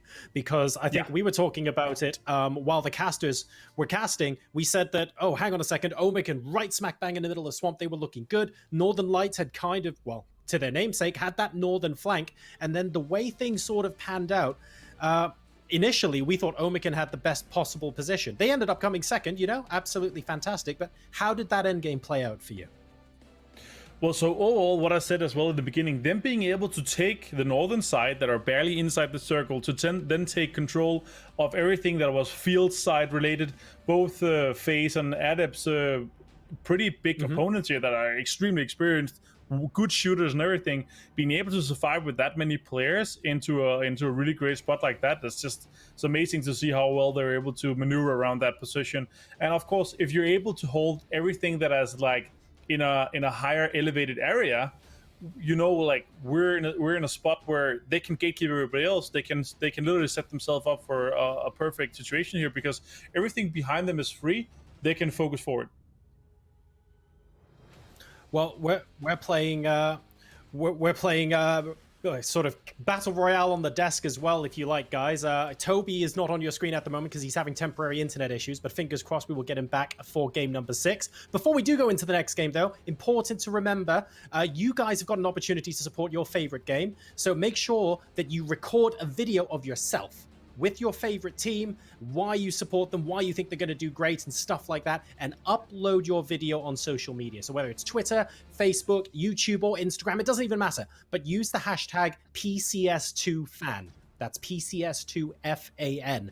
And we will get some of your videos on future broadcasts so that you can be a part of the PCS2 broadcast yourself. So I hope you guys can join us for that. And please make sure you continue to submit them in. So, Martin, I think it's important to say here, now that we're playing Broadcaster Royale and Toby is out of the picture, we've got Northern Lights and Omican as our 2 predictions. One of these 2 teams is likely to finish first. Who's it going to be? I mean, that's where it's going to come down to, right? It's going to be whoever finishes first, like what team finishes first, that host/analyst will be the last one to close out the show, and we'll be sitting one by one from that. No, jokes aside, like it's going to be interesting. Hopefully we get Toby back, but we're sitting 4 points apart, and kudos to us. I think and kudos to the teams as well, of course. Northern Lights and Omican have had a banging day 1. And as I was talking about, like if they're able to continue this kind of snowball effect for both the teams, they're looking really, really good to already qualify themselves for a spot in the finals. Well, we'll see. Toby currently off screen, maybe channeling his energy towards Team Liquid, so we might see a big blue victory in the last game, but it's all up in the air. We'll find out what happens now as we fly over Erangel for the last time with Pansy and Sims. Thank you very much. And yeah, exciting to come into the last game, and we do have the Forerunners kind of leading the way right now of Northern Lights and Omicron definitely sitting towards the top, but there's room for others to join. This is a long competition, keep in mind. Those first day wonders, we've seen it before, they can fade away, or they tear into these massive victories that can just be almost uncompromising in tasks. But we'll find out, and hopefully we get Toby back. What's with the internet today, Rich? Why is our internet so good and everyone else is failing? I don't know what's going on. I don't know. It's just German and UK efficiency, I suppose. UK there efficiency? It is. Probably not, Look, actually. well, yeah. Well, I think one thing we do need to say about the Northern Lights first team to secure themselves 2 wins, but more importantly, like, I think the largest amount of kills we've had so far in a game has been 12. They've done it twice. Like, 24 points by kills alone between 2 games. You multiply that with the 2 wins, that's 42 it's big. instantly. It is big, and it's kind of scary to even think that Omicron are only 4 points in front of them, which shows damn good consistency from that roster. Then we begin to get a bit of a fall off, then down to 41 for Na'Vi. But certainly, Omicron's consistency, 3 second places and a 3rd place. They're up there. Besides that, Lauren, it's a 4th, but they've been top 4 every game so far. That is phenomenal. I didn't realize. They've been gritty. They've been holding on. It hasn't even been, with 4 alive. They've lost out on players, but they always seem to scrape through to those final, as I said, those top 4s, top 5s. They're always around, and they've fragged out on the way. So Omicron, yes, they may kind of dim under the lights of the Northern Lights, but they're definitely keeping up. They're definitely on this one. And we've seen what can happen with Omicron when they really get into those kind of comfort zones. They can start really running away with those points. So we'll see if they're able to kind of keep this up going forward. Of course, with the way the groups play out, you won't always be playing that same sort of group system or, the same opponents as such. So things could definitely change. But for now, this is a very big statement piece coming out from them. As we look back on Na'Vi, we love the Na'Vi perspective. And do you reckon Orange just, played him out after that little knife action? I mean, hell, what a way to just opens the mic, funeral song comes on, just the funeral one. Coffin dance on the way out. Oh God, I'd forgotten about that meme in all the best possible ways. To be fair, it's a good meme. It's a good one. I still think Navi's going to be a force to be reckoned with. They've been through. Every team has its dip eventually, and I do think Na'Vi have had that dip. I mean, hell, it was a night and day scenario. I still remember, honestly, a PEL version 1, 2, whatever it was, and where the players and teams were. Na'Vi's change was night and day. They just went from a complete roster shuffle altogether and just came back with the superstar team that did so well. But I think we've had the Na'Vi dip over and done with. They've got Orange on there. Clearly, they're not a team that switches players willy-nilly. They don't just switch. We've seen teams in the past that will quite happily swap players to try and fix a problem. And it's not worked. I don't think Na'Vi is that team. They will sit and try and fix things. Like you saw it took hell of a long time to get, was it Tixu on the team from ENCE? They went through all sorts of problems at ENCE. Crappy placements, failing to qualify for just not good. And they stuck by it, and I'll always give them credit for doing so. You stick through it, through thick and thin, and then you eventually fix it. But I do think Na'Vi have been through that slump now, and this is the team to bring them back to Na'Vi greatness, if you will. Yeah, I think there's the right time to make roster changes. I think that's a big thing, and it has to, you've got to be able to have the time to, figure out how you want to play and what was going wrong, what a new player can bring to a roster, what you're looking for in that player, because, as I said, they're not changing IGLs, they're bringing in a different style of potentially, fragger, someone who plays a bit of a different approach, maybe someone who could just put up a couple more numbers here and there, they feel maybe gels better with the team. As I said, I feel like when you change out like an IGL or something, you're looking for a brand new way to approach the game. When you change out like one player, maybe you're looking for someone who gels better with the roster, or someone who just kind of approaches the game in a slightly different way. So I think that's quite interesting, and the same goes for Clib. K-Mind, he held his own, maybe not to what Liquid wanted. Maybe they wanted a different look player, maybe someone who can gel better with the boys, and they feel, maybe fulfills a bit of a different role. So we'll see how that goes. And Clib's definitely been warming into this, the straight up turtle on the way through. I don't think Liquid noticed, because they're just over the ridgeline here. Not sure. It looks like a bit of a pull up there. They've noticed it. The very vulnerable turtle has to make a move now.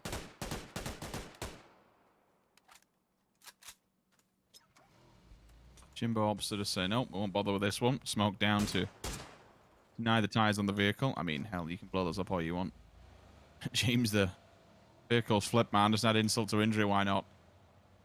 Flip, further extended from the rest of the team. This is an easy one. Circle itself, a little bit of water, encapsulated on at least half of it, moving all the way into Milter Power. FaZe Clan's home turf, this one. Should the circle be favourable to them? They might get something which takes us back to the olden days, and maybe we see finesse a FaZe Clan finish on day number 1 here. I just want to take a check-in with this scoreboard. You guys can see it on the left-hand side. I'll bring it up on my side as well. Let's have a look who's had a bit of a poor day, so to speak, just while we're still at early stages of the game, and who's got a fair amount of work to do. I mean, M4, 7 points. Better luck next time, 8 points. For me, I'd say FaZe are one of the teams who've not had a great day either. For the caliber of what you'd like to see from them, it's definitely not been a brilliant day from them here. Now, you know, FaZe do tend to warm up later on in the day, but I'd like to see a bit more. Maybe a nice close would give me a bit of confidence, because as I said, the lobby's better than it used to be. You can't depend on those final days anymore. People are consistent enough now, I feel. They've only had one single-digit place when it comes to placement. You know, they got a third in round number 4. They've only got 24 points. 19 of those have been with frags, so certainly placement has not been with them at all. 14, 11, 11, and 10. It's, yeah, a lot of early deaths. Might be the question of the... Ooh, okay. Quick kick flip. I'll allow it. It's fine.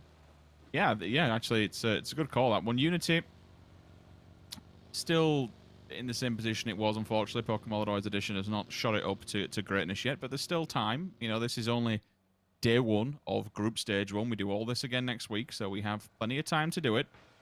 Arctic, so you're getting baited in, my friend. You didn't realize players are here. They're still on the backside of this building, but now you will. Because you hear movement. They could have actually, on the side of Etiquette, they didn't have to run there. They could have just held point and let more players arrive and maybe surprise them. It's whether or not they know Fender's down low. That's the obscure part. Random nade to throw it down to the middle of nowhere. Could have at least waited and maybe just lowballed it. Fender was the one to try and defend this, and unfortunately it's not gone the way he expected. Youth now, with enemies at the gates, has to do all the work in the world. There's the first one, though. The opener has been allowed faultlessly. Also, the nade! Now, the vert nade did it. The vert nade went up and over. Now, you're right, the kind of support system's here, but Code Marco's got to really find faultlessly, otherwise it's all for nothing. It's down to the 1v1. Save either squad. And Etiquette do manage to live. Barely. Down to 1 player, but they do manage to stay alive. And while that happened, we did see Omicron lose out on a player early here. A little unfortunate, but a nice bit of work coming out from FaZe on the other side. Managing to land a nice little shot there and the flush to follow. So I'm thinking Omicron are down to 3. And FaZe have managed to maintain their position kind of surrounding Prison as their own. Quite split apart, though, so a little bit precarious in that regard. But we'll keep eyes on this situation and how it unfolds. Ents picking up a nice compound. Adepts just north of them. No one's too close by. You could say maybe, you know, Blaze, FaZe, Etiquette. It looks like FaZe are getting curious about Etiquette potentially. 80's definitely looking that way. So I wonder if we're going to see maybe a knock or a bit of damage coming through on that sort of south side of the circle. see where she goes to.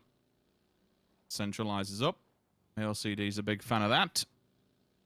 Everyone is in a good position for it. Only 2 teams outside of the circle.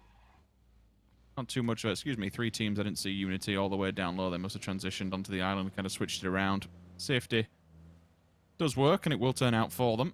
FaZe Clan, minor move and a minor shift to the left. Take a little bit more land and maybe get a bit more centralized. Liquid will be slightly later to the party than what they wanted to be. They usually take those priority compounds along the main road that runs from Milter. The ones that kind of either side of it, bob in between. Pretty much where everyone's magnetized towards, between Blaze, FaZe, and Shift W. Liquid will now be able to, or want to say be able to, they'll have to take the dirt road up top. There's nowhere else really for them to go. They can't make a deeper advancement into the circle. If they do, they'll just be shot to living hell from every single angle possible. Yep. Beamy might have a little bit of an angle on them uphill. They'll be down in those compounds where we see or have seen DA in the past, alive and kicking, so they can't really go further up. that nade gonna do it? Oh, it was close. Just bounced a little too far away. Fuzzface would have been dead if that landed a little bit closer. But there's a problem for FaZe. Another fight on another front. Sinister's right there. 80's gone down. No trades yet. It's from Jempty to find Senik. So there is pressure coming back in, but it's from a different team here.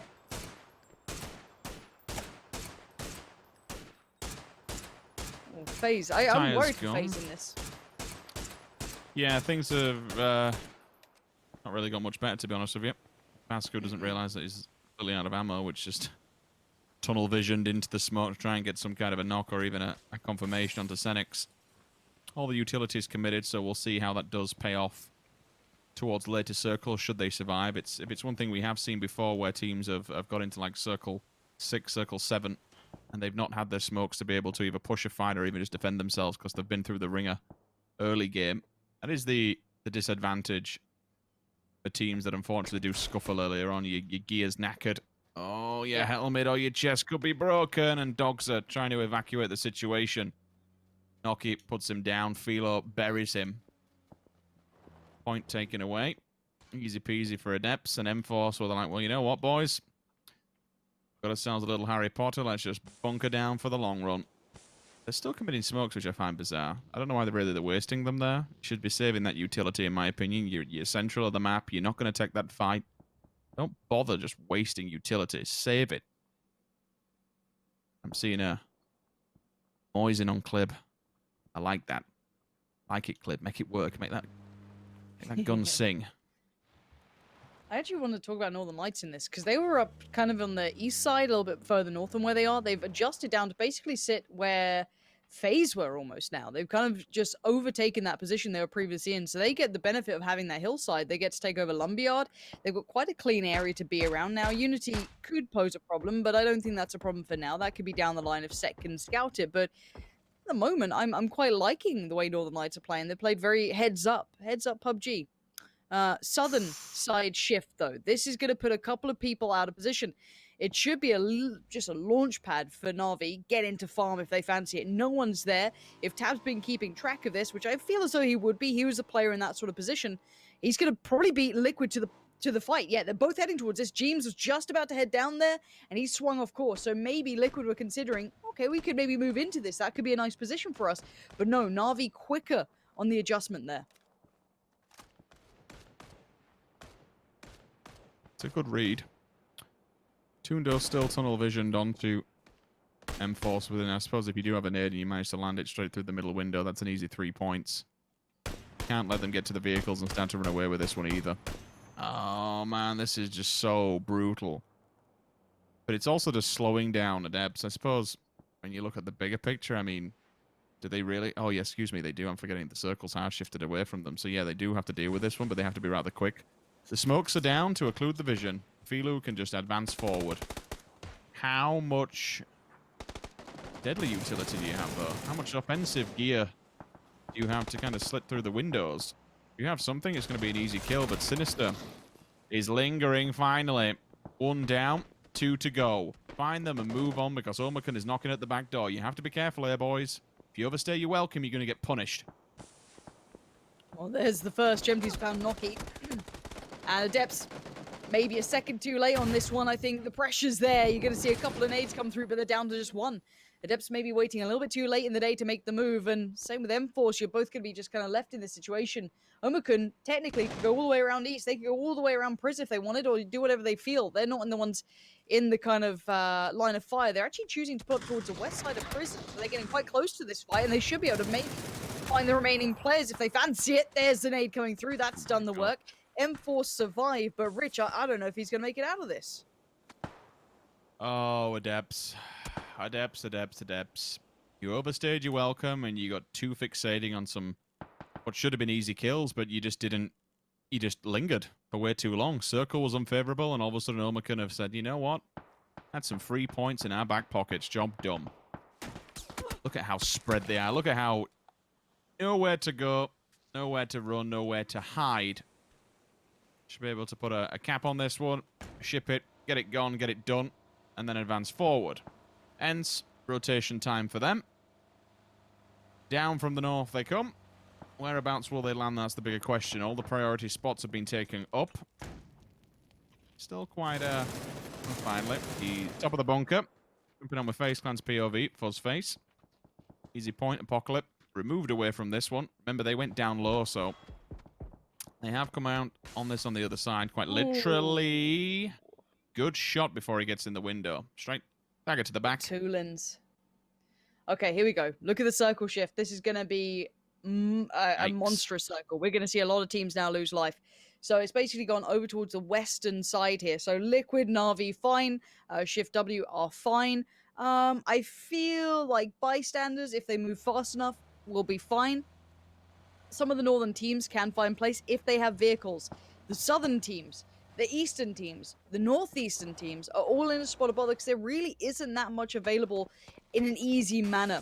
It looks like Etiquette are getting very close to Shift W. They're going for a crash here. It looks like they are, Rich. They're going straight in, head first.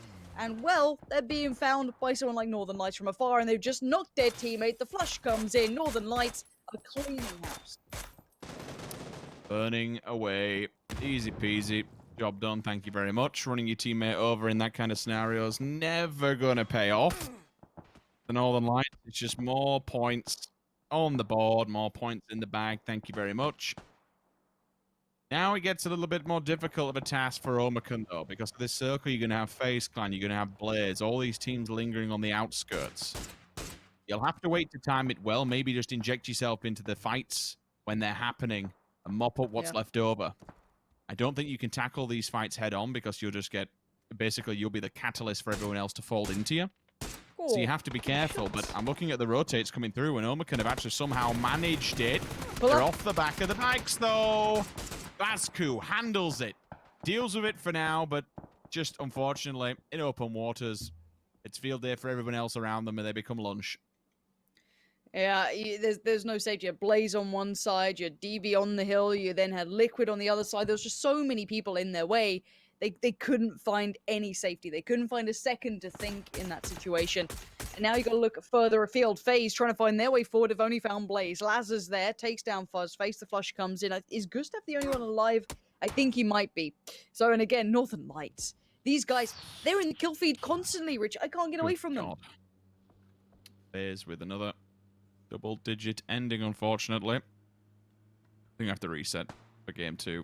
Or day 2, should I say. That's not the FaZe Clan what we expect to be seen in a lobby like this as well, where, you know, some of the teams we know they can take for definite, given the skill levels, and that's no disrespect whatsoever, but they're better than this.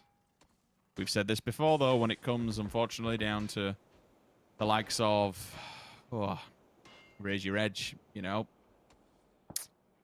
Yeah, ends. It's okay having a name, it's okay having a brand, but you have to show that. For FaZe Clan, there's a lot of work to be done here. 26 points. That's where they'll be ending themselves after day 1. You've got Northern Lights, Omicron, above 60. Hell, Na'Vi, 40. Yeah, that's starting to drop off, especially when only 16 teams can advance. You're down in 10th currently. I know there's a lot of work to be done, and I know these boys can still get the job done, but we shall see. The punishment just keeps on going. And let's not forget, Lauren, you called it at the start, the rotate that come through. Look at the position that Northern Lights have put themselves in, perpendicular to everybody else. They're just holding down a bunker now, essentially, and peppering all oncomers. Once again, Batulins is behind enemy lines to keep an eye on Switch W. This is phenomenal. This is phenomenal reads, and honestly, phenomenal IGL work. Yeah, I mean, the thing is that we know that they've got the fraggers. A lot of teams have the fraggers. But it's the calls, it's the positioning, it's the constant pressure across the board. Another tag comes in. This time we are seeing bystanders firing red line. It was Mexi there to find Hirozen. So a little bit of a scrap on the southern side. This is around farm. This is around those kind of outskirts now as the circle moved to the north. So everyone being forced out of that previous position, and Unity unable to capitalize on much. They were the ones moving away from kind of Milta, that road, I guess a roadblock as such sort of area.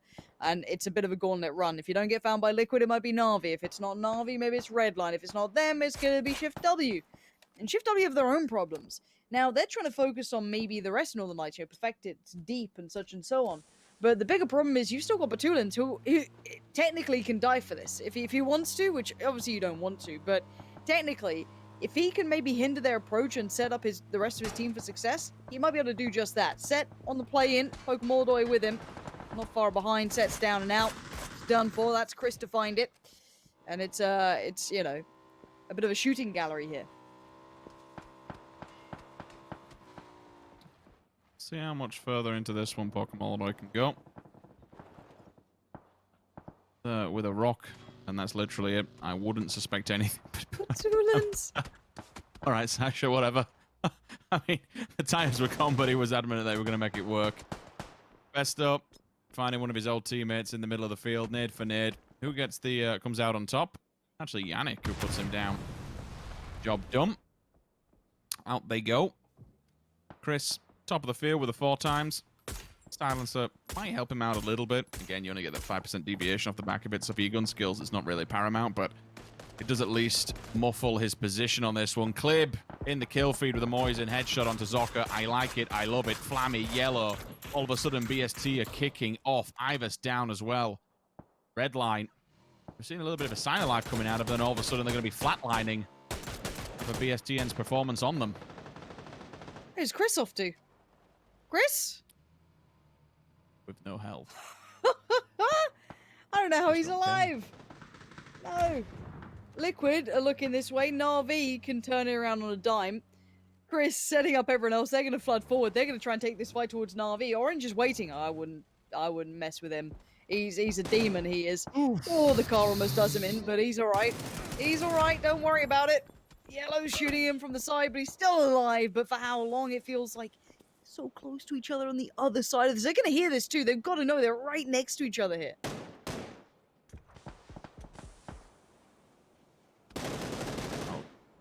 Oh, God. Now, let's not forget here, Rich. Liquid are sweeping the field. So, this fight's exciting, but it's Liquid who'll have the last laugh. Unless Beamy keeps that sort of performance up. Finding one ain't bad, but here we go. Orange goes down, flush. Braxico's fallen. That Shift W feeling the full brunt of it. They still have a player standing, though. Na'Vi has a player standing. Bystanders have all 4. You could have seen this a mile off when you saw that circle update, and they were the only ones really in the west. They could take that very strong dirt road that runs right through the middle of this circle. Now, Northern Lights still have 3. They're kind of gatekeeping Blaze right now. That's what's on their plate. They can't get away from it just yet. Lipton is very close, though, so keep your eyes on that. If Lipton does well, maybe it's game on. We'll see if they're aware. For Liquid, I think they need to flex back on themselves here. It's going to be extremely difficult to find an avenue approach upside that hill when you've got the Tab, Marv, and then all of a sudden BSTN just to the top on the dirt road. It's going to be very, very difficult. Jimbo, near God, comes in, cleans house. It's another team gone. Klib just needs to keep an eye on Northern Lights. If they want to... I honestly think they'll be kind of flooded that way, given the gravity of the position that BSTN have on that dirt road. It's basically an entrapment. Now, if this all kicks off and you start seeing bodies in the kill feed, you crack on and say, right, jobs are good and let's get involved here. I want to see if Team Liquid react to this. If they do, this is the play. But it's how fast can they get to this fight. Klib is sniffing at it. And all 4 of them I've just seen turn and face this on the map as well, Lauren. So Liquid this could be their entry point. Perfectix has been keeping track on it too, though, so it's a bit of a back and forth, but Liquid have the numbers, and they might have the timing just right. Perfectix might spot it out, but then bear in mind Blazer on the other side, so Northern Lights haven't been able to clear away the fight that's in front of them. Now with Perfectix gone, it's going to be the red alert. Everyone knows that there's a problem now in front of them. Liquid going to put up the wall of smoke to allow them to get closer, because right now Northern Lights can still do damage, but now Blaze going to speed up the process, take the fight to Northern Lights. It's the only time they could have done it in, and in between a rock and a hard place, they don't come out alive. Squish between the two. It's a nice bit of play from Liquid there to find the right timing and Blaze to capitalize on it as well. But Blaze now on the run. They need to get in the circle themselves. Nice bit of flex play, but it's also been pushed back by Flammy in Yellow's position. Does force this engagement. There's nowhere else really to go. They still control this, essentially the central point in this whole hill, should I say. Topography is with them. They can keep control for now. Lower side, you wouldn't go to your Team Liquid because you know it's still open. I would say the one thing is, right, you look at experience here, and I think we have potentially 3 different levels. You have Liquid towards the top with Na'Vi. You'll then have Blaze, and then maybe Bystanders. If you go by how many times we've seen them in these sort of tier tournaments, at least. Now, I want to see with bystanders how they play with four alive, the best position, but against very experienced teams in these end games. And Liquid have been through the ringer. They've been in several fights. They've got probably hardly any utility left. This could be a really good proving point for bystanders. This could be beautiful work for them. Now, Tab is behind them, and eventually he could become a problem if the timing's right and they don't check on it. Yeah, I didn't want to go with the standard pawn of keep a tab on the tab, but he really could be a diamond in the rough here for Team Liquid if he strikes at the right time. Players, in we go with the vehicle, give themselves some level of support with the rock. Nades are coming over though from Jort and also Beamy as well, so they're going to be boxed in a triangle formation. Molotov comes out, the cocktail goes down. Does it just clip rip? No, it does not. Lipsin falls back. Stim should be on at this point, so you can just use the first aids and just keep going up to 75 and away we go above that. The rest of the elo at the time's provided by the cans and the pills. Tab is slowly but surely working his way into this. It's which fight does he find, unfortunately, in front of him first. You got two battles here. To the north, players versus bystanders. Down the south, Tab will just stand by himself. And Liquid watch on. Liquid now basically can pick their battle. Who's going to be the most damage? Who do we attack first? And let's not forget now that Liquid have had a terrible day when it comes to Miramar, just unfortunately down to various technical difficulties, nothing like with the game as such, just internet issues and variational things. But they're up to fourth, Lauren, when it comes to points, provided by a 20-point game they garnered earlier. This would be phenomenal for them. This could rocket them into third. Clibs, yeah, nicely done. So Liquid now have unlocked the southern side of the circle to play from. It's not much, though. You can see how open the terrain is here, and I don't know how much utility they've got to play with, so that may not be an option. But at least they are now free from being worried about maybe someone in that position, so nice work from them to keep track of that. I want to see what bystanders do. It looks like Yellow's got a good idea where maybe Jeems is. He's definitely keeping eyes towards it. But how do they approach this? Because they can't fully commit towards the south, because they can't clean house against Liquid. They could do damage, but they can't clean it. And if they do that, obviously Blaze then will just kind of pounce on the moment. So it's a very tricky predicament these remaining three teams are in. Blaze obviously only have 3 players as well, so they don't have that full ability yet, but they can maybe make it to the plateau, whereas Liquid's run is treacherous here, Rich. I don't know how they make it forward from this. Again, they're going to have to... I actually think they take the dirt road head on, but that would mean fighting Blaze. There's a small part where they can just plateau out of the line of sight from bystanders, which is exactly what they're doing. But you can see how the opposing team's doing almost a mirror image of it. Baz are just laying down, waiting for them to try and hit the road itself. Blaze can't wait that long. They're going to have to move to the circle eventually. Do they go towards bystanders first?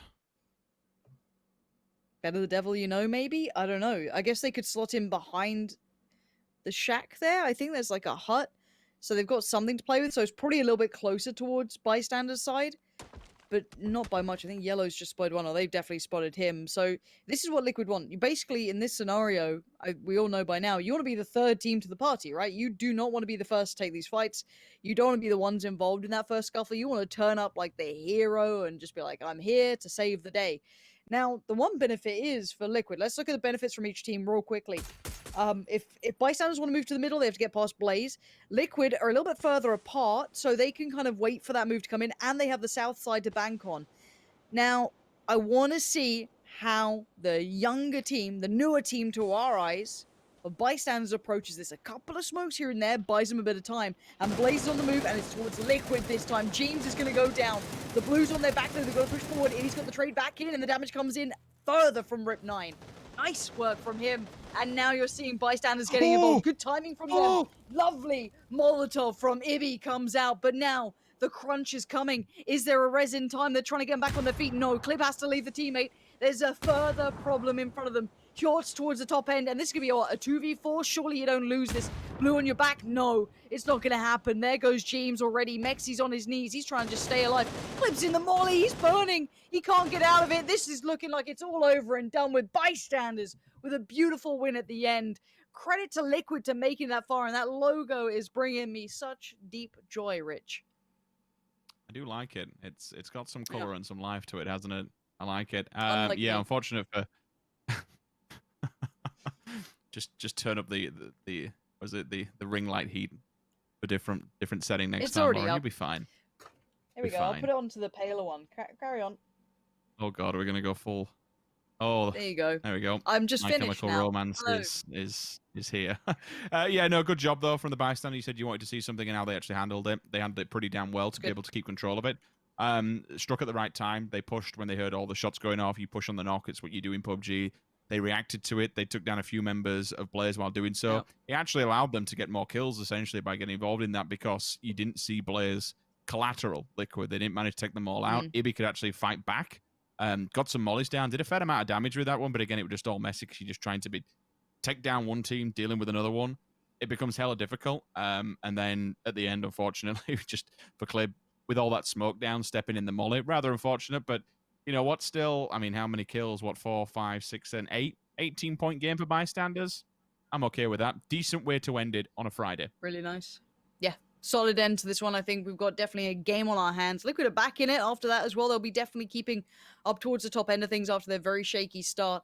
So plenty of teams in different predicaments now. A couple definitely need to start delivering a little bit more. I'm looking towards the phases. A couple of the names we'll start looking at further and in closer inspection. But that's not for us. That's for the boys to break it down. And I wonder if Toby's back. We'll find out.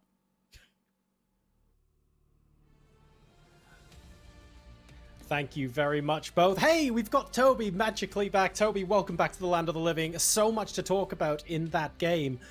First of all, it's a little bit of a different circle, I guess. We've seen some Western shifts. We're now moving towards the east side. And actually, we were talking in the middle of that game. We were thinking, oh, everyone's rotating kind of as normal and things are looking pretty chill. But one thing to perhaps call out is that the Adepts, they stayed on the edge for quite a while, sort of chasing those knocks, and they didn't rotate in time.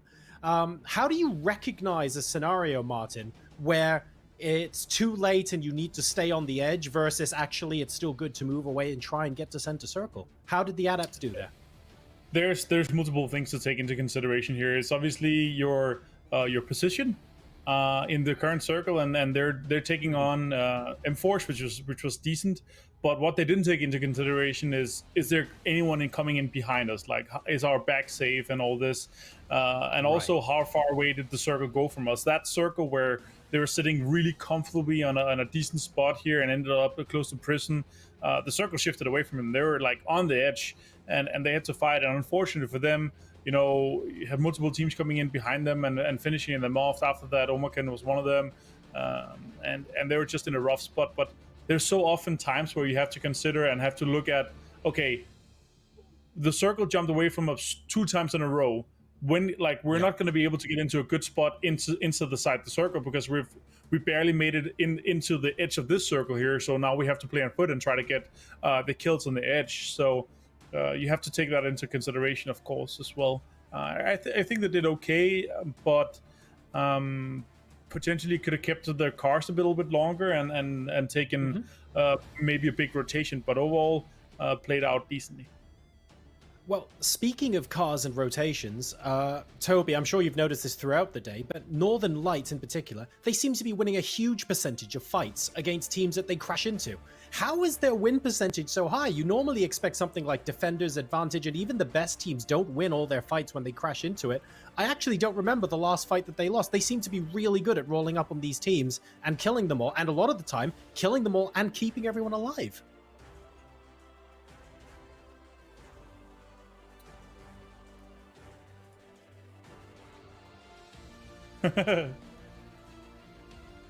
Oh, we may have, it looks like we may have temporarily lost Toby there, but Martin, same question to you. Northern Lights are doing phenomenally in that regard, as we see the results from match 6, by the way. We'll talk about bystanders and Liquids in a sec. Yeah, I'll answer for Toby real quick while he's figuring out where the unmute button is. But overall, yes, they are winning fights. But you can take this away from as well. Like we heard in our interview with Battle, you heard they've been playing, the dailies, the ranks. They've been grinding. They've been putting in time to make sure that they're taking these fights as often as possible moving into this. So, overall, just great. Also great to see Flamey, fellow Danish Viking there, fragging out the 4 kills. And overall, really nice day from bystanders. Coming in as a very new team here and taking the last win of the day. All right. Well, we have to mention the bystanders. I think they've done pretty well, and I think they're probably the strongest performance amongst the teams that qualified. Toby, if you're back among us, let's discuss that a bit, because I know you were really bigging them up earlier today. I hope can you hear me? I don't Yes, know if you're here. Hello. You can hear me now. Great. I was trying to fix stuff, and I have no idea what was causing it. Can you please repeat the question? I'm dealing with a lot of issues right now. Well, I tell you what, I'm just going to give you one word, Toby. Bystanders. You've been bigging them up earlier in the day. I think they're the strongest, some of the qualifying teams, and they've got their chicken dinner. Talk to me about how expected this was, what you know about the players, and just tell us about them in general, because they've had a good day. Similarly to what I intended to say about Northern Lights when they already didn't come through, they're a team that just have really good communication. It's clear to see that it doesn't take long for a decision to be thrown in the air and for a team to commit to a decision. And in areas of the map like these, where you're in the open for the most of the time, you need to make decisions fast. Not only do you have to be able to execute ideas quickly, but you also need to really be able to come up with them and start doing them fast. Because as we saw with a lot of the pull-up situations that we had today, also with Northern Lights, if you're 1, 2, maybe 3 seconds late on a pull-up, 2 other teams will have beat you to it, and you're going to go down because of it. So clear and quick decision-making and really good close quarter fighting, to me, is what's really stand out to Northern Lights, a team that haven't played, bystanders, a team that haven't played together for all that long. Very, very impressive to see. Really good stuff.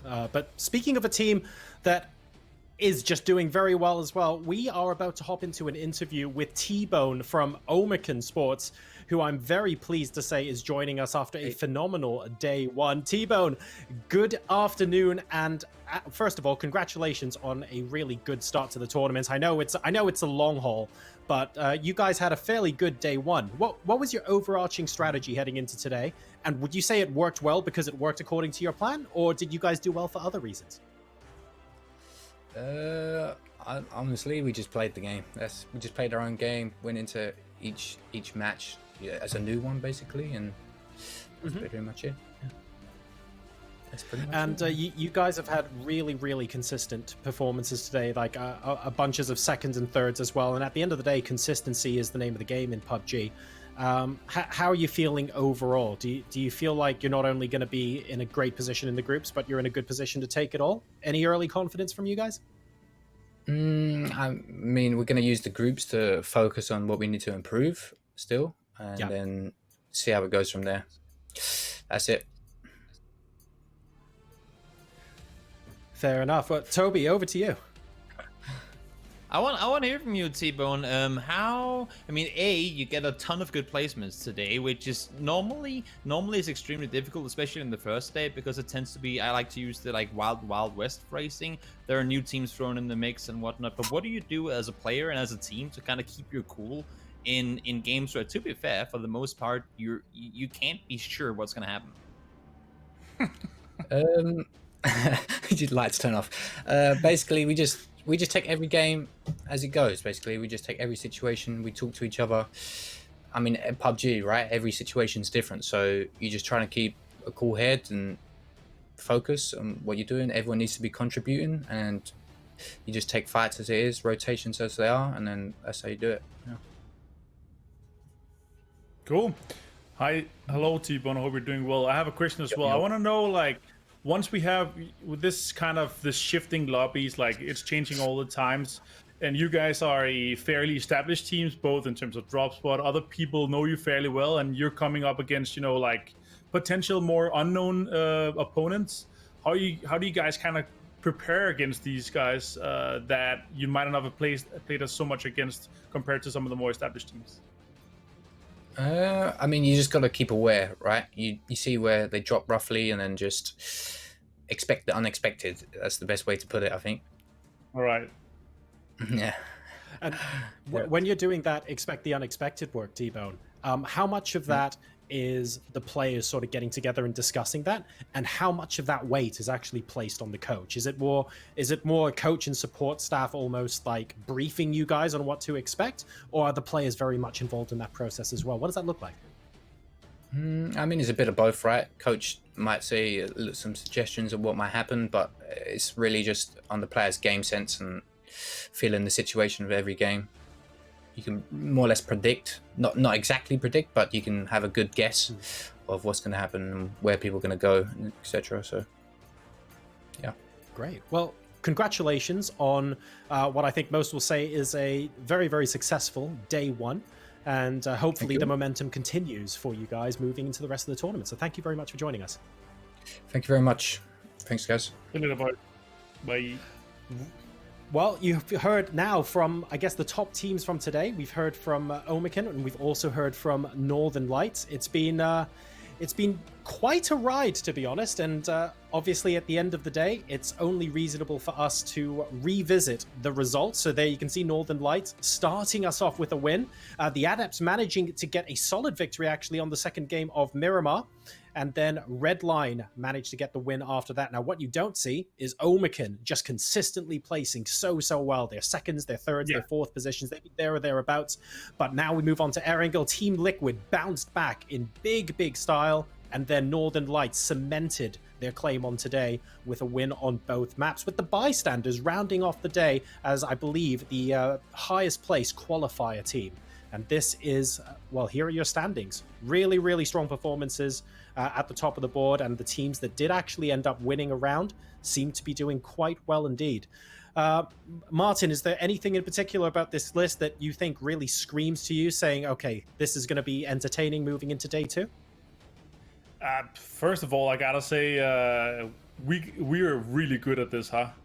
We picked We're first, good, man. second, 1, 2, 3. Oh, we did! We did! Yeah, so that's actually pretty impressive. No, I gotta say, against the bystander sitting on fifth right there, ahead of some really big names, some really established teams, and some really good players, is really impressive. I hope they're able to continue this. Obviously, a lot of their points coming off their last victory.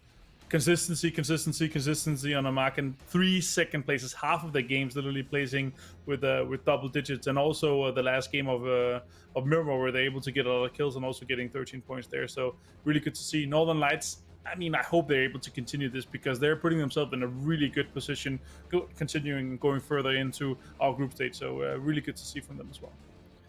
And Toby, how about you? Is there anything on this screen that jumps out for you?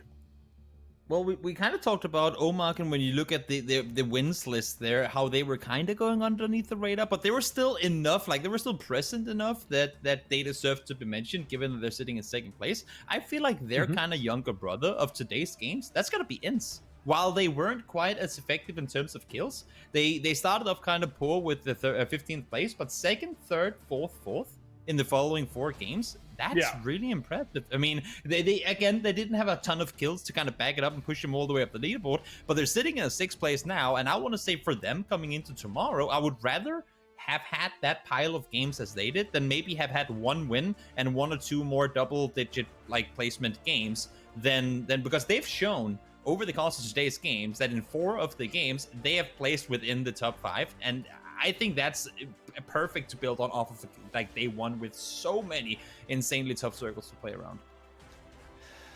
Well, that's going to be it for the games for day number 1, ladies and gentlemen. You've been watching PCS2 Europe. There've been a lot of action, but also bear in mind it's a marathon, not a sprint. Really well done to Northern Lights, Omicron, and Team Liquid. And I suppose we do owe ourselves a bit of self-congratulation because I don't remember the last time an analyst panel guessed first, second, and third for the teams to place highly. So, gents, let's grab this moment while we can. Give ourselves a pat on the back and, well, in my case, buy myself a portable air conditioner to celebrate because that's a pretty good feat, actually, getting those predictions correct. We've still got 2 days this weekend, though, and the other groups are going to be playing as well. So make sure you tune into the broadcast tomorrow afternoon. PCS2 continues right here. Thank you very much for watching, everybody. We'll see you tomorrow.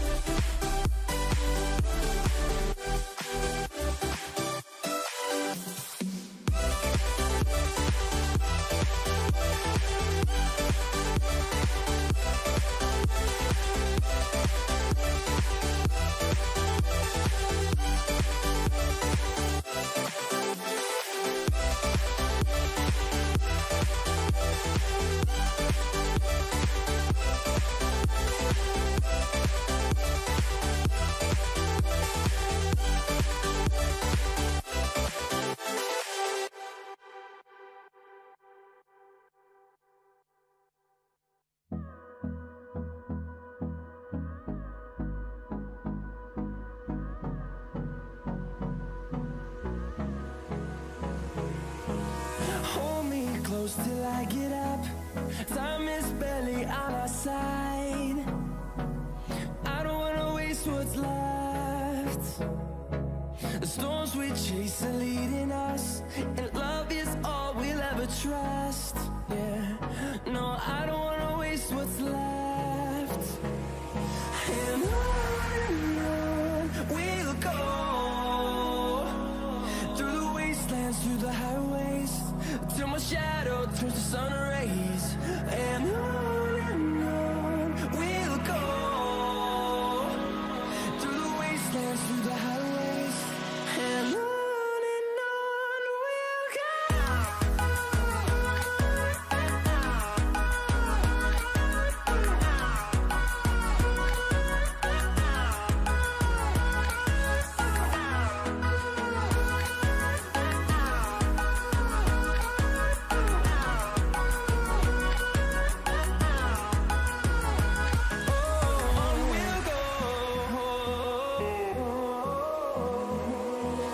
Finding life along the way, melodies we haven't played. No, I don't want no rest. Echoing around these walls, fighting to create a song. I don't wanna miss a beat. And on we'll go, through the wastelands, through the highways, till my shadow turns to sun rays.